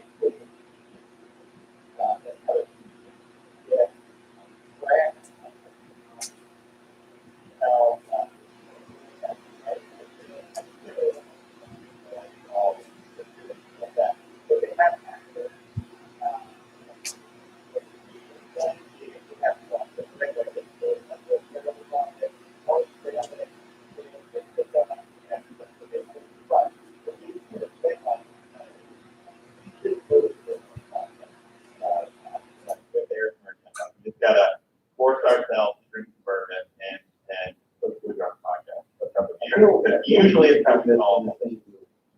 Yeah, that was all that. So, we can take time. Well, we'll all be out there tomorrow. I was just gonna say, we're going to Colorado for Patrick Land, right? Yeah. Yeah, okay. Yeah, so, think that, ready to take track, New York merchants, all. I'm now. We'll do it strategically. We'll label how much you guys can document it, so we can repeat that, so we're effective efficiently. Right, you need a guideline. You need a guideline. And then you and I will move it away. Yeah, the Hoover family is a famous, but another story. Very good, very good. So, Eric, keep this short and sweet, clearly we have already. Give us a rundown of your product line. What all you sell, you got, do a little promo for yourself. Obviously, your Duramax focus, and we kind of nipped around the sell, you know, the TK spray, a motor mount here and there, and second line kits. But give me a good idea of what you've got for sale and where I go to buy it. Product wise, it's something you need to pick up, go. Okay, it's all the major stuff, the problem solver stuff for, you know, factory problems, I guess you would say, basic stuff, repair stuff, improvement stuff, transmission. We've always been heavily involved in that is something that we're pushing even harder now with mail order. Transmission now, the truck, we have a couple of different options. You go on the website, and you click a button and it shows up at your door. Okay. That is our most recent push. And I know there's a lot of places to buy a transmission on the market, and by no means is anyone was the best. But find one that's security, find a company you're comfortable with, and see what they're working with. A lot of general repair things. We take all the work out of it. If you're doing a job, we have a kit. Okay. If you need to replace something, we have a replacement. And the stuff we're selling is not because it's cheap and we can get it to you. It's stuff that we're actually using for wood use on our own stuff. So anything you see on our website is something that we actually fix or we stand behind. And there's a lot of stuff that we also do that with, and we haven't got on the website yet. It's available direct. You go right on our website, merchant-automotive.com, through retail. And again, don't forget to shop local to them, you know, Patrick's got a shop, and there's other guys that are doing this stuff. Make sure that, you know, buy it through them. I don't want to go out from underneath your local guy. I want you to support the guy that's supporting, that's giving you better place, helping through those problems. And support him by doing that. He's only going to tell you something that he's going to use in just like anybody else is. So yeah, any reputable shop has got access to the equipment. And if you're not quite sure where to get it locally, we'll try and help you with that. Because some of the places we are very familiar with, and we can point you to someone that can get you local, or we can give you some recommendations that way. So it's available. You know, you're not going to find it in the box stores and the parts stores and that kind of thing. But the places that you normally shop for your diesel parts, it's available. Mm-hmm. So no O'Reilly, but I can go to Michigan Diesel Performance or, you know, whatever happens to be local to me. I could get my stuff. Yeah, I'm gonna pitch on this end. You know, go to the website, you can model for the great, give them a call, ask. But Eric, you don't sell everything to the truck. You know, you don't necessarily sell this particular turbo kit if they're interested in things like that. So I think it's important to establish a relationship with either your local repair facility or with one of the large reputable online retailers if you like doing the work yourself, because they've gone through merchant automotive training, you know, and they've also gone through safe action, you know, so they know what the pumps tell you and they know what head stuff to tell you, and that may not be on the merchant website. So I mean, I guess that would be my pitch for it. You know, if you know exactly what you want and you've done your forum and your Facebook research and you know, oh, I just want some motor mount something and put it on myself. Absolutely, merchantautomotive.com. You can jump on there, take a call, make it happen. But I would still be a big component of having this network of trusted dealers and online retailers because again, I just think you're gonna have a relationship with that and have lots of different parts you're gonna buy, and that's my smooth move for it, not to kind of. No, not at all. As you said, there's some things that we don't have available, currently that we have on our website, and that a lot of it is because we're trying to focus on the stuff that we deal with every day. And there's a lot of other brands that will complement that, like I said, a turbo kit and, tuning and that kind of stuff. All those things are not necessarily needed, but guys generally want to do that, a little tune, a little turbo, a little bit of this, and you can really make a nice rideable Goliath. And I don't have the ability to offer everything you're going to need to do it in one time. I don't want the guys that are better at things than we will be. So I'm going to leave it to them. We don't build certain things because the guys are really good at it. Like you said, already did it. And I'm going to push that line, like you said, the back really quick, very well. The turbo kits that are available, the ETS kits that are nice, kits, they're nice, it's full on, and work, and they do what they're supposed to do. I don't have a ton of stuff for the guy that wants to build this all out, exotic, one-off, big stuff. Just kind of fun. I enjoy it, but it's like I don't want to do you in a direction that might be incorrect. So the guy can do that. I'll let them have that. Pat, I've got 2 more questions for Eric. We have time for this? We get Eric, you have time for this? Okay. All right. Question number 1, L5C. I had a long conversation with another Duramax enthusiast, and Rick Haynes from MBRT. He's the pushing force for MBRT doing downpipe, all this good stuff. And I said, when are we going to get tuned for L5P? And he said, well, that's an interesting question. People are really working on it. He said, the scary thing is, and GM seems to be the leader of this, and you as a GM professional, I mentioned, probably weighed in on this pretty good for our listeners. Scary thing is the 2018 Corvette, you try and tune that thing, it's wrecked immediately. It is done. Like you try and access it whatsoever. There have been rumors, and I still have always been so proud of the effort to be able to find creative solutions around what OEM is trying to do to us. But there is rumors that 2020, every single GM EPN will be uncrackable. Cannot get into it like 100%. What you got to have some viewers out there? What's going to happen with L5P? Are we going to be able to do this thing? What is the new product that? And I kind of wanted you to lead into the new product. After L5P, make it a better truck. And clearly, it comes to quite a bit of horsepower. It's over 400 horsepower in the factory. Is this a deal thing for the automotive aftermarket? Are we all just going to go to repair items? You're already Hertz Automotive, already got that space covered for Duramax, but we're all going to go out of business except for you. So I'll try to do it in Michigan soon. But anyway, weigh in on that, man. Give us some truth. What's going on with L5? Let's just bring something up. I don't have to answer. I enjoy reading about the progress or lack of progress, and there's guys out there that are very, very, in my opinion, smart and knowledgeable when it comes to trying to crack these things.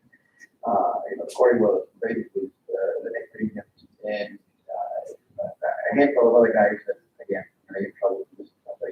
Guys that they're trying to crack these ECMs, and I'm not the guy that is going to understand hack code and whatever else you got to do to find it. Will it kill the industry? No, I think it's going to change it. Is it going to be better or worse? I don't know. Look at the DPF stuff a couple of years ago. The guys that rode the coattails of the, big money game. Maybe that's not the only way to make a living. So I don't know, but I'm not surprised that GM in particular is going that direction. The people that want to do all this stuff to their vehicles, I don't know, 5-10% of what they actually sell. The money they're going to save, fishing warranty claims, they're not having to worry about stuff. I wouldn't be surprised if everybody goes down that road. But the aftermarket being what it is, there's smart people out there. All the stuff that's impossible is being done at some point somewhere. I don't know what it's going to be. I remember when the DPF game was really hot. 10, 11, I mean, like, that's red hot. And then it all of a sudden got, kind of washed down for a little while, like EPA. And, I found it fascinating, all of those people started to sell those resistors again. Cause I mean, they run a resistor on the, they do resistor pad on the stuff with EPF, the tool is always so focused. We didn't do the back end either. So I wonder if it really is I guess I was hoping you had some inside intel. Maybe we'll have to get one of these tuners on your path and have them weigh in on the progress of it. But do you have any parts come out for L5G for guys who have them right now and they're listening and they like to do a couple of upgrades that aren't just aesthetic? Do you have anything coming down the pipe that you work on? We're covering all the basic stuff on it. Making sure that the basic stuff is available for the guy that wants to make basic stuff. You know, the filters, dual filters, a little different now. So we're trying to make sure that's covered. And in keeping with our problem solving mentality is we're kind of seeing what they're gonna need. I'm not really sure what they're gonna need yet. They're hugely improved over generations in the past. I've driven some and they're great trucks, but we haven't got anything breaking for them just yet. But if we find it, that's something I want to do. I got 40 minutes for that. That is boring. It's boring. I was hoping you could start an awesome. Like we have this new innovative, we have EV coolant upgrade baby thingamajigger that everybody has to have to gain another 50 horsepower. I'm just doing the final editing on a video where you take an old Sony Walkman and combine it with a Nintendo Game Boy. That's the first edition. And then later you put those two and then they have that tape to make sounds that only you can hear. So you be able to just download into this thing program. Do nothing, okay? Way too early in the day for me to bullshit like that. My final question, and then I'll let Patrick conduct this after a much longer interview, is PTC. I've got to know for UTC. So we've been talking about how high horsepower is not necessarily in the wheelhouse, but I always consider Bloodful. You know, he was the guy with the Duramax out there competing at a pretty high level back in 1972, something like that, in the Bloodful. Yeah, somehow along the line, I thought, man, it's fun. Easy. As I go, first two events, and it's amazing how that event has progressed in 2 years. And the guys that are in that thing are, holy crap, let's just be honest, holy crap. Hardcore. But it's no disrespect to anybody here. It's cool to see cool stuff, but how much I want to see guys in blast. I want to see, I want to see somebody win it because they're all competitive in all three events. And there's a handful of guys that are, and they've done a great job at it. It's like, how cool would it be if there could be like 10 guys really competing for this thing because of how close it is. And I get it, that's probably not how it will go, because the ragged edge is where people want to be, and that's awesome to do that stuff. I would like to be there to just be competitive, just to say it was part of it. If it's huge event, lots of exposure, but it's not, we have nothing to gain from it by, this is the turbo we use to win the year, right away there. I don't have any benefit from that. I want to do it. I think it's fun for the staff, for everybody internally to come together and put something together, and the whole event, it draws in a ton of people, enthusiasts, hardcore guys, lightcore guys. It's a big deal, and just to be part of it, and obviously using it to some type of motivational push from a business side. We want to use it to show that Hamilton might not be the best option, but it can still be used in some of that, higher level things. And we want to put them together to, number one, have fun, and just keep our name at the front of the field. know, it's not where we generally would put it, but Switzerland, not very, we haven't done much of it lately at all, but we did have a couple of years ago and had some fun with it and had some issues with it, and it was kind of frustrating, and there's a lot of other things that come back now that happened all at the same time, but it was amazing to me, and, you know, on the jobs, there's a lot of other jobs, and I had a lot of other very experienced people help me with that stuff, and nobody was, I can't tell you that, but, you know, everybody wants to help each other win. And you can see, I think, would be fun for that. Am I trying to win it? No. Am I gonna have fun with it and be a part of it? Absolutely.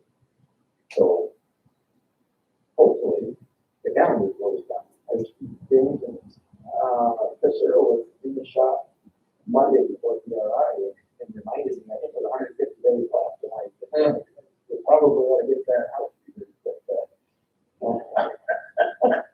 That's it. Comes out the front, that'll be done too, so. Yeah. Yeah, I think a lot of people, you know, get ready for that show. It is impressive what's happening. So we were talking to a manufacturer at PRI that is not easy. And he was like, man, you know, people used to not be almost a non-sequitur for us, but now the horsepower war that is going on in diesel is just insane. You know, just the level of what some of these guys are pushing these things. And I think that is great content for people who are enthusiasts, you know, people who enjoy it, you know, you can, you know, daily drive something. I mean, why do you think that stock car racing makes it look like a Toyota Camry? You know, you know, it's just one of those things that people can connect with what they're driving on the street every day to their heroes, I guess is the best way to put it. You know, people who go out there and represent them well. I think you're going to fill a great role there again of being that maybe the Allison transmission hero or something like that. Man, they push that part that's in my truck as far as they could. And that gives some people something to talk about, some social prominence, I guess. So I think people, you know, use the word hero, and I don't think anybody in the industry thinks of things like that. You know, you watch NASCAR race and you got all your favorite drivers, and I wonder if that's starting to happen in the industry where, you know, people hear the word Levon Miller, and everybody knows who that is. You know, some there are close, all these guys are really anything, so all you need to do is just out there. Again, I'm going, I think double. But I mean, holy crap, you know, and it's cool to see, like you said, non-mainstream people guys in order to recognize. And the thing with PRI issue, not necessarily public, but a lot of people that realize people, you know, here's the thing. And right. It's fun to be on the wave for the last 15-ish years to see how far it's come. And, you know, have a little spot in it as it continues to grow. So. Yeah, I mean, this actually, the last 2 years at FEMA, I've been floored by how prevalent the diesel truck is as far as, you know, I would call it more of a show and shine vehicle. We're talking, you know, something that isn't necessarily the crazy off-road capable or something you wouldn't necessarily tow everywhere. But it's a platform for, you know, what they consider to be, you know, diesel truck or however they're expressing themselves kind of thing. So good paint, good suspension, you know, very intricate fabrication, that kind of thing. And but PRI, I never really saw a lot of diesel stuff. I mean, you see the one Billy Cummins block floating around and a couple of distributors and all the machines that we used and maybe a couple of you know, pumps or this or that. But this year, man, it was pretty impressive, you know, to see all of the different parts that are starting to cater towards diesel racing in particular, and how much that's starting to grow. Because I don't think we even have a clue how big gas racing scene is. Just at your local tracks and things like that. And I think you're going to start seeing a heavier, healthier mix. Guys who are just racing go fast enthusiasts, but they choose these diesel trucks for whatever reason. You know, and you can do both these days. I mean, it's not uncommon for a street truck to run 11 seconds. Yeah. It's completely street running. And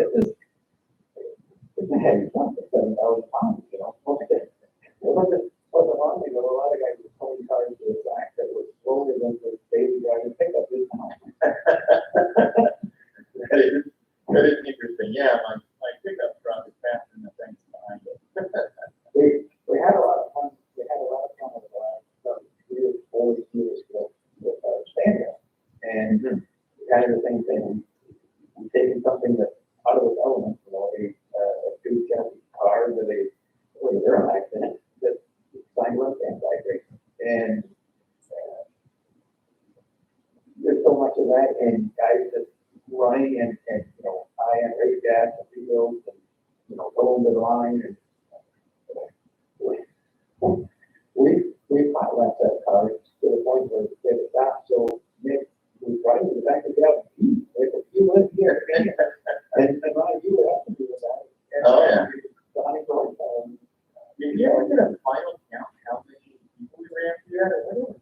Like 200 last time. when we counted favors, we had 70 something. Yeah, but we had guys that went 2 or 3 times. Yeah, I don't know the number on it. It was a set of tires, whatever that. And, you know, I think it was 5 or 6 gallons of premium under 2 pump fuel. So that was supposed to be fantastic. That was hilarious. All Yeah, okay. no, like all. No, well, you know, I didn't really consider the quote out. Yeah, that is just, people so capable. It is a little heavy, but it's so capable. Yeah, I mean, it's meditating. Yeah, I completely agree. I think that's the allure to it, you know, my truck can do all cool things, all that, except for parking downtown. So, Yeah, downtown areas is, you know, yeah. Back transportation. It's okay. We make one of the races on here. It's wild, but that. Yeah, we were driving down the PRI ahead of time, because we had to get in and out of it. We went one step above the bicycle. Downtown, so Yeah. Absolutely. Absolutely. Pat, maybe, I think I've had a question here. I mean, I'm still surprised that here. This got, you know, how electric is coming and all these other great high-end, but you got to take some stuff to the drunk podcast. But I probably not, already looking on my office to do that. Yeah, no, I like, you know what, they sell alcohol in Denver.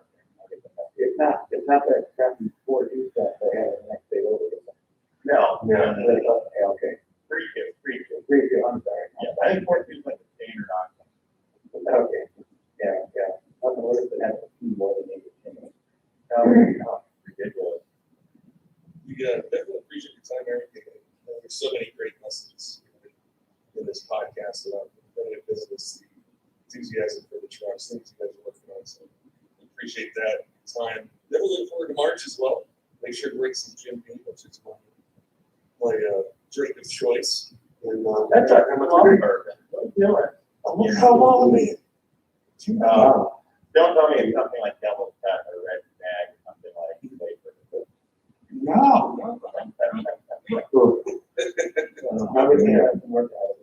I know.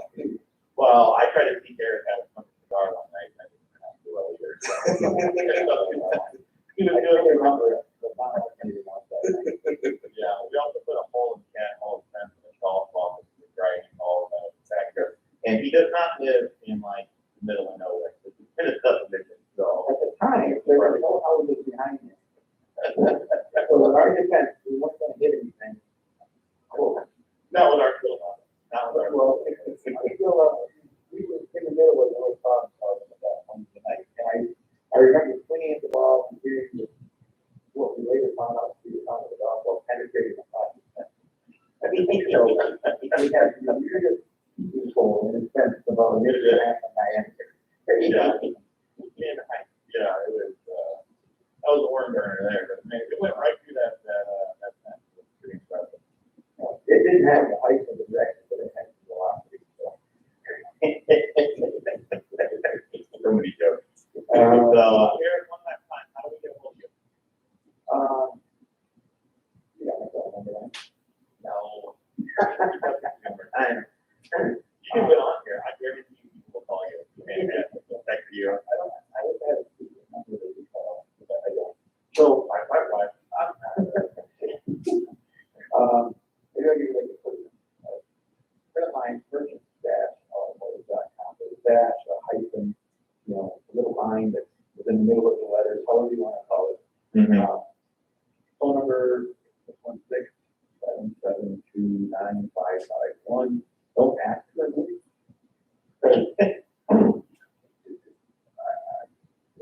You'll be disappointed. So, email, if you get a hold of email, Facebook, that's what that way, Instagram. We do have a YouTube channel, it's just not a lot on platforms. You can also go to the App Store. I think they call it the Google Play Store, so there's not an iPhone or and there's other, I don't know, the other world that people have apps. Anyways, we're on all the platforms with the app that way, so good download, it's just information. I don't want to tell you nothing on it, I just want to help you get information. If you wanted it there. So, yeah, we're at best, I see it is there, but whatever works best for you, if you want to get it, great. But phone, email, social media, I'm sure there's other ways that I can. Awesome. Appreciate it, Eric.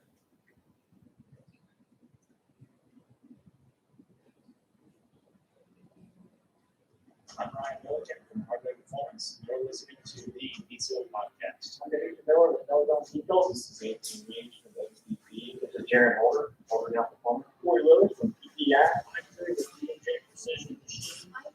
You're listening to the Diesel Podcast. Diesel Podcast. You're listening to the Diesel Podcast. It's a Diesel Podcast, the one and only Diesel Podcast. What is going on, Diesel Nation? We've got a really cool episode for you guys today. We wouldn't have believed it unless we talked to the truck owner today, so you definitely want to check this one out, especially if you're into LBZ Duramax trucks or you're racing them at the track. Before we get to it, we want to thank PPI and BD Diesel for making this episode possible. If you're looking to upgrade your truck, head on over to dieselperformance.com and PPI.com. There's a ton of cool new things out. BD's got their rebuildable torque converter, which is it's awesome. You need to check that out. And also PPI has some updates with their Nelson transmission too. All right, guys, let's get to this episode about an LBZ you probably haven't heard about, but you're going to start to get a ton here really quick. Danny, how's it going, man? Hey, Patrick, we're back at it again. We are. We've been staying busy. Very busy, and we've been having a lot of fun. Been meeting a lot of great guests and great people in the industry.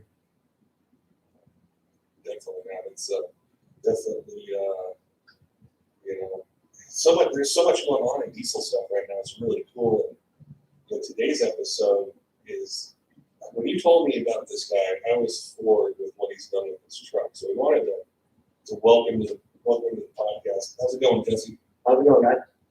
Good, good. I wanted to just start quick right from the start. Is tell us about yourself. Tell us about the truck, what you've been doing with it, and let our listeners know about what you're doing out there at Diesel Performance. Sure. I am direct injection engineering, and we're a small company in Hendersonville, North Carolina. We do everything from transmission builds to any kind of performance on diesel trucks.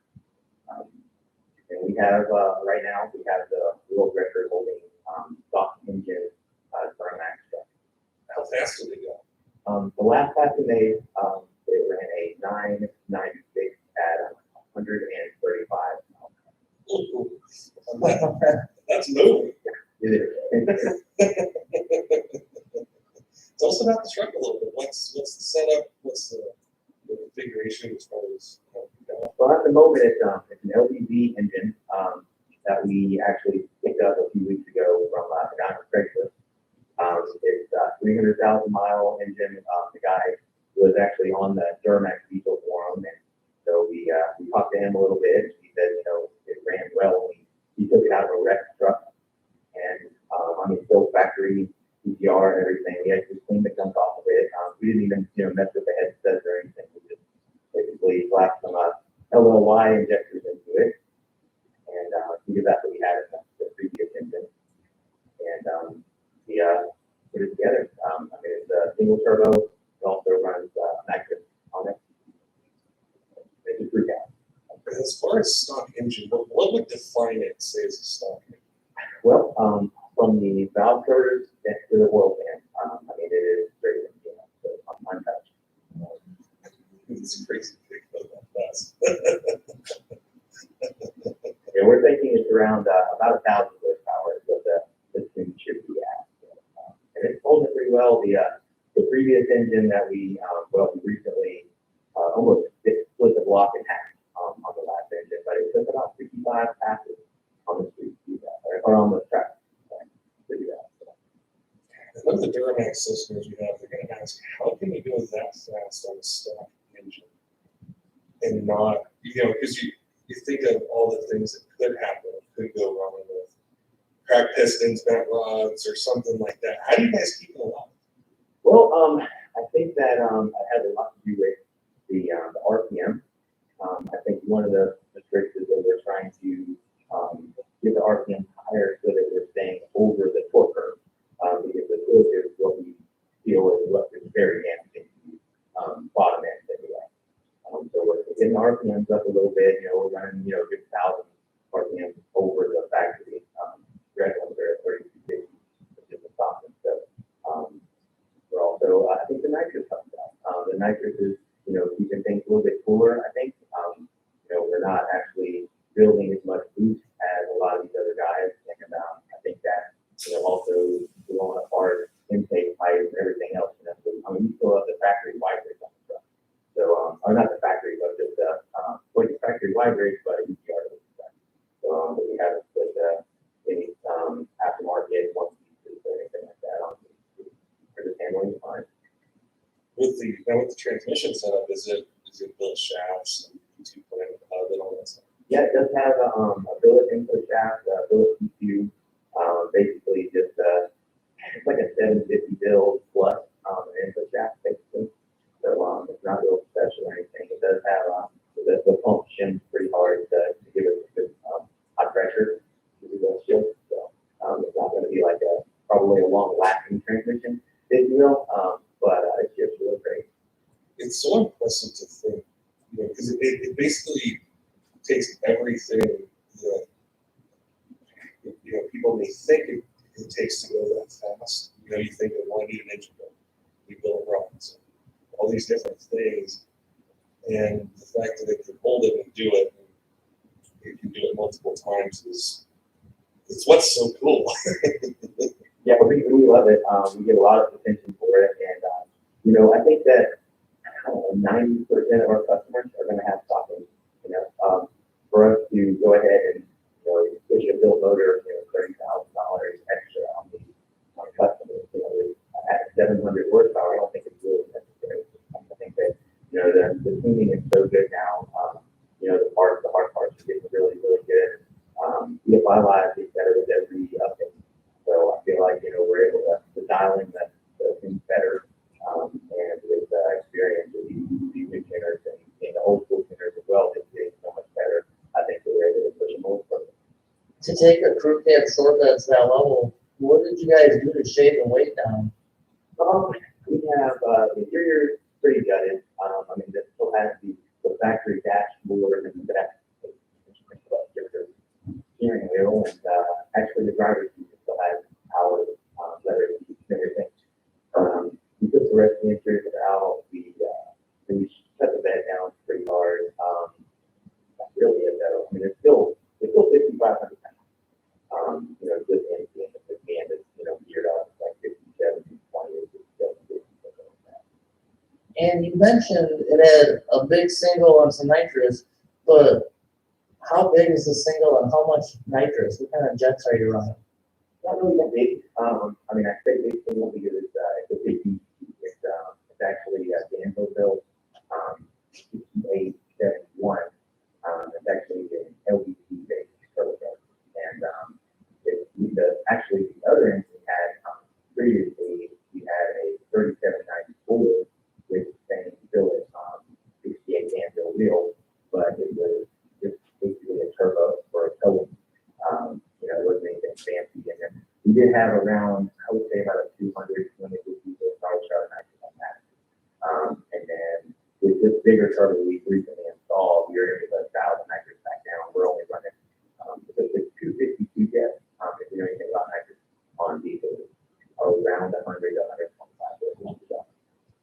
And is that a window switch that you have, or a full throttle? Or? It's a progressive controller system we're using right now. actually 2 stages. So we have one, that actually is a, I guess you call it a full jet.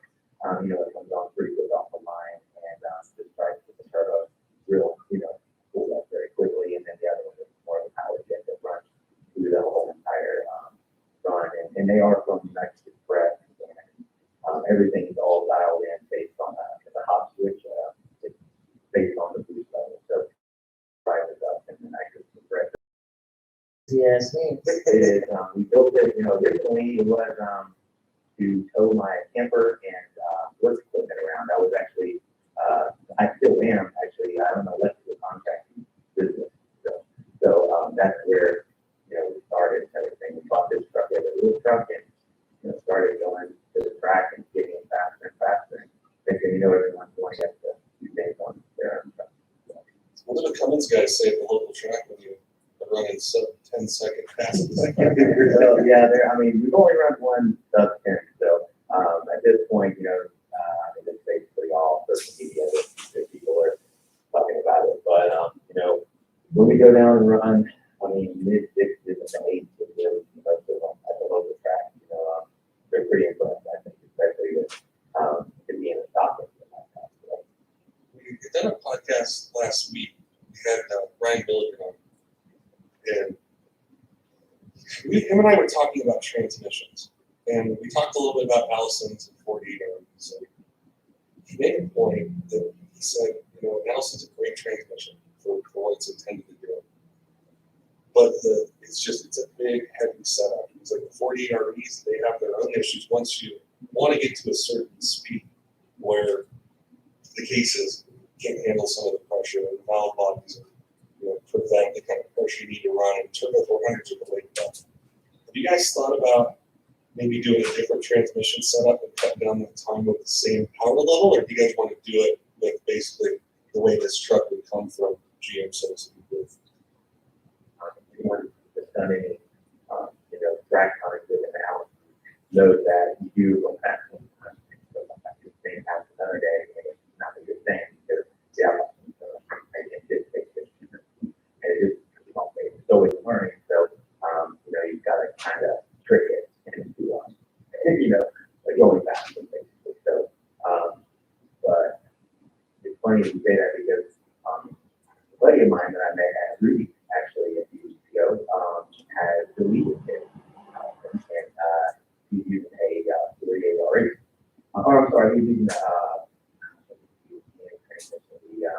48, 48, yeah, 48. Yeah, and he's actually got it shifting. He's got a complete standalone process equipment, so he's able to control exactly when it shifts and has no issues with it. And you know, he's actually doing really well. He's won the Big 7 finals with that transition. Just very, very consistent. He doesn't have any, you know, he's been fighting on that. And then also, we're talking to just an intern at Diesel Addiction a few weeks ago about it, and he was thinking we could possibly do something where we, once we get a really good pass, data log it, save the task, which is the adaptive shift, and turn off adaptive shifting so it doesn't change anymore, and program those numbers back into the PCM so that it continues to make those things shift. But I don't know how far it's going to get on with that. But if we get into any more issues, you know, at this point it's doing what we want it to do. We make it faster, we need it, you know, in big tune, and we only run it wide open basically. So it hasn't bothered me.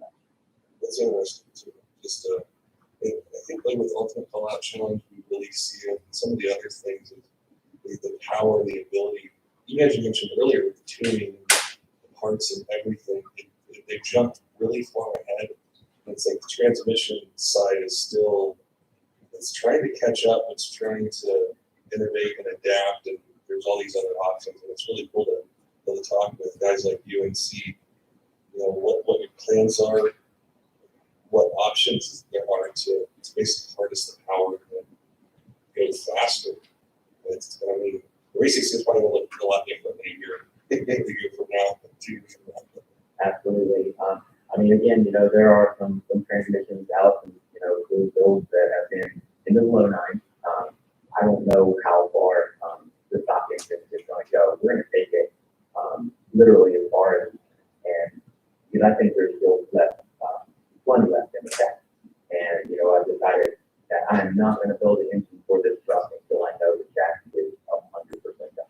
So, you know, we'll just keep going faster and hopefully if that actually becomes a, you know, a limiter for us in the future. I mean, it'd be great if it was low nines. I never thought I'd be running a low 10. So, you know, it could happen. Dave, you had some great questions we were talking about before with, you know, the times and the lists and the things like that. Yeah, one thing I was wondering, when you get on this list, and I've seen this official list, how do you enter your information, and how does this get validated in the diesel industry as stock? Well, okay, so, as far as the list goes, are you talking about the 1099 list, or are you talking about, from the Duramax form, or are you talking about just being the fastest? Being the fastest and just being on that list, like who do you send that information to? You send them a time slip, you send them a video, or how does that work? Well, basically, it starts out, well, on the Duramax Diesel form, what I did was I did some research on it like last October, and I was running really great times, and I'd never heard of the Duramax getting into the 6s and the 8 mile. You know, I was the 8 mile guy, I just loved the track, and did a bunch of research. I went actually on the forum and asked if, you know, if anyone had ever heard of a truck, you know, with a stock engine or stock bottom end or whatever going into the 6s at all and 8. And there were very few. There were like 2 or 3 that, you know, and I mean, it took 40 or 50 posts of people saying, I think maybe they went this fast, and then trying to find information. And, you know, we found that I was like, I think a 670 was like the fastest one that ever gone. I think it was in a short bed, whatever. The Funk, I think was his name on the Duramax form. But anyway, so we beat that number and posted that up, and then from there, we think that we didn't really need to have a record for an 8 mile. They want to see the quarter. Like no one really cares about the 8, I guess. So we went to the quarter. We'd never been before. We went to the Atlanta Dragway, and first pass was full body.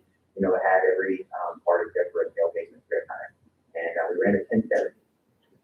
No weight reduction, brand new shock, you know, and you know that kind of blew up the internet because people said, no way, it's not real. There's no way it's not. There's got to be a built engine. There's no way you can go that fast. And then, so Dustin Minturn actually called me.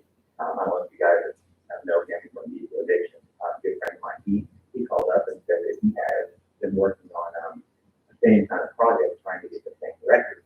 And but he has a fully fiberglass truck. It's 4,000 pounds. It's 2-wheel drive, and it's heavily modified. He's going for that same record. We tried to meet up a few times, and he ended up going to Darlington and running at a 10.4. And we gutted the bed at that point of the truck and took the interior out when they ran a 10.3. And you know, we're getting four-wheel drive crew cabs. At that time, we were still like 6,400 pounds or something, and he was at 4,000. And so, you know, we got it there and talked more, and we've been going back and forth for, you know, since October of last year. You know, I'm trying to, he's actually been through 2 engines as well, trying to break this record. So, a lot of fun, actually. That's just amazing to me. So you can post that time, and is it just more of an honor system? How you guys record it, or? Well, I mean, you know, as long as you have a time slip, and I mean, you know, everything's on video, you know, that we have. So, you know, we've got pretty good evidence that we did it. But yeah, we go on the Duramax forums and, you know, put stuff there and put the time slip, and, you know, kind of gets out of hand with Facebook when you post anything up there. So. And that's why I ask these questions, because a lot of people, you know, you can say, that's awesome. That sounds like it worked, but what did they really do? You know, how did they really get there? Because if it was, you just make it sound so easy. If it was that easy, and then everybody would be doing it. Yeah, I mean, I think that a lot has to do with a lot of testing. You know, we were on a few little local list races, they call them. We had like a 864 top truck list, which was like a local drag strip list they did every Thursday night. You know, so we did a lot of testing with the truck. And we're smart about it. I think, you know, we actually, we bring out a thermometer, you know, we measure the track temps, we watch our tire pressure, we try and be consistent, you know, we go really good with that. And we're running, you know, low 1.46. Oh, Yeah, it's a killer. It comes out really great. So that's a part of it also, just being able to drop the line so fast. and how are you doing that? You got these slicks on there, but what did you do to the front end, to this truck, to keep it together? So the front end, I mean, the only thing the front end has on it is it has some rare part tie rod. It has the DHB center link for wood, and we pull the bolts all the way out to the fish mark, just drop them all the way out. You know, that's it. We were having some issues with fluid. We do have now in the back. We partnered with Olin USA, which I don't know if you've heard of them. They do a lot of motor products and super bikes and actually Formula One cars. They're like top name in suspension. And then we partnered with them for the rear suspension. So far, we're looking at doing the front also, but they were able to give us a little more control to where the front end doesn't lift off the ground and it actually plants because we were getting a lot of front end movement. And now it's actually just planting and accelerating and spinning. Before the truck was very, very violent. You know, it was hard to drive. It was hard to hold on and see what's going on and lots of burn and everything. Now it's straight and narrow. That is unbelievable. I mean, that's pretty minimal setup. And I love what you said about how, you know, 9 out of 10 customers in this industry have a stock engine. And that is absolutely true. Who's got the extra, you know, 30 plus grand to go out and just, you know, build the bottom end of that engine? But yeah, I also feel like that 30 grand could help. You know, I mean, you could still put it into the truck, you know, to make it fast, but just put it in a different direction. You don't really need that into the engine. I mean, not even 30 grand. You know, you have a 4 wheels, whatever you want. But I don't really think that's very for most people. So the industry is always stopped at 700 hours. Someone out there with Duramax because you know, it's not going to be like that. So you're going to have to do like the LOY, rocket rod, you know, the rods, the first window, the LPG, the first window. And I feel like we've been able to work through both of those. You know, the more we do it, the more we show people that you know, it's done. I think the more people will actually, the faster we'll get, you know, it's not only going to be the elite that can afford to do that, you know, it's just 30, 35 grand for shop owners or whatever, you know, to actually have a race, competitive racing truck. That's an awesome story. What got you into all this stuff to begin with? I used to be into, I actually be into imports. I know it's very strange, but I actually worked for a couple dealerships. I worked for a local Dodge dealership. I worked for a Honda dealership. And I actually, before that, I was in the muscle car. I've always done my own tuning. You know, I from AEM, EMS, Honda, all the little different types of software. And you know, got into it by live. Even though right now I did not see the truck to what it's doing now, it's actually been used by Mark Rosiak at Daniel Performance. And I tuned this, you know, as much as I could. I got the truck to go really quick, but then his turbo charger, he is off. He got it going much faster. So you know, I got to he's great. He's a lot of fun to watch at a drag strip. If anybody ever gets a chance to see him, he definitely is do it. So I've had the pleasure of watching him a few times in my life, and I got to agree with you there. He definitely has solid rigs when he brings them up the track. Yeah, he knows his stuff, and I mean, man, he just he's really humble. I mean, you know, for what he's doing, he just knows so much.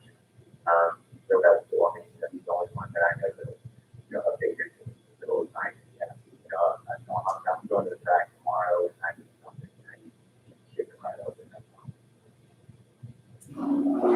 Yeah, we got into it that way. You know, so we got a work done. People done. Or in a and go faster.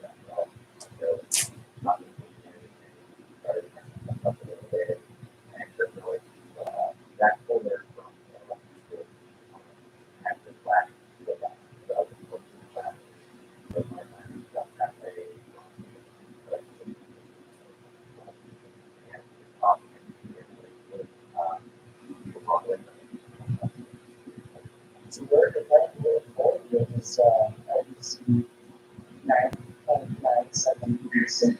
Well, I think our next goal is, we're just trying to back to the department. But actually, when it comes back, that 900,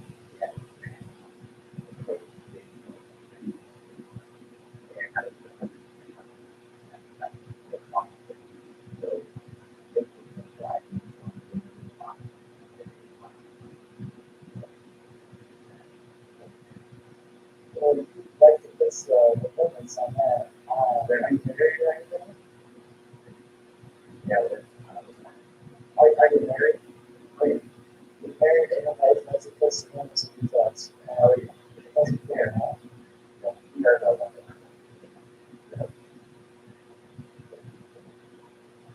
You're good at that. So,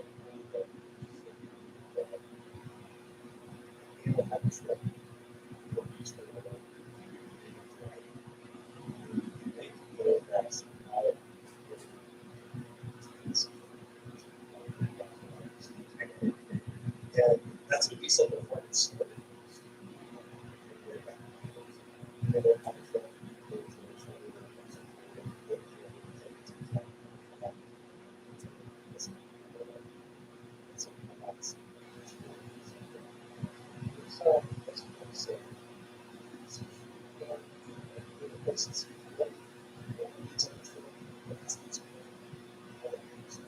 Yeah, they could, I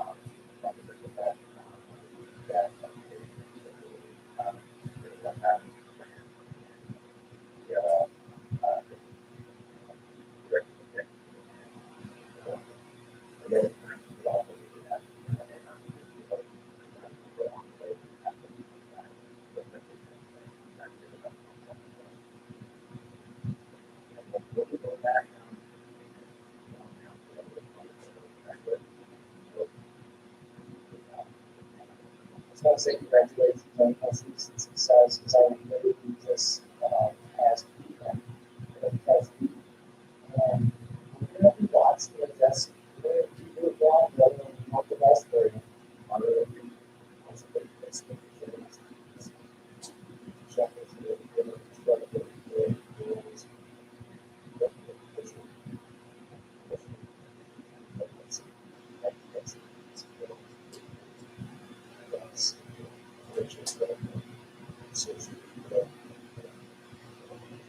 So, look for it, see if that's the best. I really appreciate that.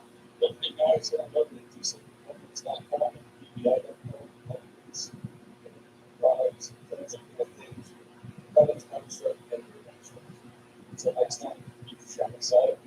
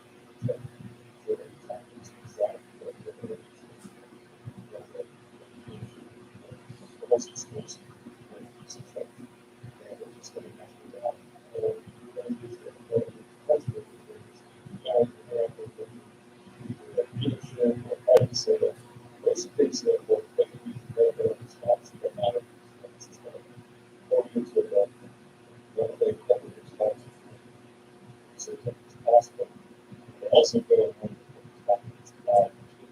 blood pressure failure. So the first is select see the blood back. You ready back? You did.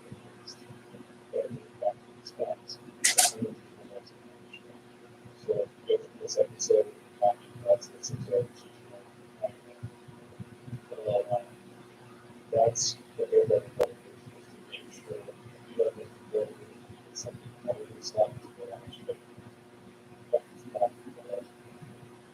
the piece of land within that it's pricing the custom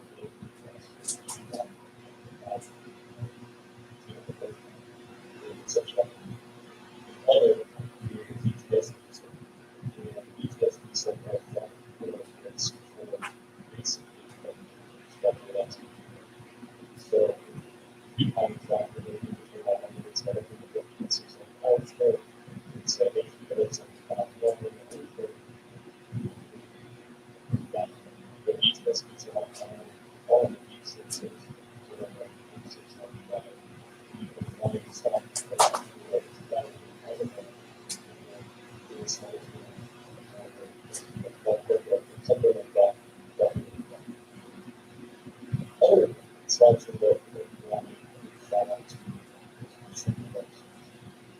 in those topics there.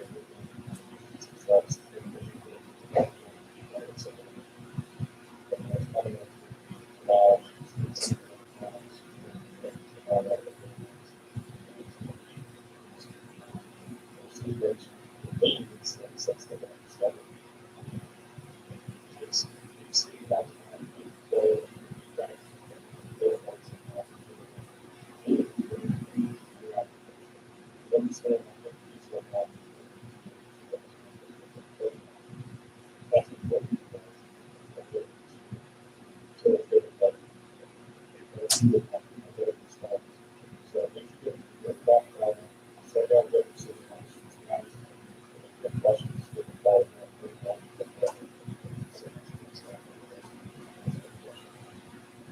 let's get to ultimate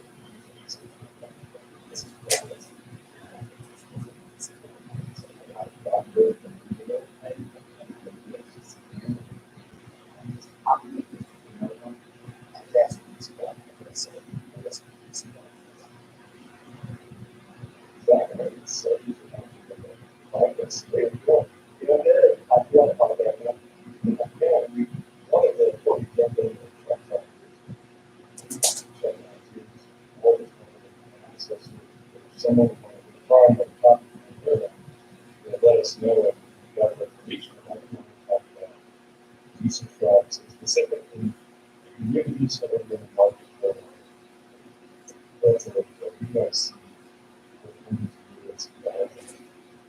You know, those are fine, and I think this is a really important topic for us, because we review and see these topics. So, you have to keep it like that, or 20 days like that, or 25 days like that. The thing is, what are you putting that $25,000? And you want to make sure, especially for people who are doing it, so it's not just about how to spend $25,000. It's about you the platform. It's good for you and your users, but that's not going to help validate contrast with your next life. And I'm just going to kind of create a situation here for the focus of the time is I'm going to use some, I really like them. And we're going to go through 4 June guys. I'm just going to throw you a question about what you guys see and what is what's good. To start, tell us a little bit about yourself, your business, and what you guys do. Yeah, we're a small creative truck dealership in Missouri. I did that until almost 16 years. We've been at it about 8 years now. Got into it. I was in the fast cars when I was younger. My buddy had a old boy and we both and single. That's how I got to get into it. So started buying a couple to 80 money and I enjoyed from there.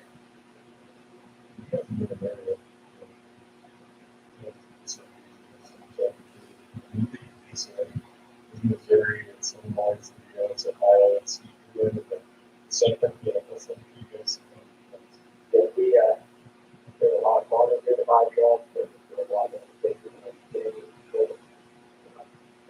I was young now with buying one and taking stuff that way and I might have said just getting it and stuff.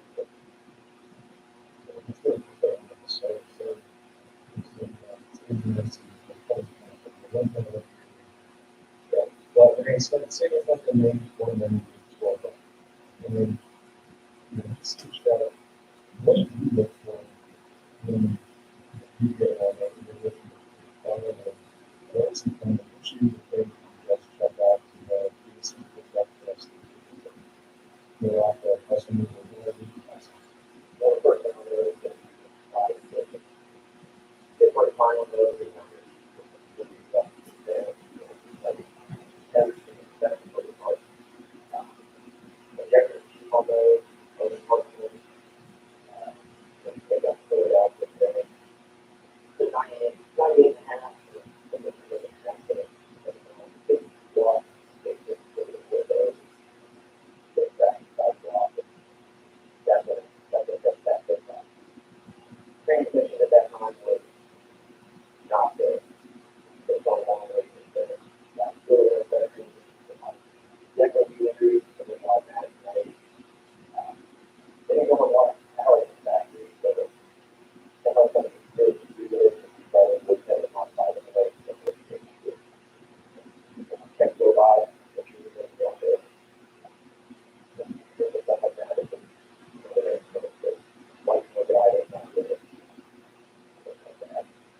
Let's see if we can check.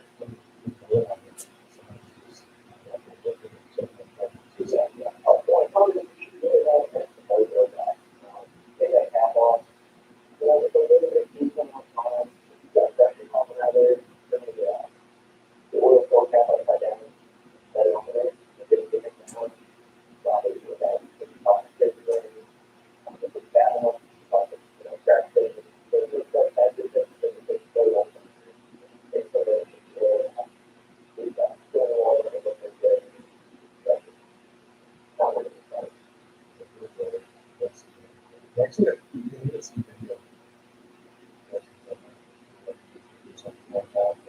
Small, you can hold your hand with it.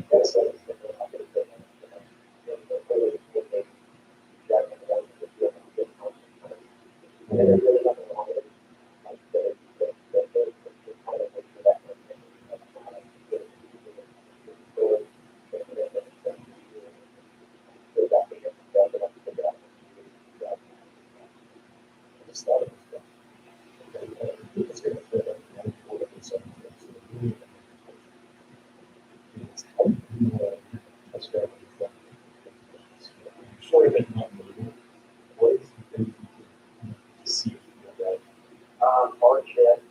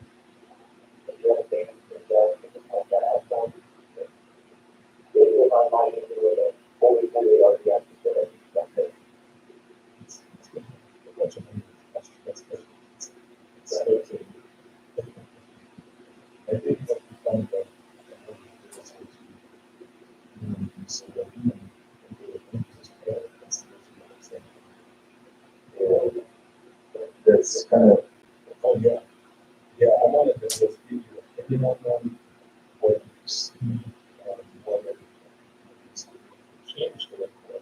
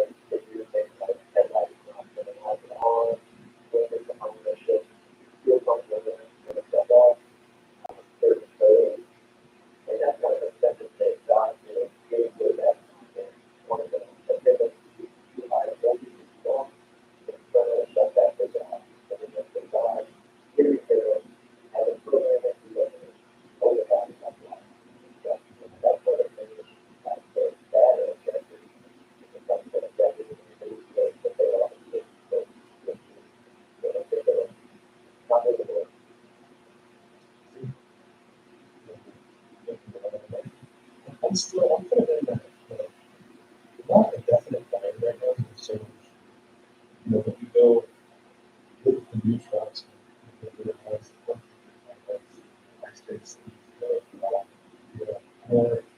you know, I got all these things I gotta worry about, or, I mean, it's a trade-off.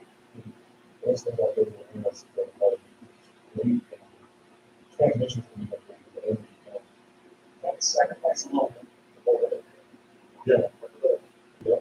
Yeah, and the tough part is a lot of people know that, and a lot of people buy it. And I'm sure you have plenty of stories to tell, but it's cool to have it about. It's like, I was just kind of people and it's, you know, they're not used to these objectives, those things. It's just, unless you know that, really talk to them and yeah, it's a good group. That's what I wanted to ask is that we had good situation where you come from the truck and that else can move on from the truck, and I think that we're gonna, you can do the same. Yeah, we won't have to go to the fourth day with, but not that I get called shop, but the big one from, yeah, I'd say, you know, on those old trucks, most of the issues, it's one way they want to get from some of the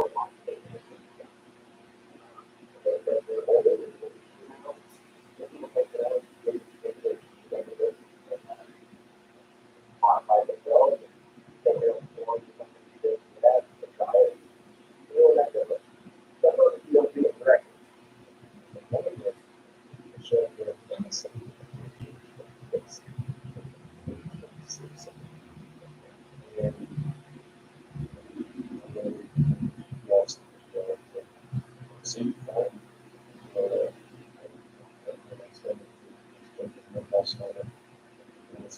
It's stopped, so it's not like what are things that you look for in those trucks that is going to be entirely different than any of the other Dodge Ram trucks that we talked about. Okay, so for the first year, you're gonna have, you know, EGR, DPF. The DPF filters, they float up. It happens, especially in higher mileage units, you know. EJ kind of says, fine, this time you have this stuff ready to go. And, I don't think engineers were really quite ready to roll that package out, but they kind of forced you ahead of time. So you're gonna have DPF problems eventually, sooner rather than later. Not a big deal. If you want to delete it, go ahead and delete it. That's what the pretty cheap to do. Another thing you're going to see on those is first year for the VGT turbos. Great, you get the engine brake, you know, you get quick spool up. The turbos, they perform fairly well, but here lately we have seen so many actuator failures and turbos going up. And, you know, that's a pretty involved fix. You know, if you're real lagging, smoky, that probably means you're, you know, VGT is acting up. There's certain codes that lock communication with turbocharger. Watch for that one. What happens is once the turbo begins to ring and bang and everything come up, the actuator tries too hard to push it and then draw too much amp and it blows that out. Other than that, once again, we got a new transmission, 58 RFD, and our experience, that transmission, contrary to what some people would believe, has been excellent in stock form. That's the key. As soon as you go throwing power to 68, you're going to start having problems. They're just not built to handle much overstock, really. I'm really glad you mentioned that because we talk a lot about performance. And it's about 68 is horrible, they're the worst transmission I've ever put in a truck. However, and it goes back 10 years to when these trucks, this platform came out as an engine transmission, is I can't remember a lot of people with stock trucks that had 60 RFD failures. You know, we have seen very, very few of them. I figured, you know, I'd probably get laughed when I said I kind of like 68 RFD transmission, but we've had such good luck with them compared to the 48, 47. Like I said, in stock form or with a small tune. I've had almost no failures out of those. They shift a lot better than a 48, just for everyday driving, for towing. You know, you got the turbo brake, you got the 6-speed transmission. It shifts good, it's computer control. But yeah, if you're buying one thinking you're going to do a lot to it, I maybe try and steer you toward the G50.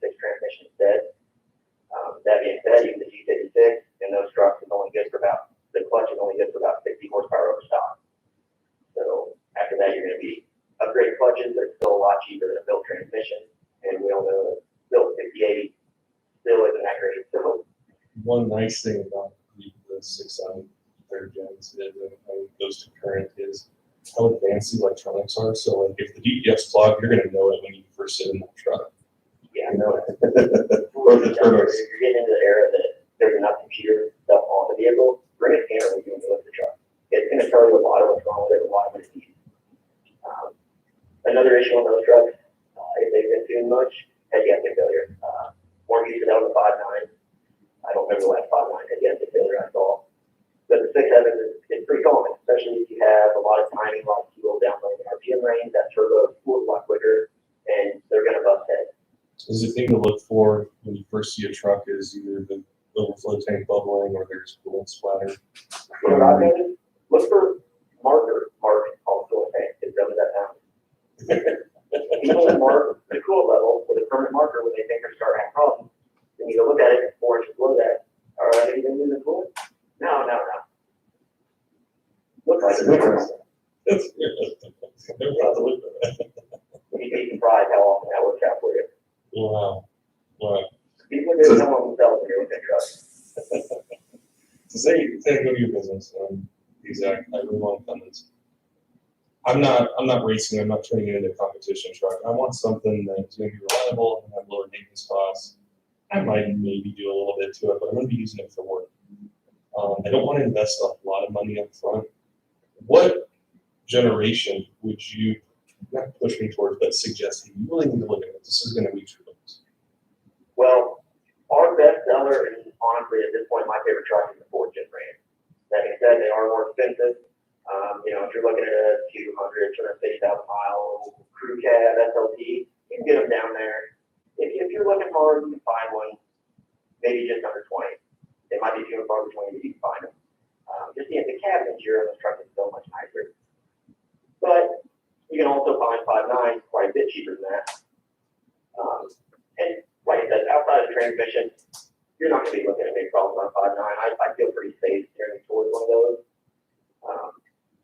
The body isn't a great song, but they're cheap. They get the job done. They accept the modifications outside the transmission. What I like about the Cummins, you can work on your stuff. There's room under the hood. It's not an LML Duramax where you can't get in there at all, or it's just a power stroke where you have to tear the cab off to do up pipe. So I'd probably steer you towards either a 5.9 that hasn't been severely abused, or honestly, I'm a bigger fan of 6.7 Cummins. I just like the way they run better. I like the way they sound better. We've had better luck with them overall. But like I said, just watch for the head gasket, especially if there's a tune on it, especially if the younger guys are driving around. If you don't let those trucks warm up enough before you turn up the timing and the fuel, it's going to blow a head gasket.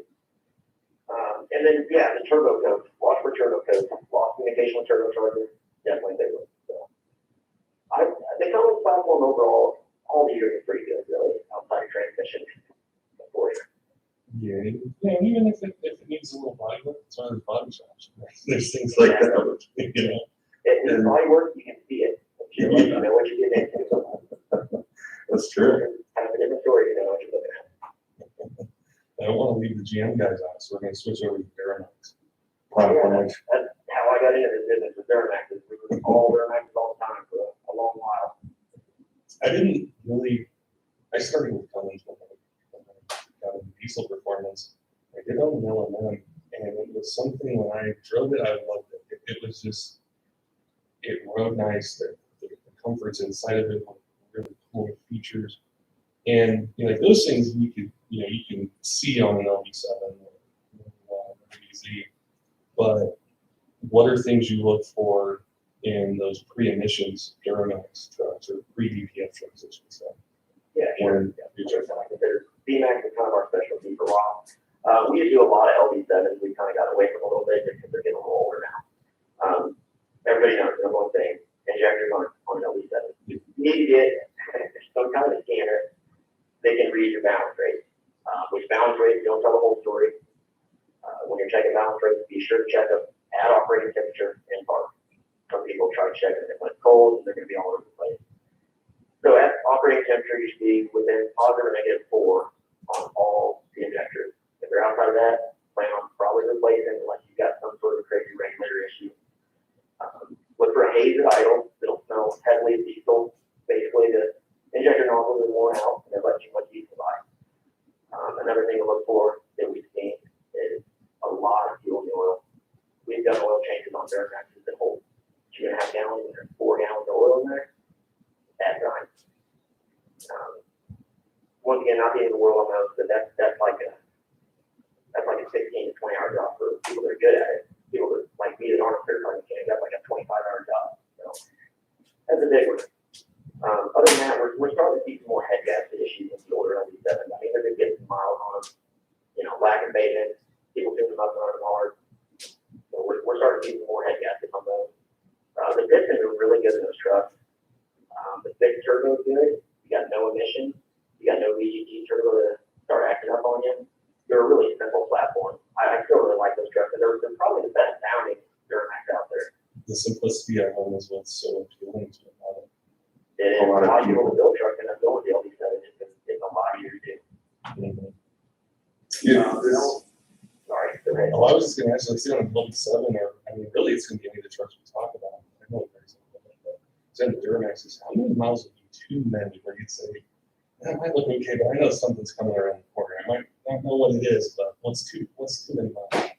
Oh, that's a really hard question to answer. You know how that goes. Modifications, maintenance, use, all comes into play big time there. We've had them with 450, 500,000 stock motor. Of course, that's probably been through 3 sets of injectors. But anything over 300,000, you can get them pretty cheap, but you better have a little bit saved back. You're just gonna, at that point, all kinds of stuff gonna start happening to any vehicle really. You're gonna do a water pump, which is not fun on those. You know, the glow plug, which is simple. Things like that. The front end on Chevy, we all know aren't the greatest. They do ride pretty good, but you're gonna be doing ball joints and tie rods and all that stuff. Other than that, at least that's a good platform. I still like those trucks. There's a lot changed with the LOI and LBZs as far as things to look for. Yeah, well, LOI, the bastard child of the Duramax family.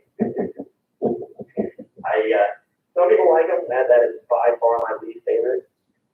Maybe I just had bad luck, but man, I just do not like the way those trucks are set up. They do have the biggest turbo out of any of the Duramaxes if you look at this, start pushing some power, but save your pennies up because LOI is going to be head gasket time. They've got the little small intake horn that restricts flow in the turbo. And they've got the first EGR system outside of the California LB7. So the EGR system at that point was new, wasn't very good. So you're going to create a lot of heat. Those trucks are known for overheating. They're known for popping head gaskets. They still have 5-speed aluminum, excellent transmission. There's a lot of those trucks had a really simple little jump fix that we've done a few times called the ice pick trick. I don't know if you've heard of that. Okay. Well, the injector wiring harness on those trucks was crappy, and they would rub through right where it goes into the injector, and the wire would touch ground out, and it will run horribly. You'll think that the motor's about to come out of it. Take an ice pick, shove it down between there, separate the 2 wires, runs perfect too. So we've seen a few of those dumb little fixes. They work. More head gaskets on those. Main thing to have to do, check your coolant, your radiator, upper radiator hose pressure. A little pressure on a hot day is okay. It should be firm. But if it's rock hard, you cannot press that thing at all with like 3 fingers, 2 fingers, you probably got a head gasket issue. If you're seeing white smoke, probably a head gasket issue. The injectors in those trucks work quite a bit better, but a head gasket job is more expensive. I'd say LB7 over LOI for sure. I noticed you haven't really brought up the transmission on either the LB7 or their LOI. I didn't have to worry about them, so. I think that was one of the biggest differences I noticed going from a Ram to GM product was the Allison was just the way it behaved was just so nice, the way it shifted. Yeah, they're excellent transmission, they're adaptive transmissions, like you said, they're smooth. Once they learn how you drive, you can hardly get on shift. They'll go, the Allison transmission will go just as long as Duramax motor in most cases. We love those transmissions. We got very, very few issues out of them. Had a couple wiring harnesses that were messed up, a couple bad TCOs, and that's about it on those. At higher horsepower levels, of course, you start slipping, but that's anything. I mean, LBZs, they probably don't have the head gasket issues until a lot. But what changed on the 0607 LBZs that we looked for when they were trying to make Everybody's favorite. Mhm. Man, the price on those trucks there for a while, I just couldn't wrap my mind around. I can tell you the negative. I don't care if you got 220,000, 260,000 miles, you're gonna pay up for it. Honestly, not many issues on this truck. That's probably the one model that we own more of than anything else. Common issues, they're cheap. Glow plug, common. EGR, common. Just little stuff like that. We've had a couple where the UDG turbo things were froze up on. But also that can be confused with the GVGS sensors, the turbo vane sensors. Those go bad fairly often. I replaced probably 20 or 30 of those. It's like $100 part, not a big deal. So yeah, glow plug, EGR, and vane position sensors basically. I'll take that over most. And then we get to 6 speed. Yeah, I forgot about transmission. Yeah, that transmission is a very nice transmission. It'll hold just a little bit more power than 5-speed will. Drop your RPM on the highway. The head gaskets were updated. They realized that it's on the LOI. LOI and LEZ injectors are external and much more reliable. So that's really not one concern for us so much on those. If you do have a bad injector, it's, $300 and 30 minutes of your time. One injector change down, be back down the road. I think one of the things that has built so much, even as truck buyer, is get the 6 speed. I get pretty much the same motor as an LMM, but I don't have DPF on, so I don't have to worry about it. And it's just I can do more with it than once the LMLs just right off the get go. I don't have to worry about DPF. Yeah, that's what I think the market reflects as well. I mean, I know it does with the 5.9s.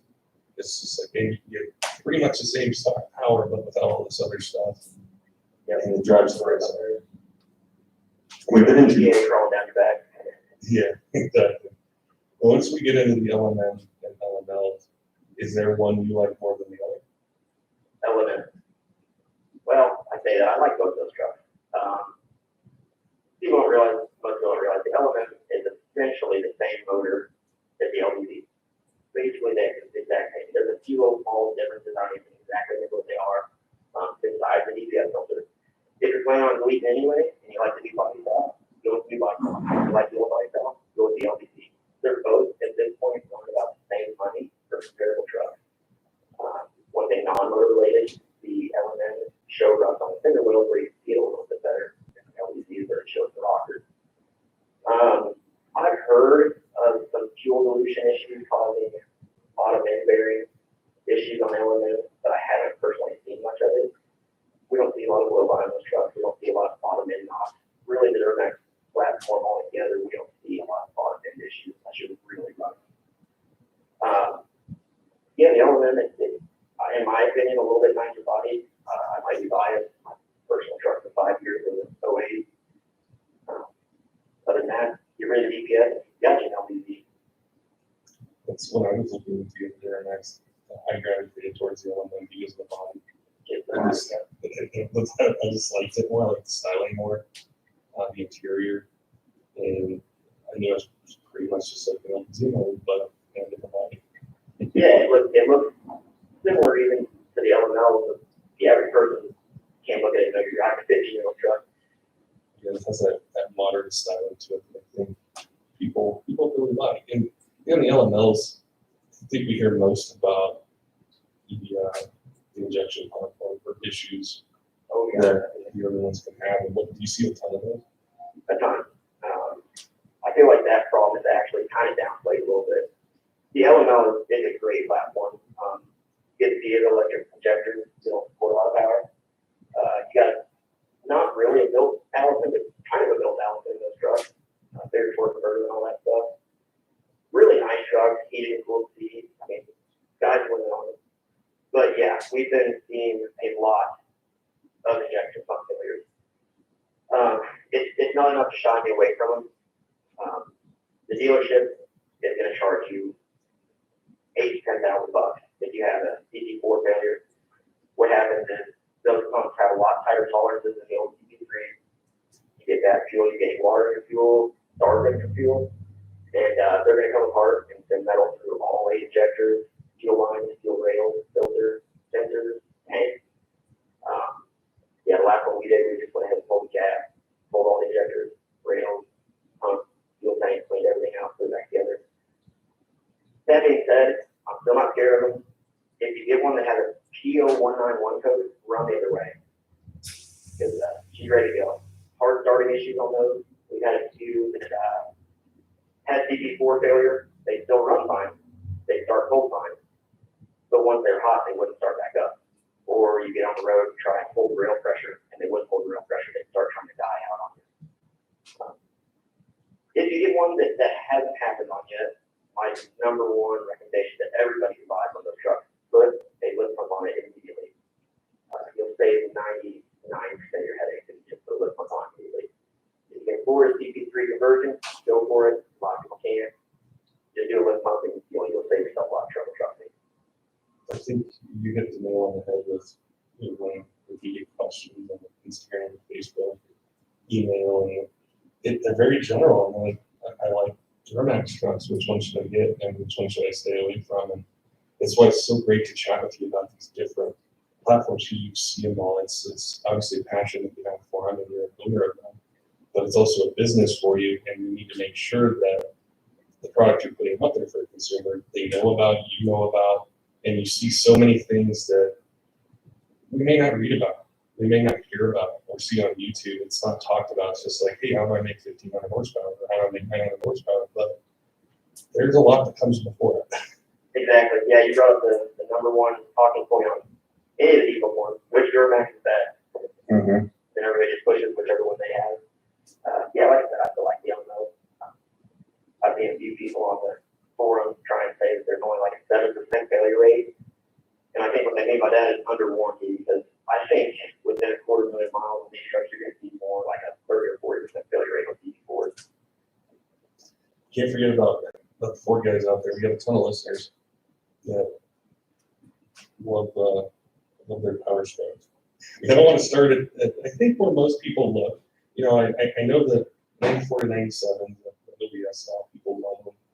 But I really wanted to start with like the 99.5 to 03s, and then just you go through the 6.4s and 6.7s. Okay, yeah, we didn't really buy a lot of the pre-turbo 7.3 or anything like that.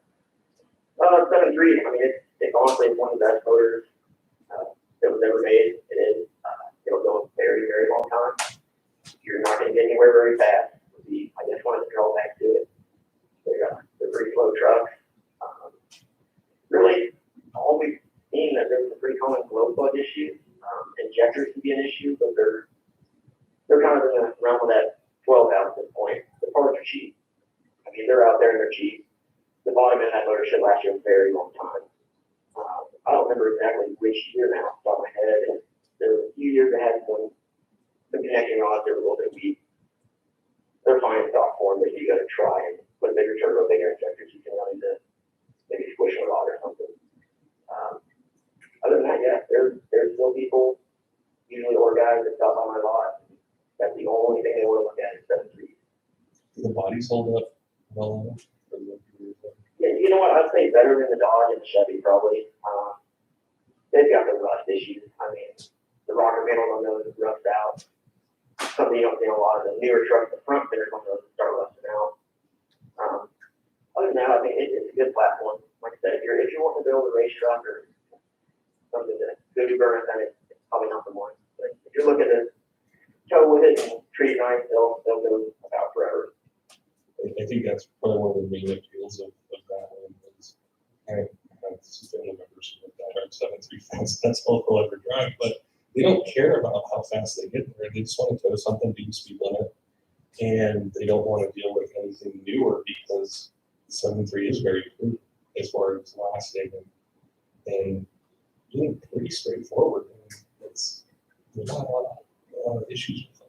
And the transmissions hold up pretty well. It's stock form.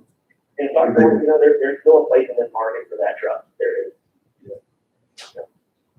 And the 6 liters, I think, it's almost the most interesting kind of evolution of a diesel engine in one of these 3 brands. Yep. When I think back, because they came out, it was really cool, and then they got a bad rap for oil coolers, EGR coolers, turbos, head gaskets, and then injectors, and then the performance side really took off, and it's had a resurgence, and I think the aftermarket caught up, not necessarily talking performance, but just different upgrades that are available for them where it's more reliable. And say we're not getting into the performance side, but you see a 03, 05, 06, 07. Is there much difference in when you're looking at a truck between the 03, 05 and the 06, 07 engines with the downpin change and everything like that, and head gaskets that you see, or is it all, you can just put them all together and? I kind of lump them all together, honestly. The 6 liter, it's the best sounding motor out there, honestly. You put a straight top on a 6 liter, those things sound mean. They're not bad rap, and I don't think they're that bad of a truck. If you do some preventive maintenance ahead of time, get rid of the EGR cooler, you don't have to pull it through oil cooler. You can save yourself most of the headaches. Most of the guys that were blowing head gaskets had blown, EGR coolers and oil coolers before that, and continue to run them. So you can avoid a lot of trouble if you do that off the bat. If you get one that's already done, there's a bonus. Injectors, I've noticed, fall for that problem in this truck. One thing I like about those trucks, once they're fixed, you spend a little bit of money on them. They're a pretty good running truck, really. They get decent mileage, decent power. They can be had very cheap, although we've noticed here lately that they kind of had a little bit of resurgence in price, honestly. When you mentioned how great they sound, I think the loudest truck I've ever heard was a straight 6 liter. That is loud. And in talking with so many guests and being involved in diesel for so long, is Ford transmissions in general, there's not many issues with them. We're just like, we're talking about Dodge, and we're going to need to upgrade this probably pretty soon, or this is going to pop up. Is when it's 4100, the 50110W. And yeah, and it's, I think there definitely is a market for it. I think where the pricing is, the pre-DPF trucks, the aftermarket's definitely there for them. I think that market's definitely here to stay for a while. Yeah, that market's going to stay. Like I said, you get a pretty nice truck, pretty cheap with lower miles. Take a couple things, you're good to go. And then you get that sound. I know this next Power Throw year range, we probably have that as a whole podcast, but kind of close to home because I remember when the 6.4s came out, I loved the body, I loved the fenders, I loved the badging on it. It was common rail injection. I really wanted one. Parts didn't work out. I went with a different brand. And I just remember reading so much on forums. He throws tune on, here's 550, 600 horsepower. And it's like, that's all I need to do for that. But now that they get on the road longer, what do you see with 6.4s if you're trying to find a good one, or just signs, hey, you need to run from this truck? Find a good one. There's some people that probably like it. My first suggestion would be run the other way from 6.4s. Like you said, they're cool trucks. They got twin turbos on. You can throw a tuner on there. I remember when the Spartan Jeep came out. You're talking, close to 600 horsepower with a tuner. Well, they didn't really hold up to that. They're a fast truck for a little while. What we've seen on those, which I'll say we've owned the least amount of those than any other truck, like by far, and we've also had by far the most issues and the most expensive issues. I actually just had a friend the other day text me looking at a 6.4, want to know if I'd look at it with him. And I said, just don't buy it. Well, it's a really good deal. They don't end up that way, trust me. The up pipe on those cracks, so you get an exhaust leak back behind the motor. Cab's got to be pulled off to fix that, $1,500. The radiator leak, that's a, $500 repair. The turbos go bad. When one goes bad, that's just to replace both. You'll notice that they white smoke a lot of things like when turbos are going bad, and you can squeal might sound a little different. Rocker arms come apart, which they'll sound really sticky, and they could have a dead cylinder. Head gaskets, of course, if you're pumping 600 horsepower in a basically stock truck, you're going to run the head eventually, especially with Ford head bolt design. Yeah, I wouldn't buy one. We actually have a policy now, we don't sell them anymore. It's such a, I don't know, it was such a different thing where they go back to that time, and it goes back to the power of what you can do for not a lot of money. Oh, yeah. Picking up a tuner, and here you go, where if you got a 5.9 or 6.7 Cummins, you're gonna have to get into some of those things in the transmission versus 6.4 spot. You want to pick up 4,000 LBV, look what all you gotta do. Mm-hmm. Yeah, there was something, and I know this goes for all the engines that we've talked about, and you see it probably more than anyone, is that it's a good deal. And, like with this episode that we're doing and talking with you, we're not talking about, hey, how to build a 900 horsepower race truck or how to put these turbos on them. But what's the relationship between you get this good sale price, but you got to pull the cab, you got to do this, you got to do that, you got to do all these other things where this $14,000 truck might turn into 20. Yeah, very cool. Here's my rundown on 6.4, what to look for, and kind of what things are going to cost you for that. Like I said, any kind of smoke out of those trucks is really not a good sign. They had a really bad problem also with washing out the number 2 and number 8 cylinders, the ones that they dump extra fuel into to burn GPS out. Then you'll get a miss. These trucks can be kind of hard to judge too, because they're one of the only trucks out there that factory or blow-by is a thing from the factory. Those trucks have blow-by, they have booster rings because of twin turbos. So they all have blow-by, but you can look on YouTube and see the difference like between normal blow-by and pumping stuff out of the breather. Other than that, I've seen quite a few valve train failures on them. I think they use some plastic piece on one of the rockers or something. You'll hear a tick on those, and you'll also get a little bit. So that's where it gets hard because one, it can mean several different things. Radiator leaks are easy, you're going to see them. The rocker issue is not really that expensive to fix. The radiator is not all that expensive to fix. The turbos, you're starting to get some money. Like I said, Ford's procedure is just to replace both turbos. I don't exactly know how much you're looking at, but I'd say that a dealer could be $7,000, $6,000. Independent shops you can get done for $3,000 or $4,000 maybe. Head gasket, you're kind of the same boat as 6 on there. It's going to cost you, at least $4,000 probably. As far as that, bubbling in the coolant is really bad. If you have a scanner that can check the delta between the coolant and the oil temperature, that's a pretty good indicator on those trucks. Those things are they're hard to look at. It wasn't that long ago. Actually, the last one we bought, the kid had it studded, deleted, bulletproof EGR cooler. When you get it, didn't look it over as close as we should. Shine a flashlight in there, yep, their head stud took off. And it turned out somebody had just head studded, cracked head back on the block. So $7,000 later, we had it back on the road. You might have shared the dream of having a 6.4 trying to find one. Like, that's kind of my goal. If one thing comes from this, don't buy 6.4.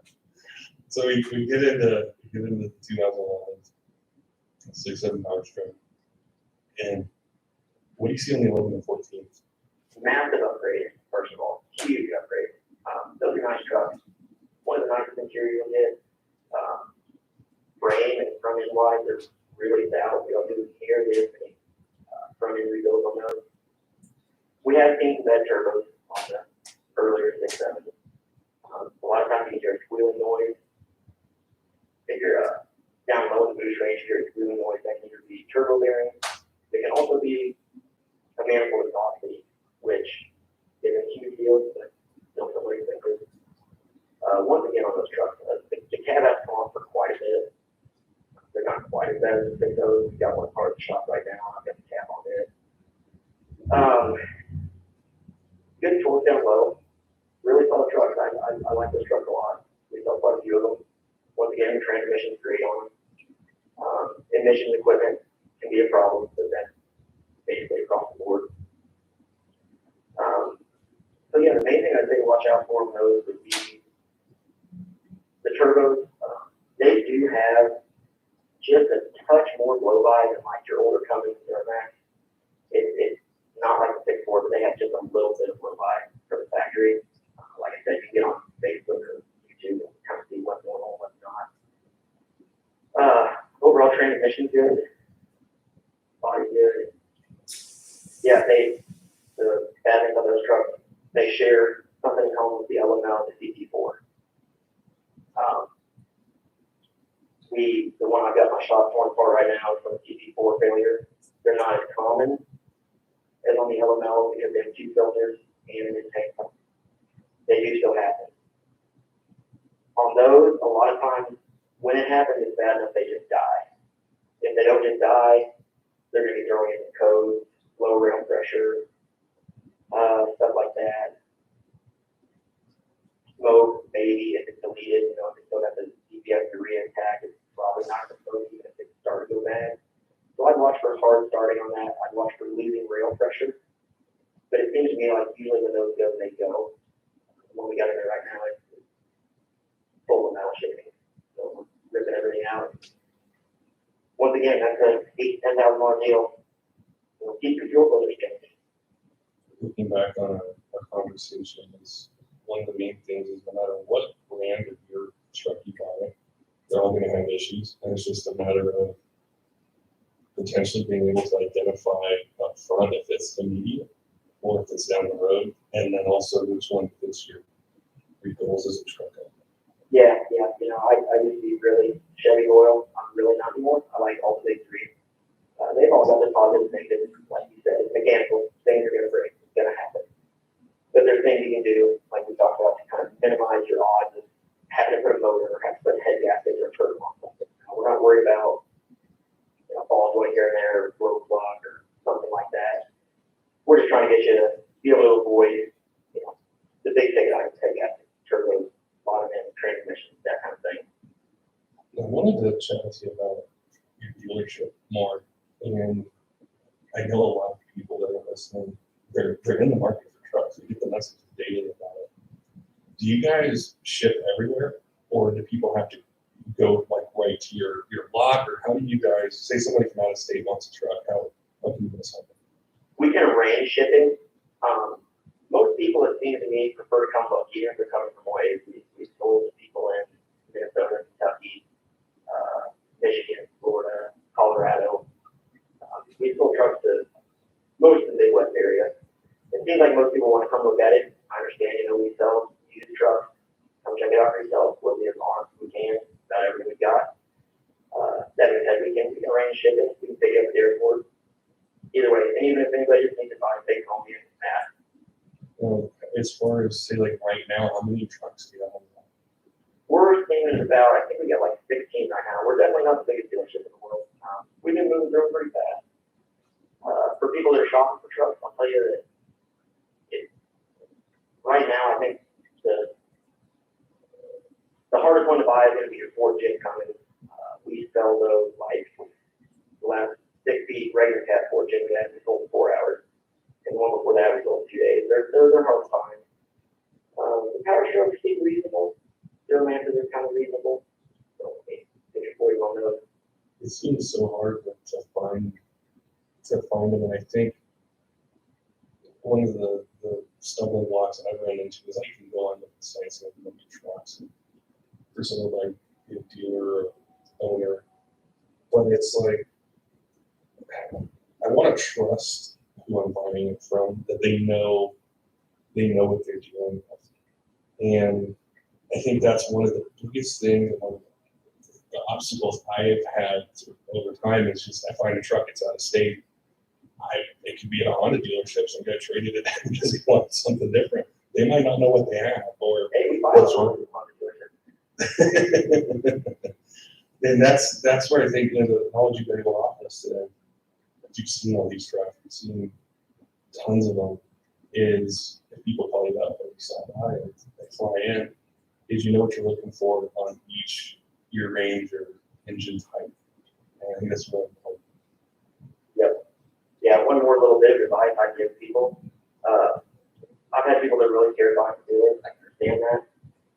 In my experience, I've had worse luck buying from individuals. They're more likely to try and screw you over if they've only got one vehicle. There's, something wrong with it, they need to get rid of it. Just check your backstory on stuff when you buy something. Run a call back. We have accidentally bought trucks that, we thought was on mileage. It turns out they had 3,000 more miles. So just do your homework. People get really excited about, wheels and tires, and it got a tuner on it, it runs good. Just look into things a little more before you jump on something. A lot of dealers don't exactly know very much about these things, but a lot of individuals don't. They might have done backyard work on it. You don't want to inherit somebody else's problem. That's what it is. Be able to know as much as you can about the truck or sort of do about what really it's you need to do this. It's like, but it's going to pop up first. I spent thousands of dollars and then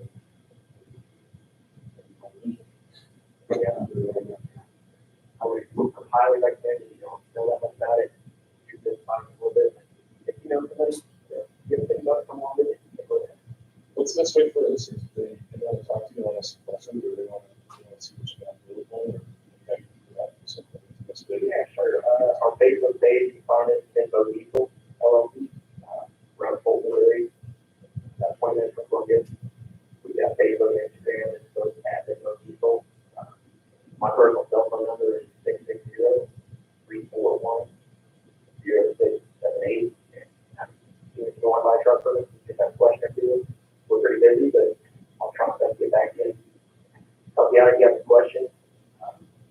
We've seen, I'd say, thousands of trucks, so we've probably seen it. This is one of my favorite episodes. I appreciate that. It's like to get this information is so hard. And I think at times very valuable when you talk with us for hours. It's one extra advice that people can spend hours online trying to find out about videos and we appreciate it and sharing your knowledge. And we'll have to sit back down here once these L5Ps start to get older and once they'll get their mind on that. I haven't worried. We're never in the industry. I'm glad they cracked it, even if they do things back. Yeah. Well, some of you guys, more people on their Ford road. I figured they did eventually. Well, I said, I appreciate your time today. We'll definitely stay in touch and we'll chat in the future once these current models get a few years on them and see what you see on them. There we go. I like where it's going, so keep at it. Go get diesel bands, make sure and check diesel out. Diesel under the things very much better. Diesel out around that thing. You're looking for a turn to places like that. Very much better for diesel out there. And it's going to happen eventually. You're going to need transmission up. This is the industry has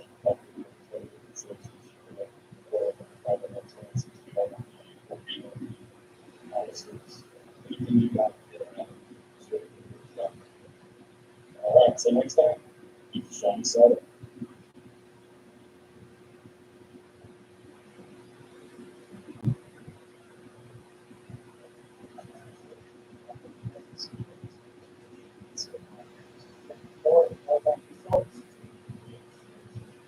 Sharon.